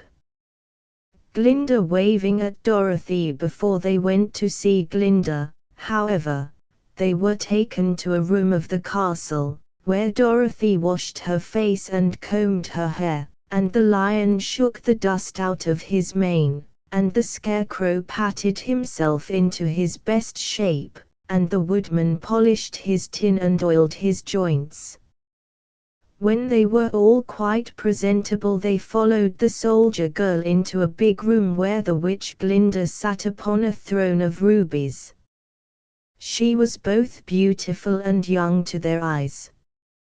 Her hair was a rich red in color and fell in flowing ringlets over her shoulders. Her dress was pure white, but her eyes were blue, and they looked kindly upon the little girl. "What can I do for you, my child?" she asked. Dorothy told the witch all her story, how the cyclone had brought her to the land of Ounce, how she had found her companions, and of the wonderful adventures they had met with. "My greatest wish now," she added, "is to get back to Kansas, for Aunt Em will surely think something dreadful has happened to me, and that will make her put on mourning, and unless the crops are better this year than they were last, I am sure Uncle Henry cannot afford it." Glinda leaned forward and kissed the sweet, upturned face of the loving little girl. "Bless your dear heart," she said, "I am sure I can tell you of a way to get back to Kansas."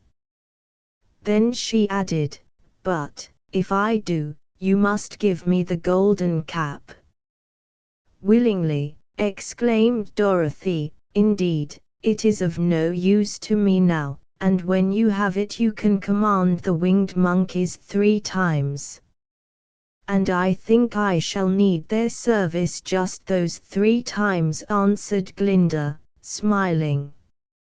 Dorothy then gave her the golden cap, and the witch said to the Scarecrow, "What will you do when Dorothy has left us?" "I will return to the Emerald City," he replied, "for Ounce has made me its ruler and the people like me. The only thing that worries me is how to cross the Hill of the Hammerheads. By means of the golden cap I shall command the winged monkeys to carry you to the gates of the Emerald City," said Glinda, "for it would be a shame to deprive the people of so wonderful a ruler." "Am I really wonderful?" asked the Scarecrow. "You are unusual," replied Glinda. Turning to the Tin Woodman, she asked, "What will become of you when Dorothy leaves this country?" He leaned on his axe and thought a moment. Then he said, "The Winkies were very kind to me, and wanted me to rule over them after the Wicked Witch died. I am fond of the Winkies, and if I could get back again to the country of the West I should like nothing better than to rule over them forever." "My second command to the winged monkeys," said Glinda, "will be that they carry you safely to the land of the Winkies. Your brains may not be so large to look at as those of the Scarecrow, but you are really brighter than he is, when you are well polished, and I am sure you will rule the Winkies wisely and well." Then the witch looked at the big, shaggy lion and asked, "When Dorothy has returned to her own home, what will become of you?" "Over the Hill of the Hammerheads," he answered, "lies a grand old forest, and all the beasts that live there have made me their king.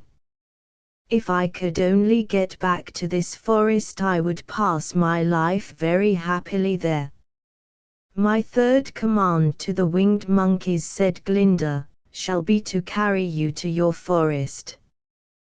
Then, having used up the powers of the golden cap, I shall give it to the king of the monkeys, that he and his band may thereafter be free forevermore." The Scarecrow and the Tin Woodman and the Lion now thanked the good witch earnestly for her kindness, and Dorothy exclaimed, "Third wish used on Ruby Cap, you are certainly as good as you are beautiful. But you have not yet told me how to get back to Kansas." Your silver shoes will carry you over the desert, replied Glinda. If you had known their power, you could have gone back to your Aunt Em the very first day you came to this country. But then I should not have had my wonderful brains, cried the Scarecrow. I might have passed my whole life in the farmer's cornfield. And I should not have had my lovely heart, said the Tin Woodman. I might have stood and rusted in the forest till the end of the world. And I should have lived a coward forever, declared the Lion, and no beast in all the forest would have had a good word to say to me. This is all true, said Dorothy, and I am glad I was of use to these good friends. But now that each of them has had what he most desired, and each is happy in having a kingdom to rule beside, I think I should like to go back to Kansas. The silver shoes, said the good witch, have wonderful powers. And one of the most curious things about them is that they can carry you to any place in the world in 3 steps, and each step will be made in the wink of an eye.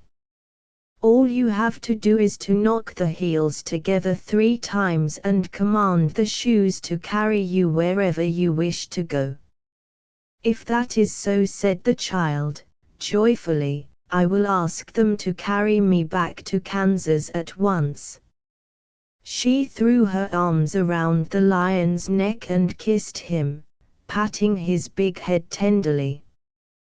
Then she kissed the Tin Woodman, who was weeping in a way most dangerous to his joints.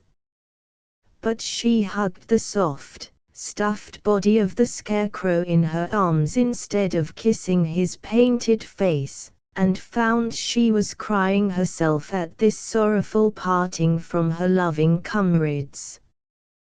Glinda the Good stepped down from her ruby throne to give the little girl a goodbye kiss, and Dorothy thanked her for all the kindness she had shown to her friends and herself. Dorothy now took Toto up solemnly in her arms, and having said one last goodbye, she clapped the heels of her shoes together 3 times, saying, "Take me home to Aunt Em." Dorothy and Toto instantly she was whirling through the air, so swiftly that all she could see or feel was the wind whistling past her ears. The silver shoes took but 3 steps, and then she stopped so suddenly that she rolled over upon the grass several times before she knew where she was. At length, however, she sat up and looked about her. "Good gracious!" she cried. For she was sitting on the broad Kansas prairie, and just before her was the new farmhouse Uncle Henry built after the cyclone had carried away the old one. Uncle Henry was milking the cows in the barnyard, and Toto had jumped out of her arms and was running toward the barn, barking joyously. Dorothy stood up and found she was in her stocking feet. For the silver shoes had fallen off in her flight through the air, and were lost forever in the desert. Home again. Aunt Em had just come out of the house to water the cabbages when she looked up and saw Dorothy running toward her. "My darling child," she cried, folding the little girl in her arms and covering her face with kisses, "where in the world did you come from?" "From the land of Ounce," said Dorothy, gravely. "And here is Toto, too. And oh, Aunt Em, I'm so glad to be at home again." Transcriber's notes: obvious punctuation and spelling errors have been fixed throughout. Asterisk asterisk asterisk End of the Project Gutenberg ebook The Wonderful Wizard of Ounce asterisk asterisk asterisk Updated editions will replace the previous one, the old editions will be renamed. Creating the works from print editions not protected by U.S. copyright law means that no one owns a United States copyright in these works, so the Foundation, and you, can copy and distribute it in the United States without permission and without paying copyright royalties. Special rules, set forth in the general terms of use part of this license, apply to copying and distributing Project Gutenberg trademark symbol electronic works to protect the Project Gutenberg trademark symbol concept and trademark. Project Gutenberg is a registered trademark, and may not be used if you charge for an ebook, except by following the terms of the trademark license, including paying royalties for use of the Project Gutenberg trademark. If you do not charge anything for copies of this ebook, complying with the trademark license is very easy. You may use this ebook for nearly any purpose such as creation of derivative works, reports, performances and research.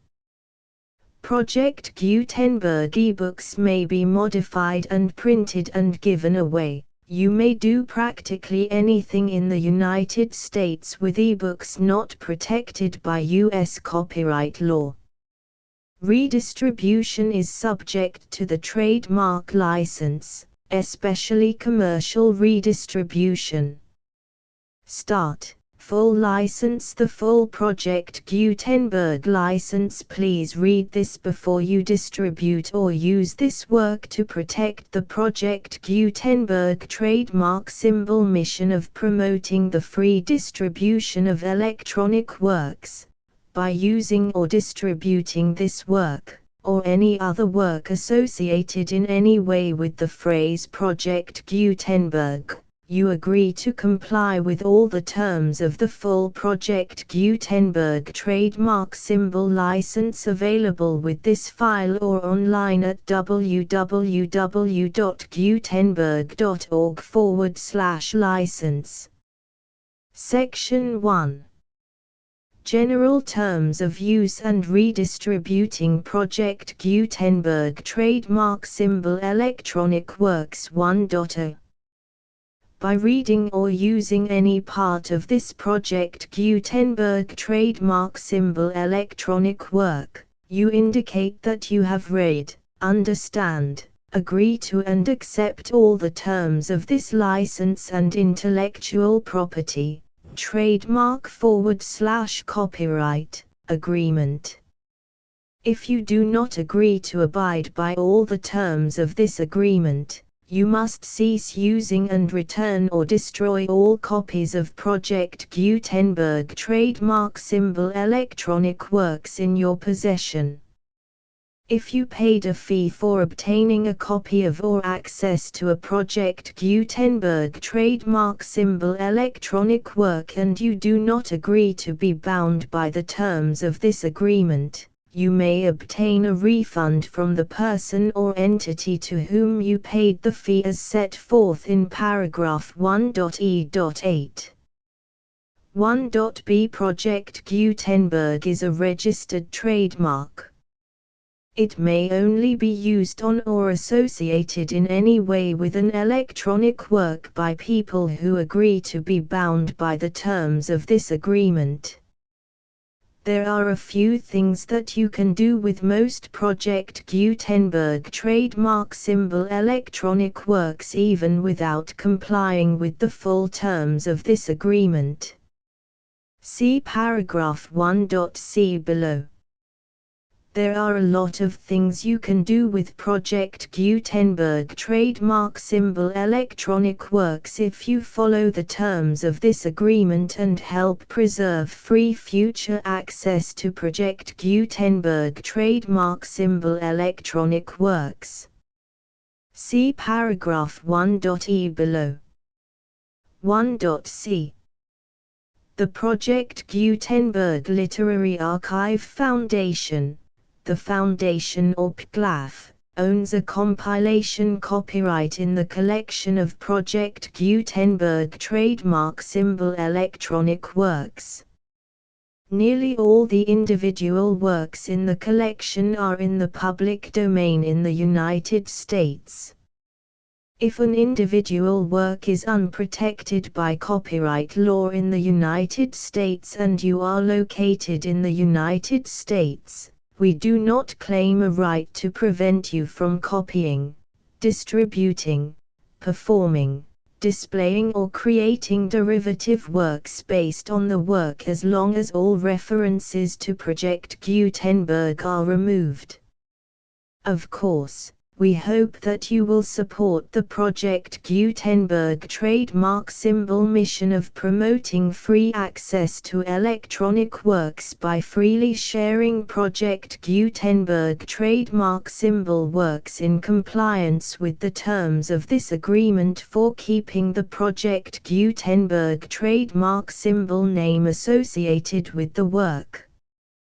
You can easily comply with the terms of this agreement by keeping this work in the same format with its attached full Project Gutenberg trademark symbol license when you share it without charge with others.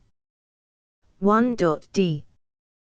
The copyright laws of the place where you are located also govern what you can do with this work. Copyright laws in most countries are in a constant state of change. If you are outside the United States, check the laws of your country in addition to the terms of this agreement before downloading, copying, displaying, performing, distributing or creating derivative works based on this work or any other Project Gutenberg trademark symbol work. The Foundation makes no representations concerning the copyright status of any work in any country other than the United States. 1.e. Unless you have removed all references to Project Gutenberg, 1.e.1. The following sentence, with active links to, or other immediate access to, the full Project Gutenberg trademark symbol license must appear prominently whenever any copy of a Project Gutenberg trademark symbol work, any work on which the phrase Project Gutenberg appears, or with which the phrase Project Gutenberg is associated, is accessed, displayed, performed, viewed, copied or distributed.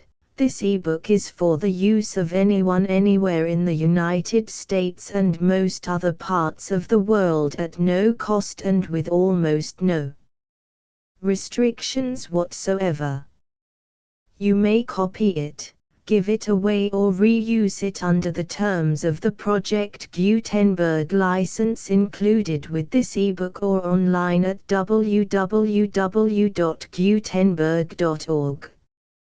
If you are not located in the United States, you will have to check the laws of the country where you are located before using this ebook. 1.e.2.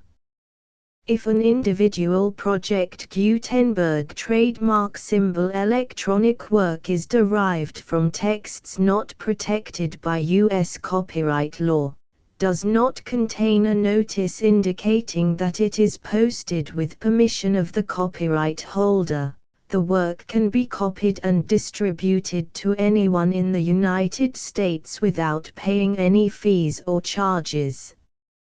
If you are redistributing or providing access to a work with the phrase Project Gutenberg associated with or appearing on the work, you must comply either with the requirements of paragraphs 1.e.1 through 1.e.7 or obtain permission for the use of the work and the Project Gutenberg trademark symbol trademark as set forth in paragraphs 1.e.8 or 1.e.9.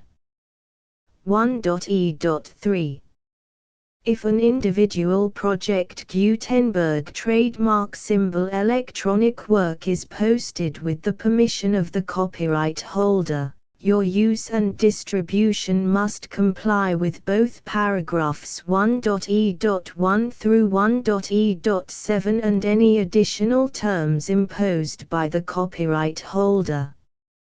Additional terms will be linked to the Project Gutenberg trademark symbol license for all works posted with the permission of the copyright holder found at the beginning of this work. 1.e.4 Do not unlink or detach or remove the full Project Gutenberg trademark symbol license terms from this work, or any files containing a part of this work or any other work associated with Project Gutenberg trademark symbol. 1.e.5 Do not copy, display, perform, distribute or redistribute this electronic work, or any part of this electronic work, without prominently displaying the sentence set forth in paragraph 1.e.1 with active links or immediate access to the full terms of the Project Gutenberg trademark symbol license. 1.e.6 You may convert to and distribute this work in any binary, compressed, marked up, non-proprietary or proprietary form, including any word processing or hypertext form. However, if you provide access to or distribute copies of a Project Gutenberg trademark symbol work in a format other than plain vanilla ASCII or other format used in the official version posted on the official Project Gutenberg trademark symbol website, www.gutenberg.org, you must, at no additional cost, fee or expense to the user, provide a copy, a means of exporting a copy, or a means of obtaining a copy upon request, of the work in its original plain vanilla ASCII or other form. Any alternate format must include the full Project Gutenberg trademark symbol license as specified in paragraph 1.e.1. 1.e.7 Do not charge a fee for access to, viewing, displaying, performing, copying or distributing any Project Gutenberg trademark symbol works unless you comply with paragraph 1.e.8 or 1.e.9. 1.e.8 You may charge a reasonable fee for copies of or providing access to or distributing Project Gutenberg trademark symbol electronic works provided that you pay a royalty fee of 20% of the gross profits you derive from the use of Project Gutenberg trademark symbol works calculated using the method you already use to calculate your applicable taxes. The fee is owed to the owner of the Project Gutenberg trademark symbol trademark, but he has agreed to donate royalties under this paragraph to the Project Gutenberg Literary Archive Foundation. Royalty payments must be paid within 60 days following each date on which you prepare, or are legally required to prepare, your periodic tax returns. Royalty payments should be clearly marked as such and sent to the Project Gutenberg Literary Archive Foundation at the address specified in Section 4, Information about donations to the Project Gutenberg Literary Archive Foundation. You provide a full refund of any money paid by a user who notifies you in writing, or by email, within 30 days of receipt that he does not agree to the terms of the full Project Gutenberg trademark symbol license. You must require such a user to return or destroy all copies of the works possessed in a physical medium and discontinue all use of and all access to other copies of Project Gutenberg trademark symbol works. You provide, in accordance with paragraph 1.f.3, a full refund of any money paid for a work or a replacement copy, if a defect in the electronic work is discovered and reported to you within 90 days of receipt of the work. You comply with all other terms of this agreement for free distribution of Project Gutenberg trademark symbol works. 1.e.9. If you wish to charge a fee or distribute a Project Gutenberg trademark symbol electronic work or group of works on different terms than are set forth in this agreement, you must obtain permission in writing from the Project Gutenberg Literary Archive Foundation, the manager of the Project Gutenberg trademark symbol trademark. Contact the Foundation as set forth in Section 3 below. 1.f1.f.1 Project Gutenberg volunteers and employees expend considerable effort to identify, do copyright research on, transcribe and proofread works not protected by U.S. copyright law in creating the Project Gutenberg trademark symbol collection. Despite these efforts, Project Gutenberg trademark symbol electronic works, and the medium on which they may be stored, may contain defects such as, but not limited to, incomplete, inaccurate or corrupt data, transcription errors, a copyright or other intellectual property infringement, a defective or damaged disk or other medium, a computer virus, or computer codes that damage or cannot be read by your equipment.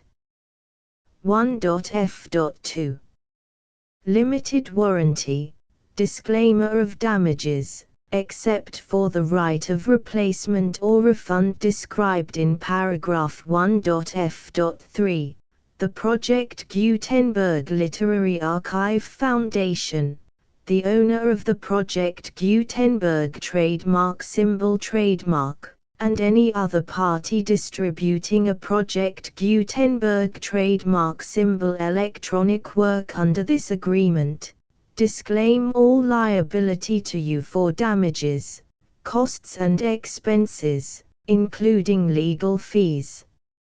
You agree that you have no remedies for negligence, strict liability, breach of warranty or breach of contract except those provided in paragraph 1.f.3. You agree that the Foundation, the trademark owner, and any distributor under this agreement will not be liable to you for actual, direct, indirect, consequential, punitive or incidental damages even if you give notice of the possibility of such damage. 1.f.3 Limited right of replacement or refund. If you discover a defect in this electronic work within 90 days of receiving it, you can receive a refund of the money, if any, you paid for it by sending a written explanation to the person you received the work from. If you received the work on a physical medium, you must return the medium with your written explanation. The person or entity that provided you with the defective work may elect to provide a replacement copy in lieu of a refund. If you received the work electronically, the person or entity providing it to you may choose to give you a second opportunity to receive the work electronically in lieu of a refund. If the second copy is also defective, you may demand a refund in writing without further opportunities to fix the problem. 1.f.4 except for the limited right of replacement or refund set forth in paragraph 1.f.3. This work is provided to you as is, with no other warranties of any kind, express or implied, including but not limited to warranties of merchantability or fitness for any purpose. 1.f.5. Some states do not allow disclaimers of certain implied warranties or the exclusion or limitation of certain types of damages. If any disclaimer or limitation set forth in this agreement violates the law of the state applicable to this agreement, the agreement shall be interpreted to make the maximum disclaimer or limitation permitted by the applicable state law. The invalidity or unenforceability of any provision of this agreement shall not void the remaining provisions. 1.f.6. Indemnity. You agree to indemnify and hold the foundation, the trademark owner, any agent or employee of the foundation, anyone providing copies of Project Gutenberg trademark symbol electronic works in accordance with this agreement, and any volunteers associated with the production, promotion and distribution of Project Gutenberg trademark symbol electronic works, harmless from all liability, costs and expenses, including legal fees, that arise directly or indirectly from any of the following which you do or cause to occur. A. Distribution of this or any Project Gutenberg trademark symbol work. B. Alteration, modification, or additions or deletions to any Project Gutenberg trademark symbol work, and c. Any defect you cause. Section 2. Information about the mission of Project Gutenberg trademark symbol. Project Gutenberg trademark symbol is synonymous with the free distribution of electronic works in formats readable by the widest variety of computers, including obsolete, old, middle-aged and new computers. It exists because of the efforts of hundreds of volunteers and donations from people in all walks of life. Volunteers and financial support to provide volunteers with the assistance they need are critical to reaching Project Gutenberg trademark symbol's goals and ensuring that the Project Gutenberg trademark symbol collection will remain freely available for generations to come. In 2001, the Project Gutenberg Literary Archive Foundation was created to provide a secure and permanent future for Project Gutenberg trademark symbol and future generations. To learn more about the Project Gutenberg Literary Archive Foundation and how your efforts and donations can help, see sections 3 and 4 and the Foundation information page at www.gutenberg.org. Section 3. Information about the Project Gutenberg Literary Archive Foundation. The Project Gutenberg Literary Archive Foundation is a non-profit 501(c)(3) educational corporation organized under the laws of the state of Mississippi and granted tax-exempt status by the Internal Revenue Service. The Foundation's IN or Federal Tax Identification Number is 64-6221541. Contributions to the Project Gutenberg Literary Archive Foundation are tax-deductible to the full extent permitted by U.S. federal laws and your state's laws.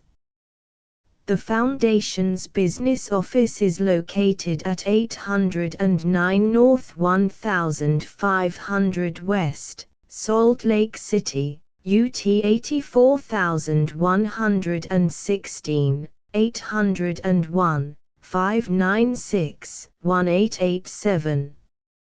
Email contact links and up-to-date contact information can be found at the Foundation's website and official page at www.gutenberg.org/contact section 4. Information about donations to the Project Gutenberg Literary Archive Foundation. Project Gutenberg trademark symbol depends upon and cannot survive without widespread public support and donations to carry out its mission of increasing the number of public domain and licensed works that can be freely distributed in machine-readable form accessible by the widest array of equipment, including outdated equipment.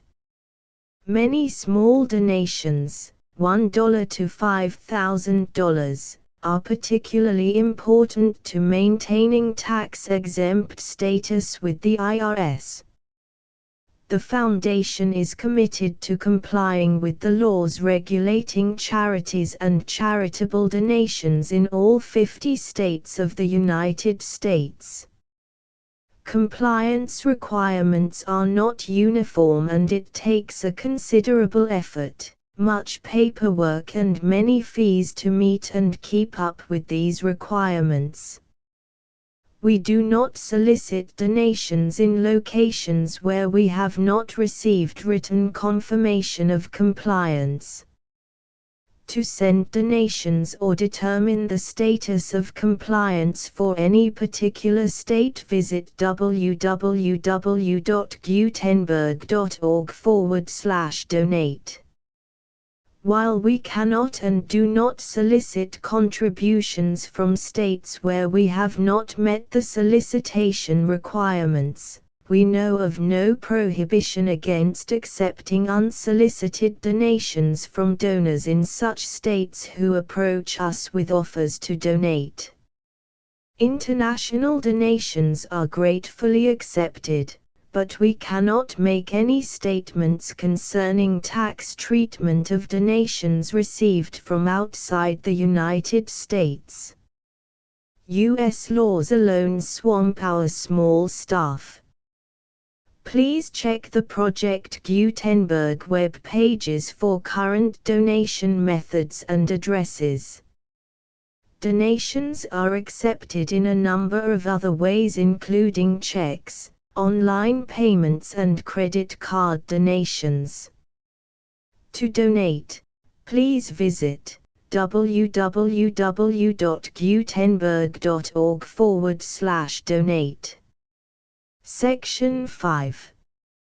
General information about Project Gutenberg trademark symbol electronic works. Professor Michael S. Hart was the originator of the Project Gutenberg trademark symbol concept of a library of electronic works that could be freely shared with anyone.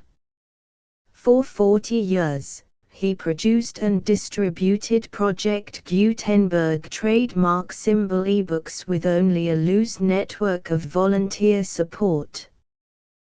Project Gutenberg trademark symbol ebooks are often created from several printed editions, all of which are confirmed as not protected by copyright in the US unless a copyright notice is included. Thus, we do not necessarily keep ebooks in compliance with any particular paper edition. Most people start at our website, which has the main PG search facility, www.gutenberg.org. This website includes information about Project Gutenberg trademark symbol, including how to make donations to the Project Gutenberg Literary Archive Foundation, how to help produce our new ebooks, and how to subscribe to our email newsletter to hear about new ebooks.